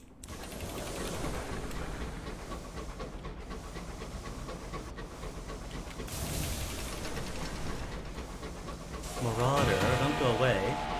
There you go. Oh, they actually hit me.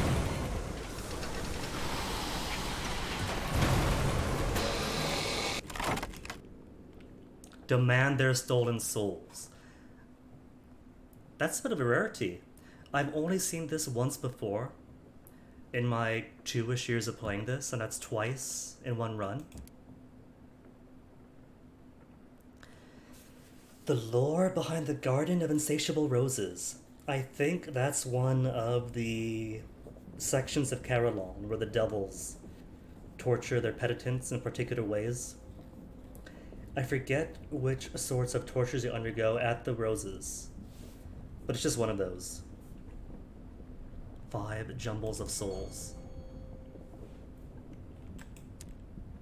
Toss him, toss him. Sorry, souls. It's kind of been heartless, isn't it? Your souls don't carry enough value, so I'm just gonna toss you guys out.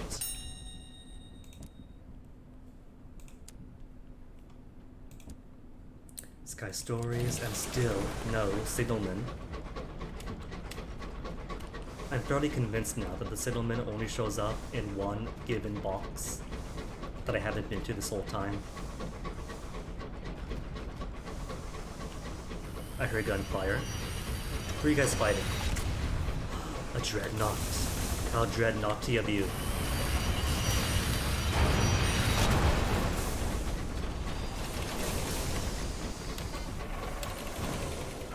How do I keep missing? Oh, too close. That's far enough.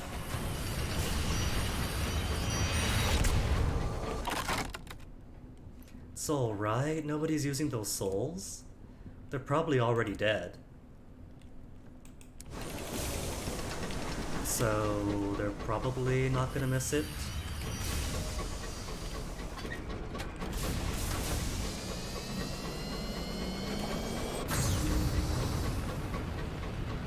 You could sell your soul in Sunless Sea and in Fallen London. I haven't done it because I'm a bit sentimental with my soul. But I don't recall it having any negative deleterious effect on your character if you do.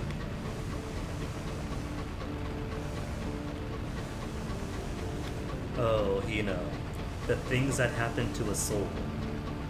It's a little bit spoilery because there are some pretty horrifying revelations in this game. One of the lighter ones is that a soul that doesn't get processed through the Blue Kingdom can eventually unravel. So it is possible for souls to deconstitute. Inspiration needs 12. Permits need 3. I'll take 1 inspiration and a butt ton of permits.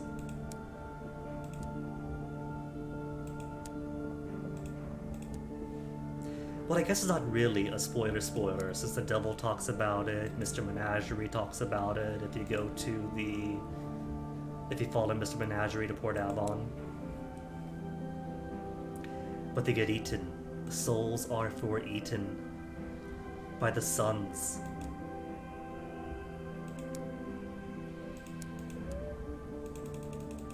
While the bombazine. For a benefactor, bit of experience. And hours. I'll take the hours. Gonna need those probably by next stream.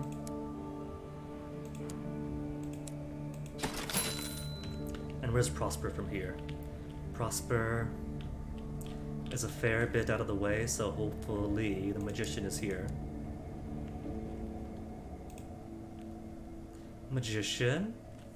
Better than a coin flip. A miner, exhausted beyond speech, points towards the far end of the docks, where a woman in battered tailcoat ferries boxes onto an engine. She beams as you approach. The great peppercorn, that's me. I've just finished here, but I'll be back, don't worry. The navigator's wide-eyed request for private demonstration, one requiring skill only she possesses, catches at her pride. Glasswork. I understand, I am the best. She shakes her head. I just don't have the equipment with me. Tell you what, I'll meet you at Palmier and Plenty's. I'll get my speculo miracalum ready, she smiles. And because I like you, I'll only charge you 200 sovereigns for the travel. The real guinea not in game. Differentiate a soul from a consciousness. You know, I haven't the foggiest.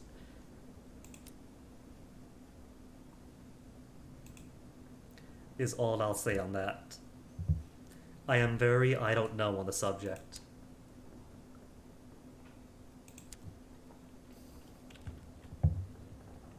And now just to do here.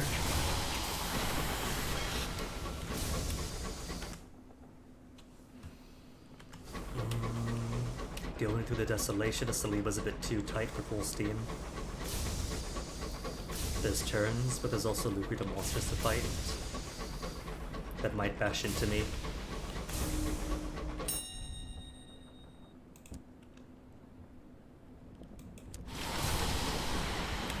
Total of 9 Visions of Heaven.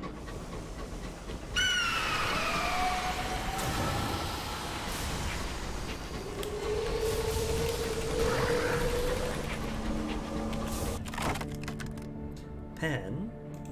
Axes. Give me the bronze wood. 2 short on bronze wood. The nectar's free. Buy nectar.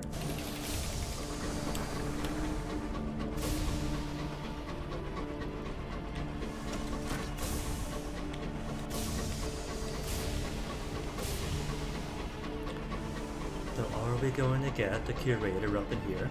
I think there is. I see particle. Yep, it's a curator.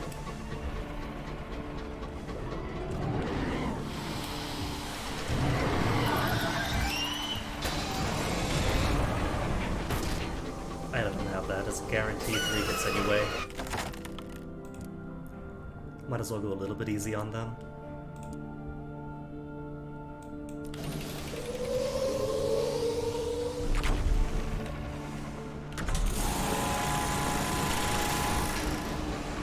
They could be friends.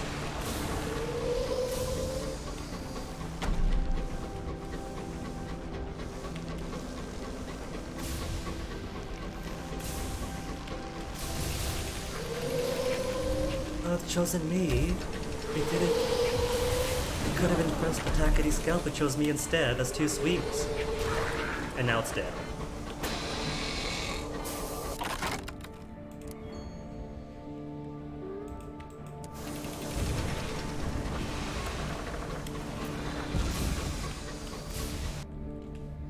Unfortunate occurrence. The locomotive lurches to one side. It may be a gust of wind, a stray rock, or perhaps just a little incautious driving. The curator's egg is fragile and pinned between heavy crates. Oh, didn't get dilly, just crockery. The friable shell is crumbled to reveal a delicate set of bone china cups, saucers, and plates. The floral pattern adorning them is surprisingly vibrant, given the assumed age of the egg. The tea set sits stacked in the remains of the shell. It is tied lovingly with a fine thread. It clearly meant a lot to somebody once. Mourn the dead, or Terror Drop. Terry. Sky Stories, Specimen, or Hole Repair. I could use some Hole Repair.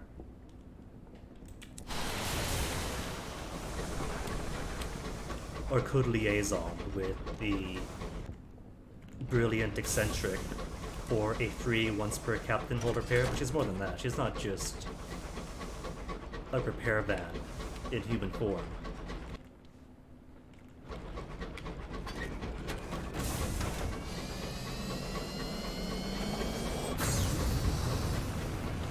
Okay, so what's my route? Down around this mountain?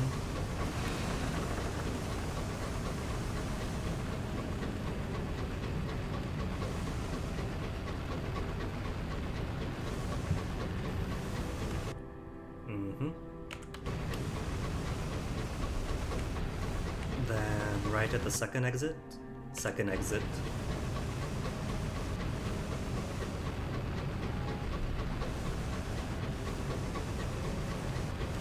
Oh, Koga.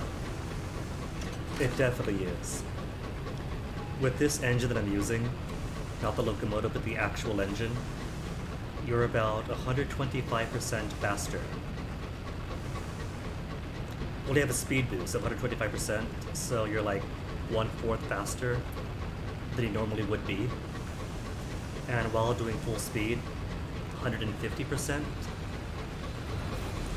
So it might not look it, but it definitely is a lot quicker. What would take whole minutes to get across the sky only ends up being seconds at most.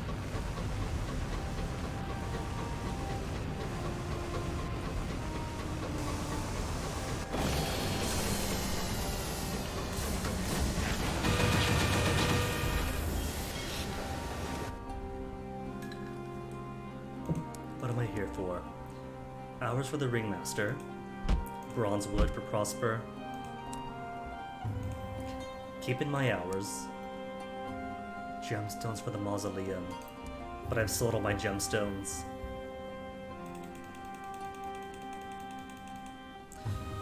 But I do have several bits of bronze wood, and I do gotta finish the Albert clock. 7 more bronze wood, jeez, greedy! Prosper engine yards. And it is aiding the stovepipe, so hey, money's money. +1, +1. And I really do need more space.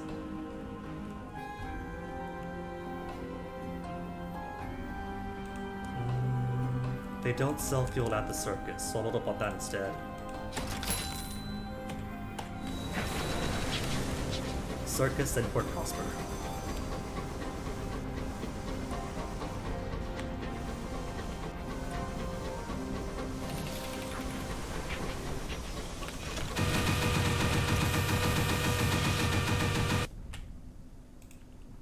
Victory Hall. More port reports, more secrets. How's the fortune the stovepipe? 22. Change that. Reputation of the Windward Company is loathed.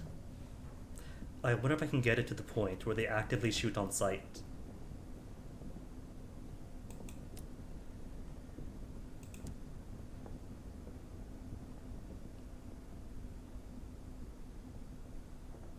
Beloved by the Tacides. Reputation with the Windward Company 2. How much gratitude do I have? Oh, right. Because turning in nameplates also gives gratitude. That's why I've got so much. Then secrets. Spend the rest on secrets. Not that I need this many, I think. Think that as far as the rest of this ambition goes, I'm covered. But I can always sell it, if need be.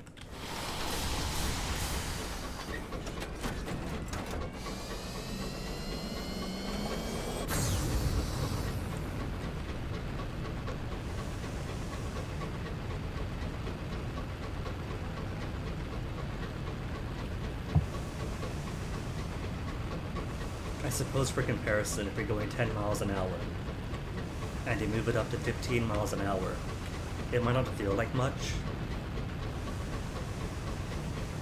but it is an active increase.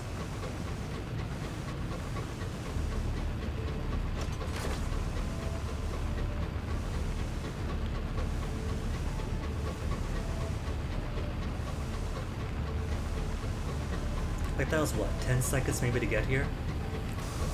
Or if I didn't have it, it would have been a whole minute.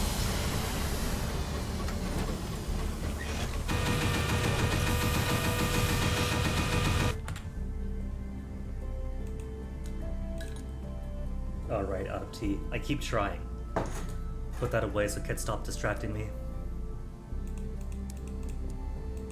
Just seeds and supplies, none of which I need. Ask Miss Peppercorn to show you a tiger.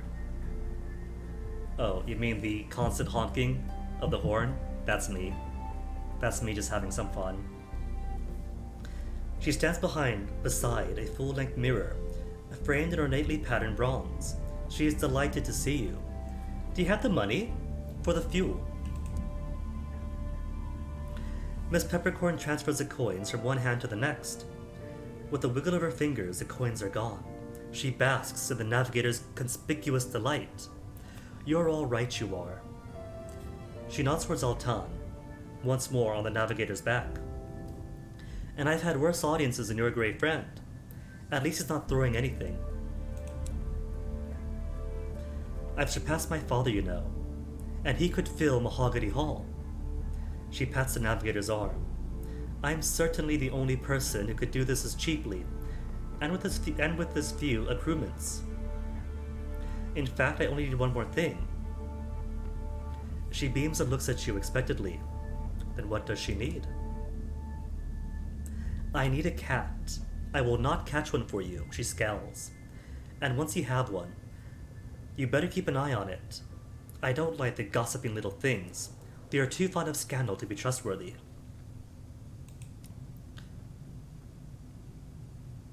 Catch a cat. Or use a cat that I have. The useless cat. Unlock this with 1 times useless cat. How you doing, cat? We'll talk to him afterwards. At last, a use. You will not lose a useless cat, however much you might wish to. Miss Peppercorn places a plush, red velvet cushion before the full-length mirror. She addresses the cat in your arms. I forbid you from sitting on that cushion. It is my favorite. You will only ruin it.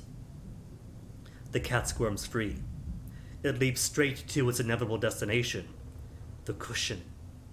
There it freezes, mesmerized by its own reflection. The mirror reflects a steaming jungle of thick ferns and amber light. Dappled light pours down on the useless cat's reflection. It is a tiger, vast and strong. The cat, the tiger, yawns slowly, admiring its fangs. The useless cat and its reflection begin kneading. The tiger's thick claws flexing, the cat's thin claws shredding the cushion. The fortunate navigator gasps. The useless cat blinks smugly. The cat hasn't seen anything it didn't already suspect.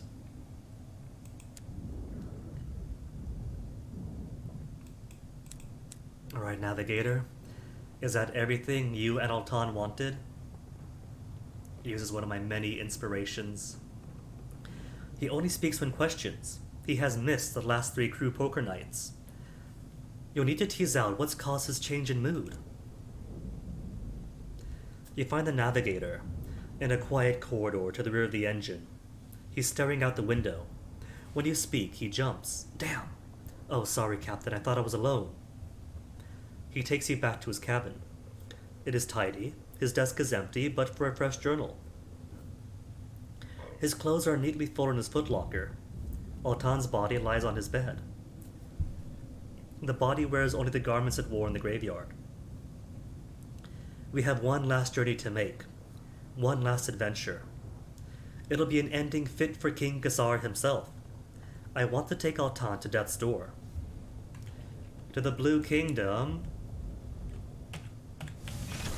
Later, navigator, I love you, but the itinerary now calls for Albion, not for death's door.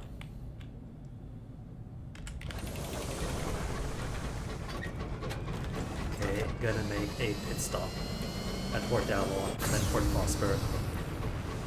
Then I'll be on my way.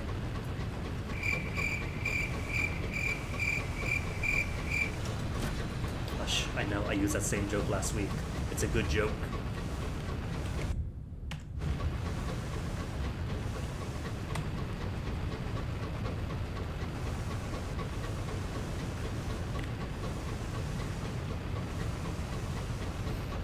How much more XP do I need? 1,700 something. Whoops. Too tight of a turn to correct. Death's Door is over in the Blue Kingdom, all the way at the very top edge of it. Blue Kingdom isn't too bad, especially since I have the better engine and the top tier weapon. It's just out of the way.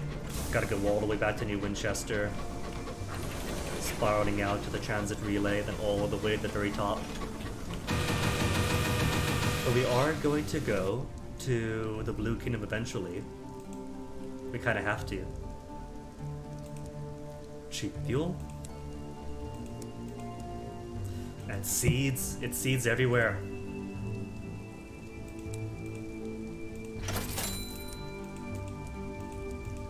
Port report. Port report. To build rapport with the port report. And that's all I need here.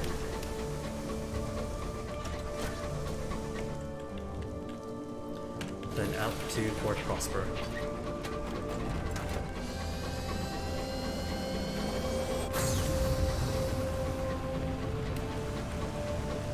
Of course, there is a homestead in the way after I launch my full speed.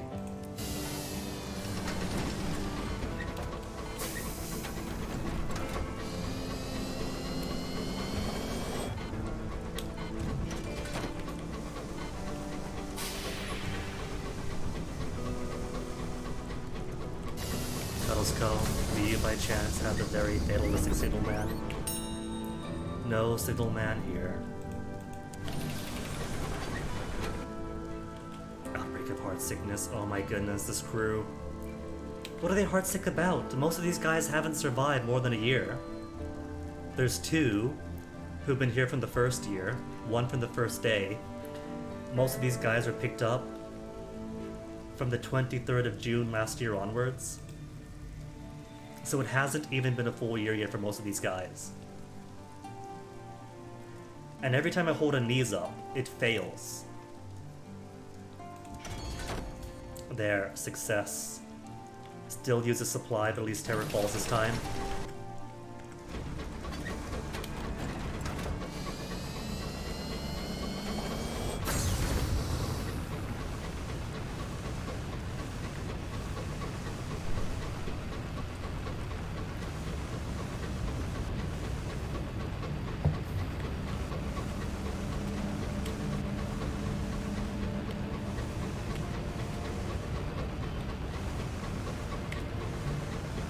Glad to see, Koga, that you've got the port report bug.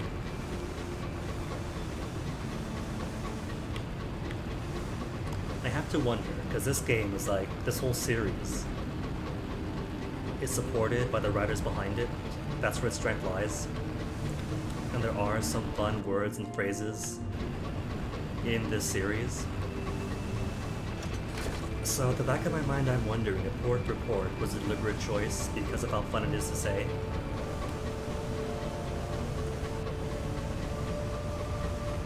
I mean, what else would you call it? It's a report that you make at port.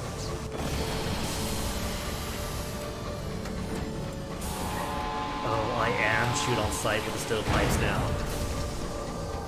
Well, see, there you go. Now it's not piracy and murder, now it's self-defense.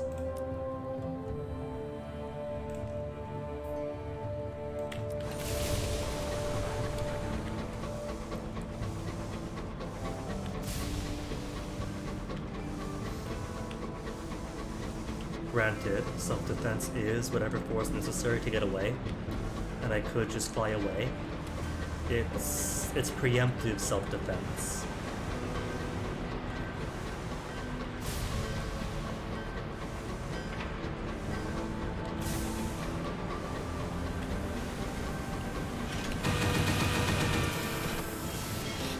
Preventative medicine, as the doctor in Novigrad would say. Okay, what have I brought? Brought 7 plus 1. So I could finally fix this clock tower. They plan to call it the Albert Clock in memory of the departed Prince Consort. Deliver the materials. Won't take us no time now. Settlers. Anybody want to go anywhere? Not that it matters, because we're going to be off to Albion anyway. Wants to go to Titania, and claims they won't even be noticed. 7,000 sovereigns for the end of the game. And of course they sell seeds too, because everybody sells seeds. And nothing else here? Maybe a port report? And I guess, since I am inevitably going to go to the Blue Kingdom, this fellow here wants me to go to the Kingdom of the Dead and find his missing wife, who's died and is among the spirits, and do try to find her and bring her back.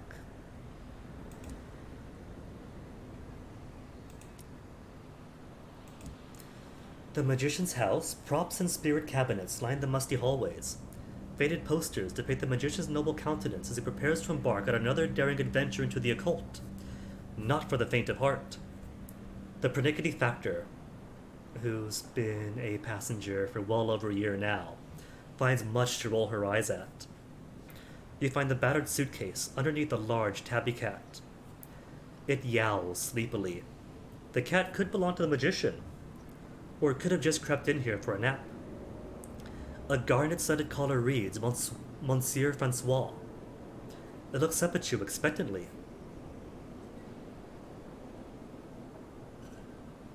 Do I know? Well, I've been avoiding the quest for how long? And it's a good quest. It's a very good quest, if you see it through. But it requires a lot of sacrifice to do. Like, it is its own whole thing that you would spend all day on, trying to get all the pieces to align, but it's all part of the process. But yes, we are going to take the cat. The thing is, though, that doing the entire process of finding this guy's dead wife in the Kingdom of the Dead doesn't precisely align with what I have to do. But I could squeeze it for a Testament of the Salt. Was it Testament of the Salt or Testament of the Feather? Extract a high reward.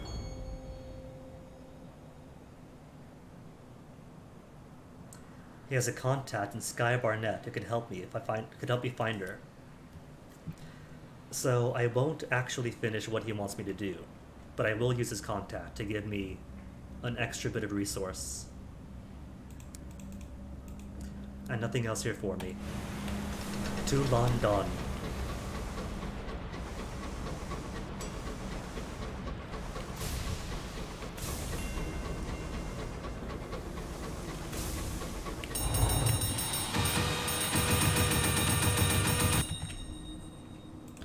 Whoops, not remain.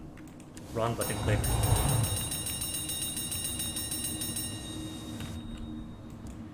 Present to customs.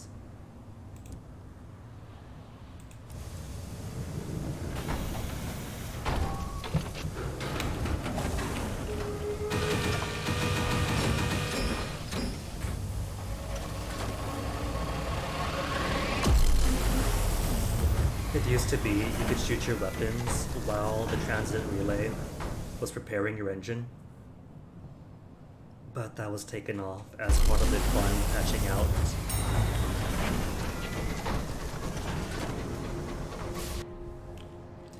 The half-glass passenger we picked up ages back. Since he boarded your train, like last year, the empty silence has started to get under crew's nerves. What kind of man doesn't even sit to play a round of cards when asked? Isn't he bored? All he wants to do is stare out the windows. Worse, he still hasn't told you where he wants to go. The crew are starting to worry he's a permanent addition. He's got a confession. I miss the light of the sun. He avoids your gaze. I miss the pain of its touch. I miss the songs in my head. But I won't go back. I won't give them the satisfaction. So I want you to shatter me. Break me to 1,000 glittering pieces and let me bathe in the sun's light.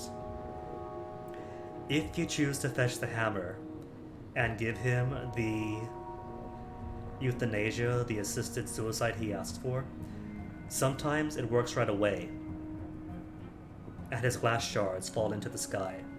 But sometimes it doesn't. And he had the choice to say, no, wait, this is wrong, and then find another way, or just go on with it. But I don't know what the odds are of it working is, so just another way, not gonna risk it. The sun is an addiction. Perhaps the empty can be rehabilitated. There's a place called Carillon where the devils help agonized souls find healing. Perhaps it could help the empty recover from his dependence on the sun. It has to be better than being smashed to splinters. After much persuasion, he finally agrees to give it a try. Carillon will shatter me sure as any hammer, he says. The difficult part comes after, the repair. And the crewman's observation turns out the settler, surprise, surprise, is a criminal, which could mean anything. But the half-glass empty could have totally brought up his addiction before we just sailed every sky there is.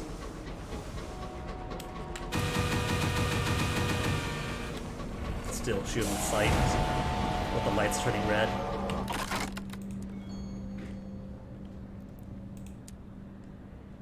Savage secrets. Although, if I do want Testaments of the Feather from the Blue Kingdom to weasel my way into various bureaucratic good graces, I'd probably do more Cryptic Benefactors. Because the conversion is Cryptic Benefactors filtered through a Veils check to become Testaments of the Feather. And I'm going to do a few of those.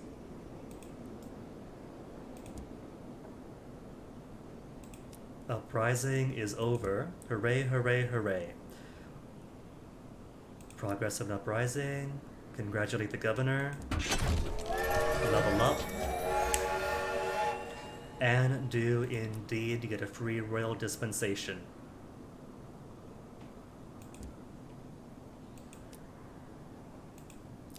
Free of terror.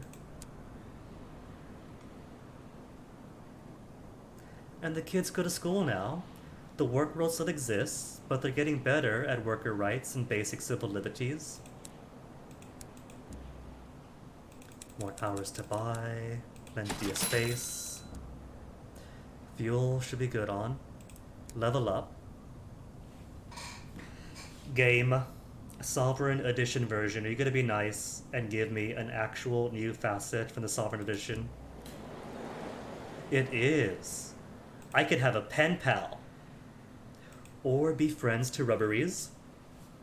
The rubbery men are the least fortunate of London citizens. Squid-faced, mournful, incomprehensible, and despised. The rubbery men, they cluster in rookeries and alleys, singing in gloomy, fluttering voices of exile, their lost home. Why did you associate with them? For the charity's sake, their poverty was brutal, their habits repellent. You needed a cast-iron stomach to help them, but somebody had to. Or to learn their shapeling arts. It is said that rubbery men can eat flesh, knit cartilage, and bend bones. They have not always looked like this. I think for charity's sake, I don't need veils or irons. My irons is well above where I need it to be. What I need is more hearts, so I don't have to devote all of my officers to hearts. I've only got 3 veils after all, or three mirrors. 63 plus 3 mirrors. It gotta be higher. You can never have too many mirrors or hearts. But for charity's sake, we were friends with the rubberies, for the sake of being friends with rubberies, not to take advantage of their indigenous knowledge. Even if you're British, apparently. 2 more levels to get hearts and mirrors up. And down to London we go. On personal playthroughs, I've also seen that you could be friends with devils and friends with rats. The friends with rats one is cute, because it asks you, why are you friends with rats? And one of the options is that you've become their mascot. Either you admire their engineering prowess, or they have turned you into their own pet, in a way. Like they've adopted you. Hold on.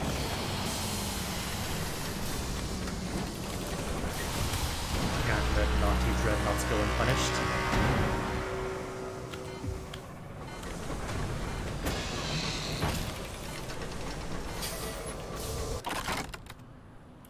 Cargo. I got space for cargo. The second one. See, that's the real reason to follow the Battle Buddy system. It's more lucrative for me.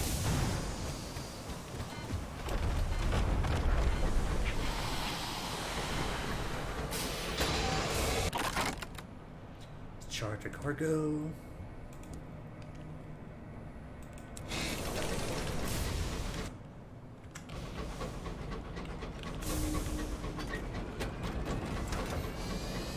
Gonna be awkward being shoot on sight, but still being friends with the ministry. I guess I realize that's just the cost of politics, isn't it?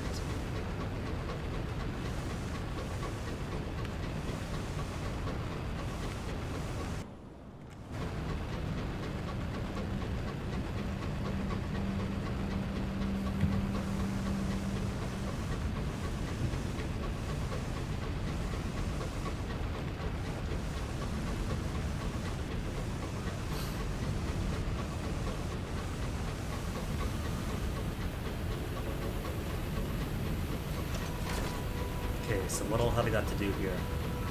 My aunt needs to see the queen, or the empress now. Oh wait, I haven't got the unraveling jack with me. Oh well, or the jack with me. That's alright, could still get some cool histories here.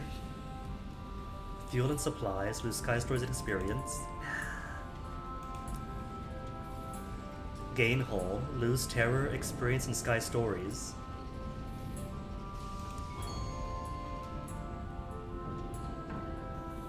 You can't actually lose levels though. 3600 is a lot. It now takes... I'm at negative 1,230 out of 18,000. But you can't double up on levels that way, sadly.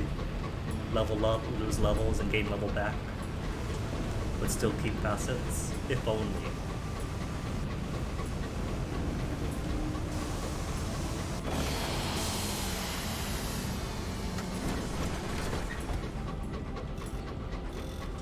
Alright, Royal Academy.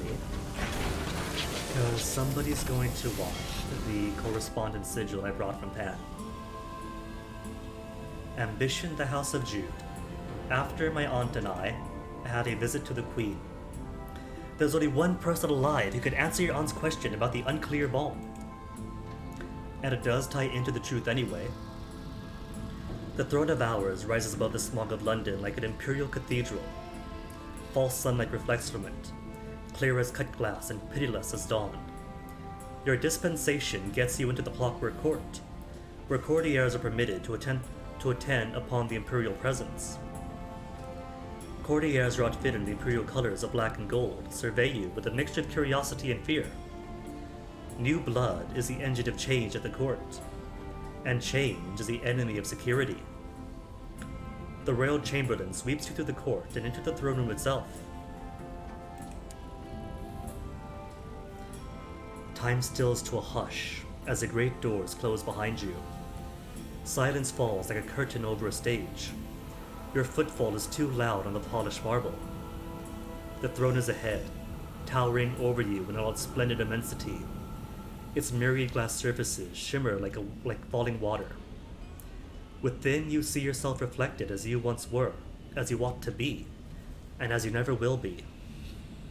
There is a chair at the top of the throne, a much smaller throne. A figure sits on it. First, examine the throne, because when am I going to be here again? Inscriptions of the correspondence smolder in its base. It's not what you came here for, but perhaps it has an antiquarian interest. Curled sigils scintillate across the glass. Imprints flow like spilled wine. Each symbol lights a fire behind your eyes in the afterglow of a sunset. The last few sigils are isolated, discreet, and each has impacted on the throne like the descent of a comet. You record what you can before your vision is lost to the smoking afterimages of the language of the stars. But more importantly, ascend. A wide stair mirror glass runs to the height of the throne, allowing access to Her Renewed Majesty's seat. More terror increases. Terror increasing just seeing Queen Victoria. Just a person, Captain. Your aunt is ahead of you, her sensible shoes clattering against the glass as she climbs the vast, banner-stylus stairs towards the throne of Queen Victoria, Her Renewed Majesty. You'd best hurry if you want to catch her. You are in the royal presence. You reach the apex of the throne. Below you, the fearless machinery of ours. Above, the throne of Victoria. Your aunt hesitates before reaching for your hand. Together, you approach Her Renewed Majesty. Empress of Albion, the Reach, London, and soon-to-be conquered territories. Victoria, Queen of Britannia, surveys you. She raises a hand, flush with youth, beckoning you forward. What does a pen pal do for you? The pen pal is just one of the various facets you can make. That it has a nice backstory that suggests you're either keeping touch with people or trolling newspaper columns, and just give stats, but beyond that, literally just do you have a pen pal or not.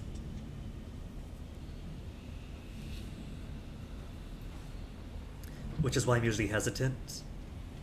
Of all the interesting backstories you can give your captain, one of your most defining qualities that takes up one of your only 20 slots is, did you or did you not have pen pals?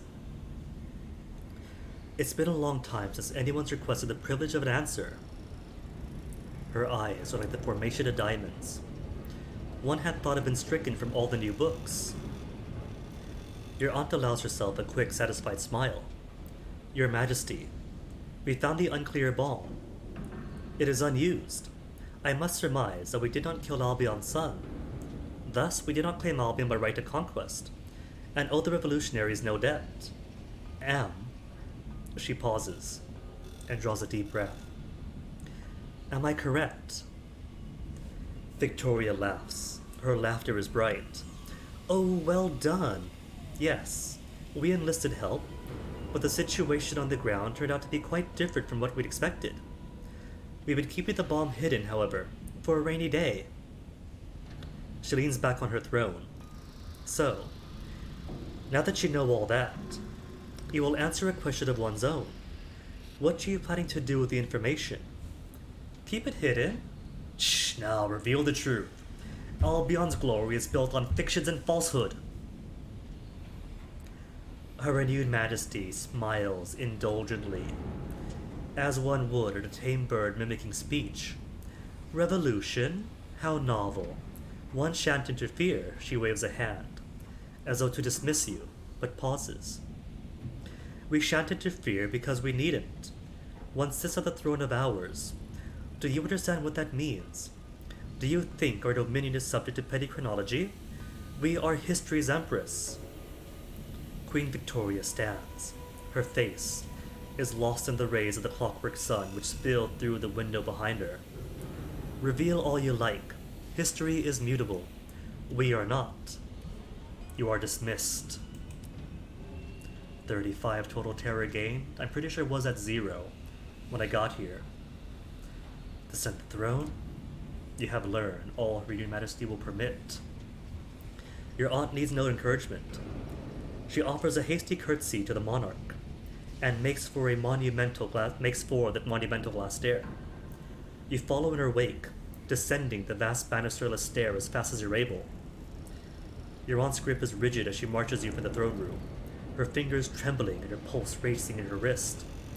We'll talk back at the engine, she whispers.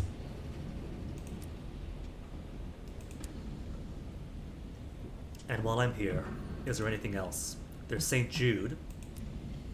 Is it St. Jude or just Jude? It's the House of Jude. I keep thinking St. Jude. Maybe it is Saint, but there is no saint.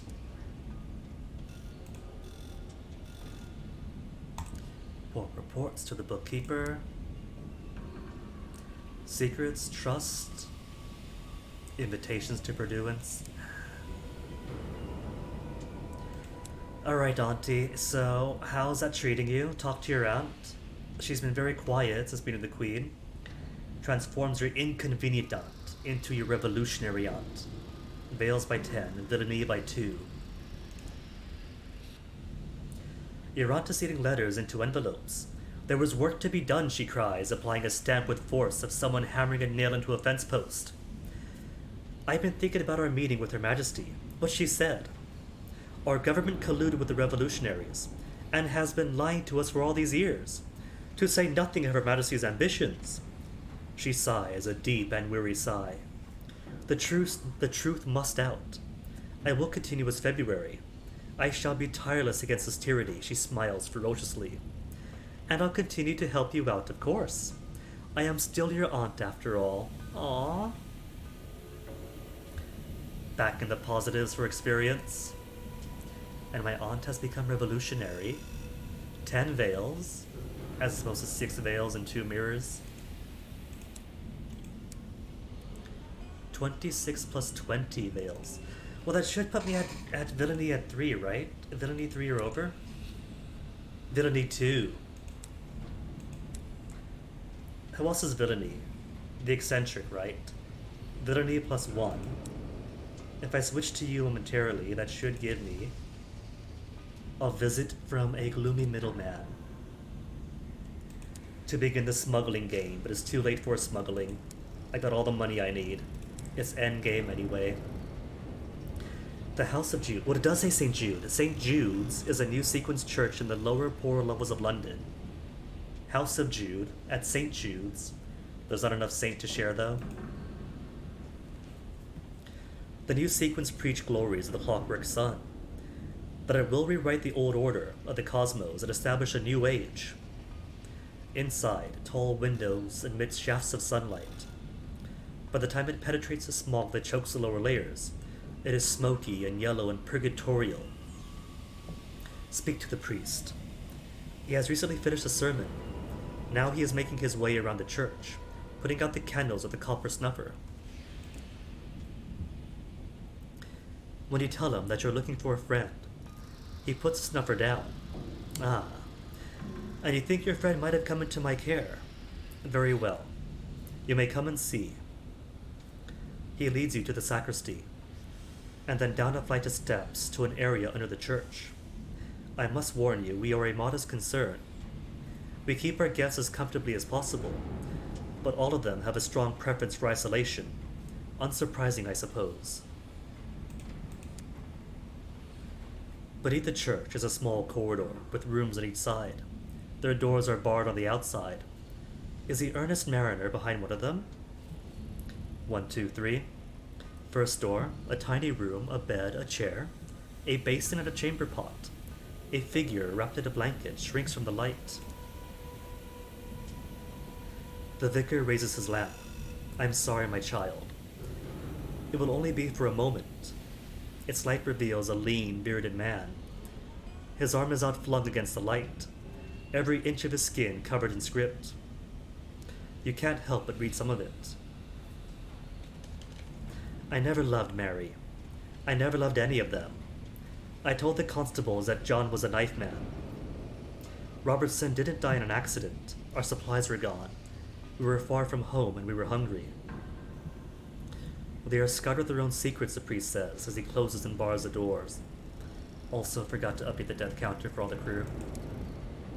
Should be what, 24 dead? Second door. Don't come in! A woman's voice cries from behind it. Meg grits her teeth. I have to know. A woman buries into the bed sheets as the door opens, but Meg pulls the blankets back. A wide-eyed, frantic face shrieks at you, scrawled with its own secrets. It's impossible not to read them. I knew and said nothing. I didn't go back for Sergeant Christie. I was afraid. It was not the earnest mariner. The woman climbs to her feet. Look then, she spits, spreading her arms to show you her guilt. The fire doesn't burn flesh, it reveals a soul. I hope it finds you. I hope it finds you and brands you with everything you hope to hide. Secrets and terrors. Final door? She is not behind the door. Instead, a straggle-haired man looks dully up at you, blinking in the light. His skin is scribbled with a horrendous catalogue of crimes, one half of which would see him imprisoned, the other half hanged. He doesn't try to hide them. When you have no secrets left, he says, in an incongruously rich baritone, the courtesy will come. He grins, and you see the sins engraved on his teeth. 40 terrors. The earnest mariner's not here, among the victims of the fire that follows. The vicar's unsure whether this is good news or bad. If your friend finds her way to us, I will contact you, the vicar promises as he shows you out. But I must warn you, these are broken souls. Their exposed secrets make them pariahs from the lives they led, and make founding new lives impossible. Their days are easier hidden in the dark, tended by a stranger. Meg grunts. As she passes the collection plate by the door, she drops a fistful of gemstones into it. Better get back to New Winchester, she says. She seems disinclined to talk. And I've learned something you should have not. I think that's all I want to do here. Books for the Event Horizon, crockery for the Macabre Counselor. Select them both, then cancel. What I do want to do is head out to the, what is it, the Royal Society. So west-southwest. Oh man, a fire. A knock at your door in the night. You open it and find a crewman slumped in the corridor. Is he alright? His skin is scalding. And what's that on his neck? Words written onto his skin. A confession. He looks up. His eyes shine as if candles burned in them. He opens his mouth. It is lit from below by the blue fires burning in his belly. He stands and lurches forward. Barricade myself in. Only a 76% chance success, or shoot him dead myself, for barely better than a coin flip. They rolled pretty bad, only 76% chance, or 62. Might have luck barricading myself into my room. Fire, a livid blue, gushes from his mouth that ignites his clothes as he bashes the door closed in the nick of time. He thumps and claws at the other side, flames licking under the door. The wood begins to smolder. Then you hear raised voices. Your officers, gunshots, then a voice. Captain, are you all right? You open the door. The crewman is dead. His clothes have burned away, and his skin is covered in writing branded onto him. A comprehensive litany of the every crime and guilt and embarrassment. Some of your rescuers avert their eyes. Others cannot help but read in horror. Alright, so who died? Who got engulfed in flame? Out of 14 crew. ID 14. Crewman number 12. Porch. Sorry, Crab Boy. Crab Boy was so excited to name somebody Porch. And now Porch is dead. Picked up on the 24th of January, 1907.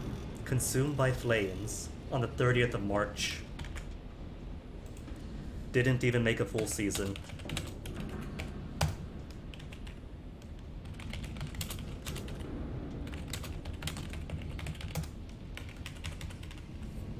That's fine though. 14 crew is too many, was kind of hoping just for 12 max. That's what then? 1, 2, 3, 4, 5 dead today alone.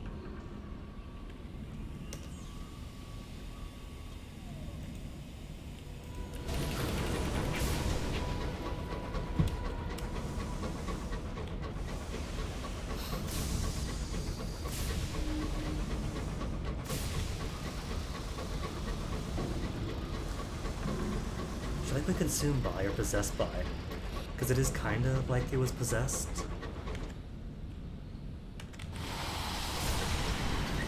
And there's no dreadnoughts here. Oh, they hide their dreadnoughts. No, I'm just gonna blow them up.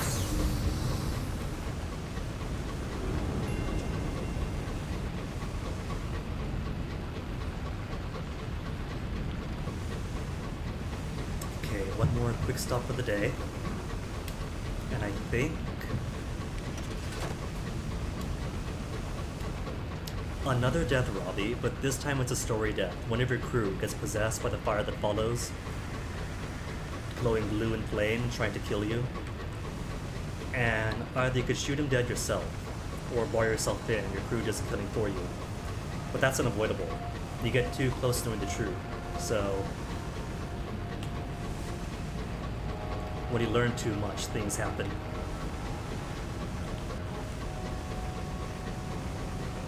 I can't avoid this weapon, can I? Ease along the edge.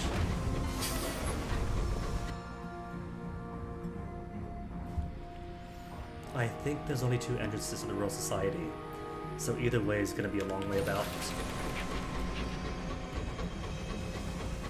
Fuel. That's what I forgot to buy. It's alright though. Royal Society has fuel in just right over there too.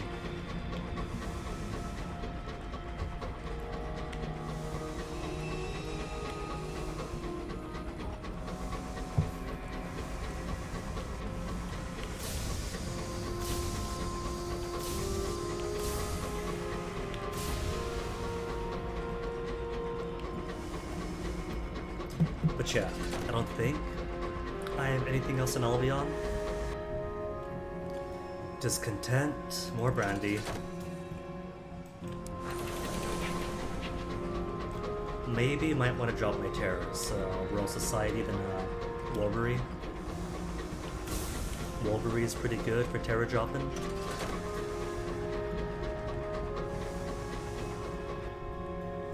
Touch of the skies, back to work.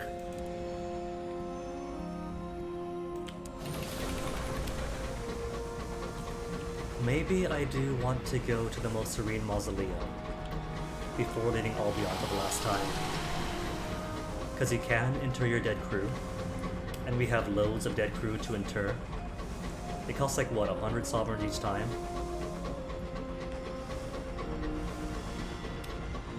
And if we don't have 40 dead crew left, we're getting pretty close, so... Could afford to put the remaining remains and possessions into the mausoleum.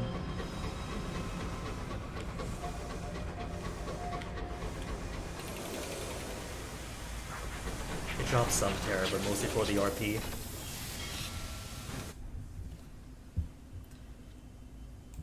Volunteer. A volunteer crew. No risk to the crew. Savage secret. Okay, like last time.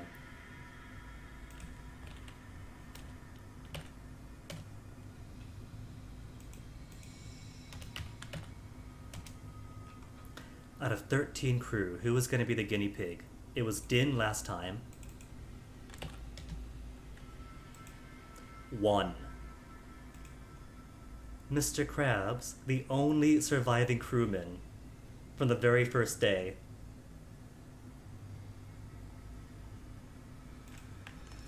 Now gets science experiment status.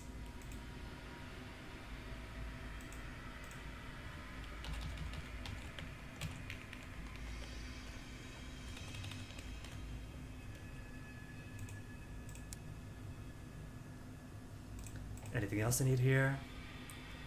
Port report. Presidente. Invitations to pursuance. Port report to the House of Rods and Chains. Gives me sovereigns, some gratitude.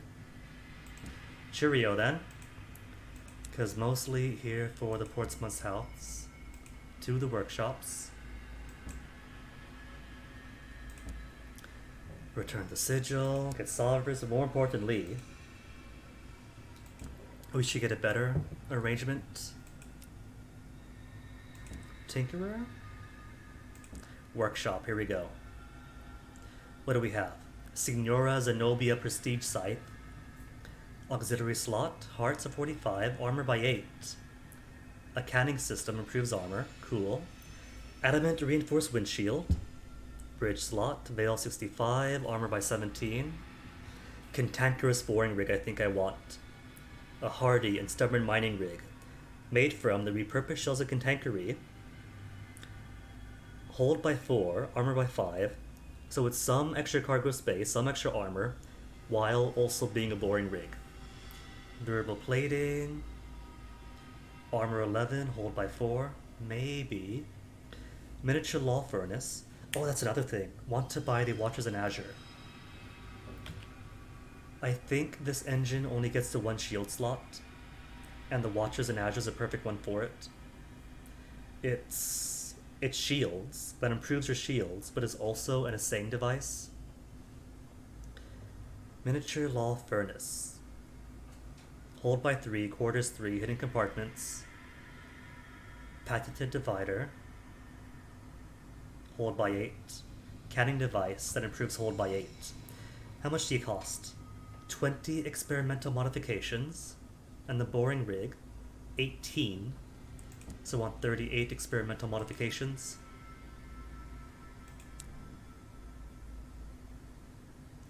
+4 to hold for that canning system. Alright, so Enigmas by 7. I got 2. Give me the head start. And the rest of my kinetic experiments, 5 each, that's 25. If I give them all.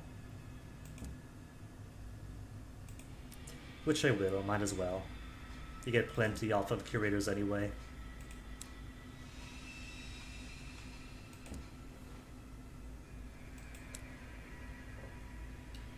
$27, 32, so 6 more.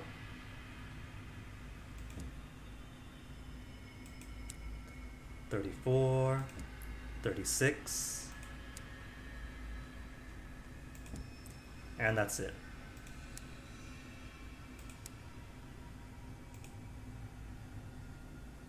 Could repair hull with my experimental modifications, kind of a waste.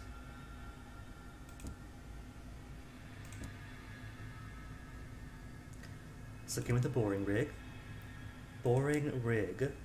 and the divider. Hold by 8, so really it's an upgraded version of the Durandal canning system. Mirror 65 plus. Literally 1 point of mirrors away. Okay, facets. You got 2 left for high mirror yields. If I can't devote any officers without losing my hearts, then I am going to need more hearts or more mirrors to make up for it. Because I need him. Need them. Nobody else gives hearts. Actually, wait. No, yeah, I gotta.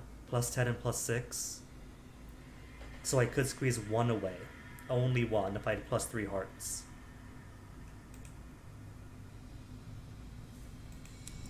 Though I could use the drill. That one is good. Anything for auxiliary, because if I do get Watchers in Azure, then I don't need the speciometer assaying device. Anything else of worth here? That might go into Aux.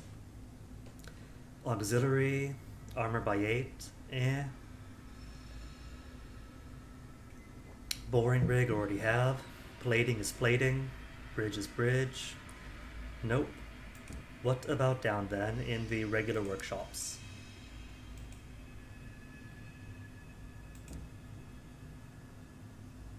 It does have an endpoint, Robbie.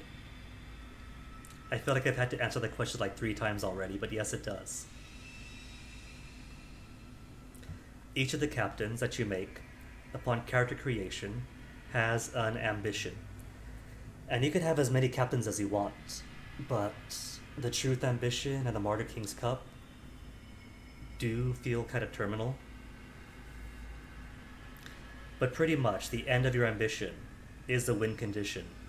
That is the endpoint. Cabins, bridge, plating, auxiliary, armor and hold. Maybe able to take the defensive library system. Oh, no worries, Robbie is perfectly alright. I'm just humoring myself at the several questions of, hey, by the way, does this game ever end? Mining array, have 1 of. Carmilla's a cannery, already have a cannery. Okay, defensive library system. Takes only 9 experimental modifications. Super cheap.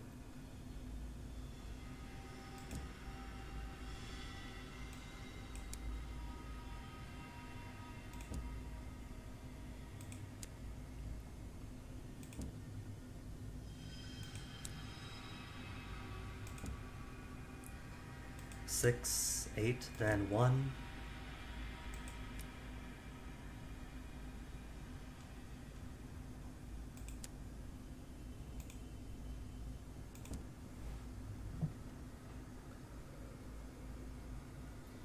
then defensive library system.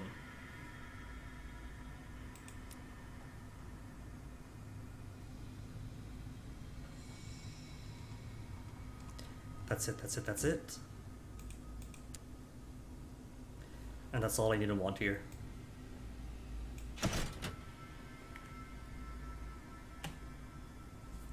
Everything except... Oh, now they're selling panes of glass. I can't recall if I need panes of glass, so just in case. 30 cargo space.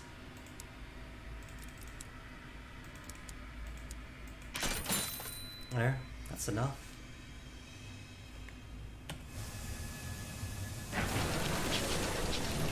Then I suppose the itinerary now is to the Royal Mausoleum, then back to the Reach. Then I could finish off the Pernickety Factors quest, could start doing the Corruptorous Hoarders, but mostly gotta drop off Meg. Drop off Meg, pick up the Didact, do the Didact's thing. While I'm doing the Didact's thing, take the Navigator and Alton to Death's Door. And all that is going to be the next time I do Sunless Skies. And since there is a buttload of reading in Sunless Skies, going to actually hold myself to the once per week rule.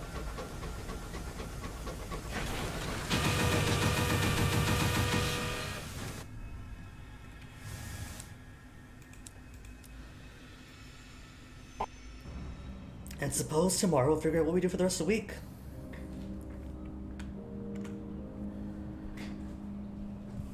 Probably won't start anything too big. That takes like a whole month to complete, since Great Ace Attorney is coming out 2 Fridays from now.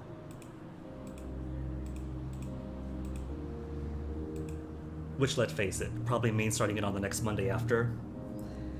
If it's anything like Chicory and releases the evening of and not the morning of.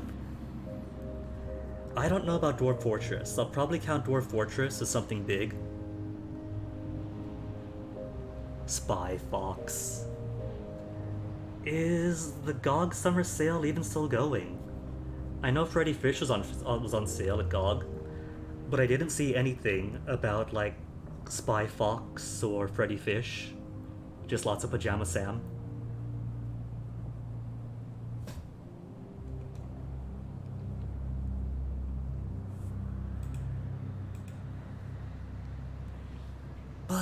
But I think the sale's already over. GOG.com? I was looking last night, and last night I was at 11 hours left to go. Summer Sale Encore. Oh, well there you go.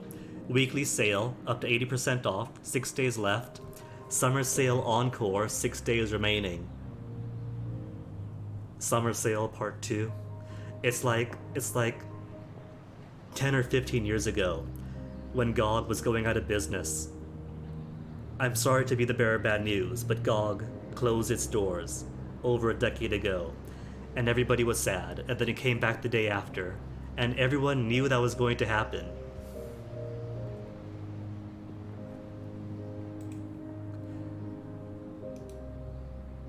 A way to FOMO out some final sales, in case they weren't going to come back. Well, let me see. Once again, nobody else is playing Sunless Skies. How could this be? The category has 4,000 followers.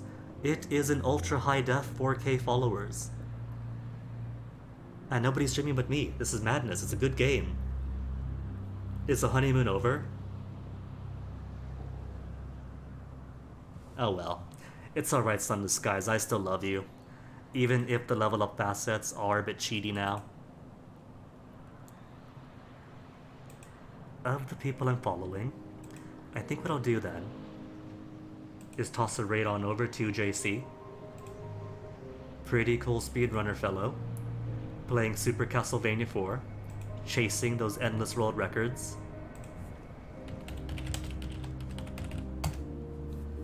And he's cool people, one of the first I followed in Twitch when I first started watching Twitch.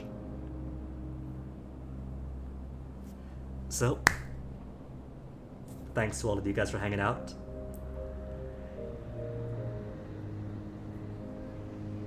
Was a chill day, but a fun day. And glad you guys are here to share it with. We'll see what we do tomorrow, if anything. But until next time, enjoy the rest of your nights. Take care of yourselves, have fun. See you guys on over JC side.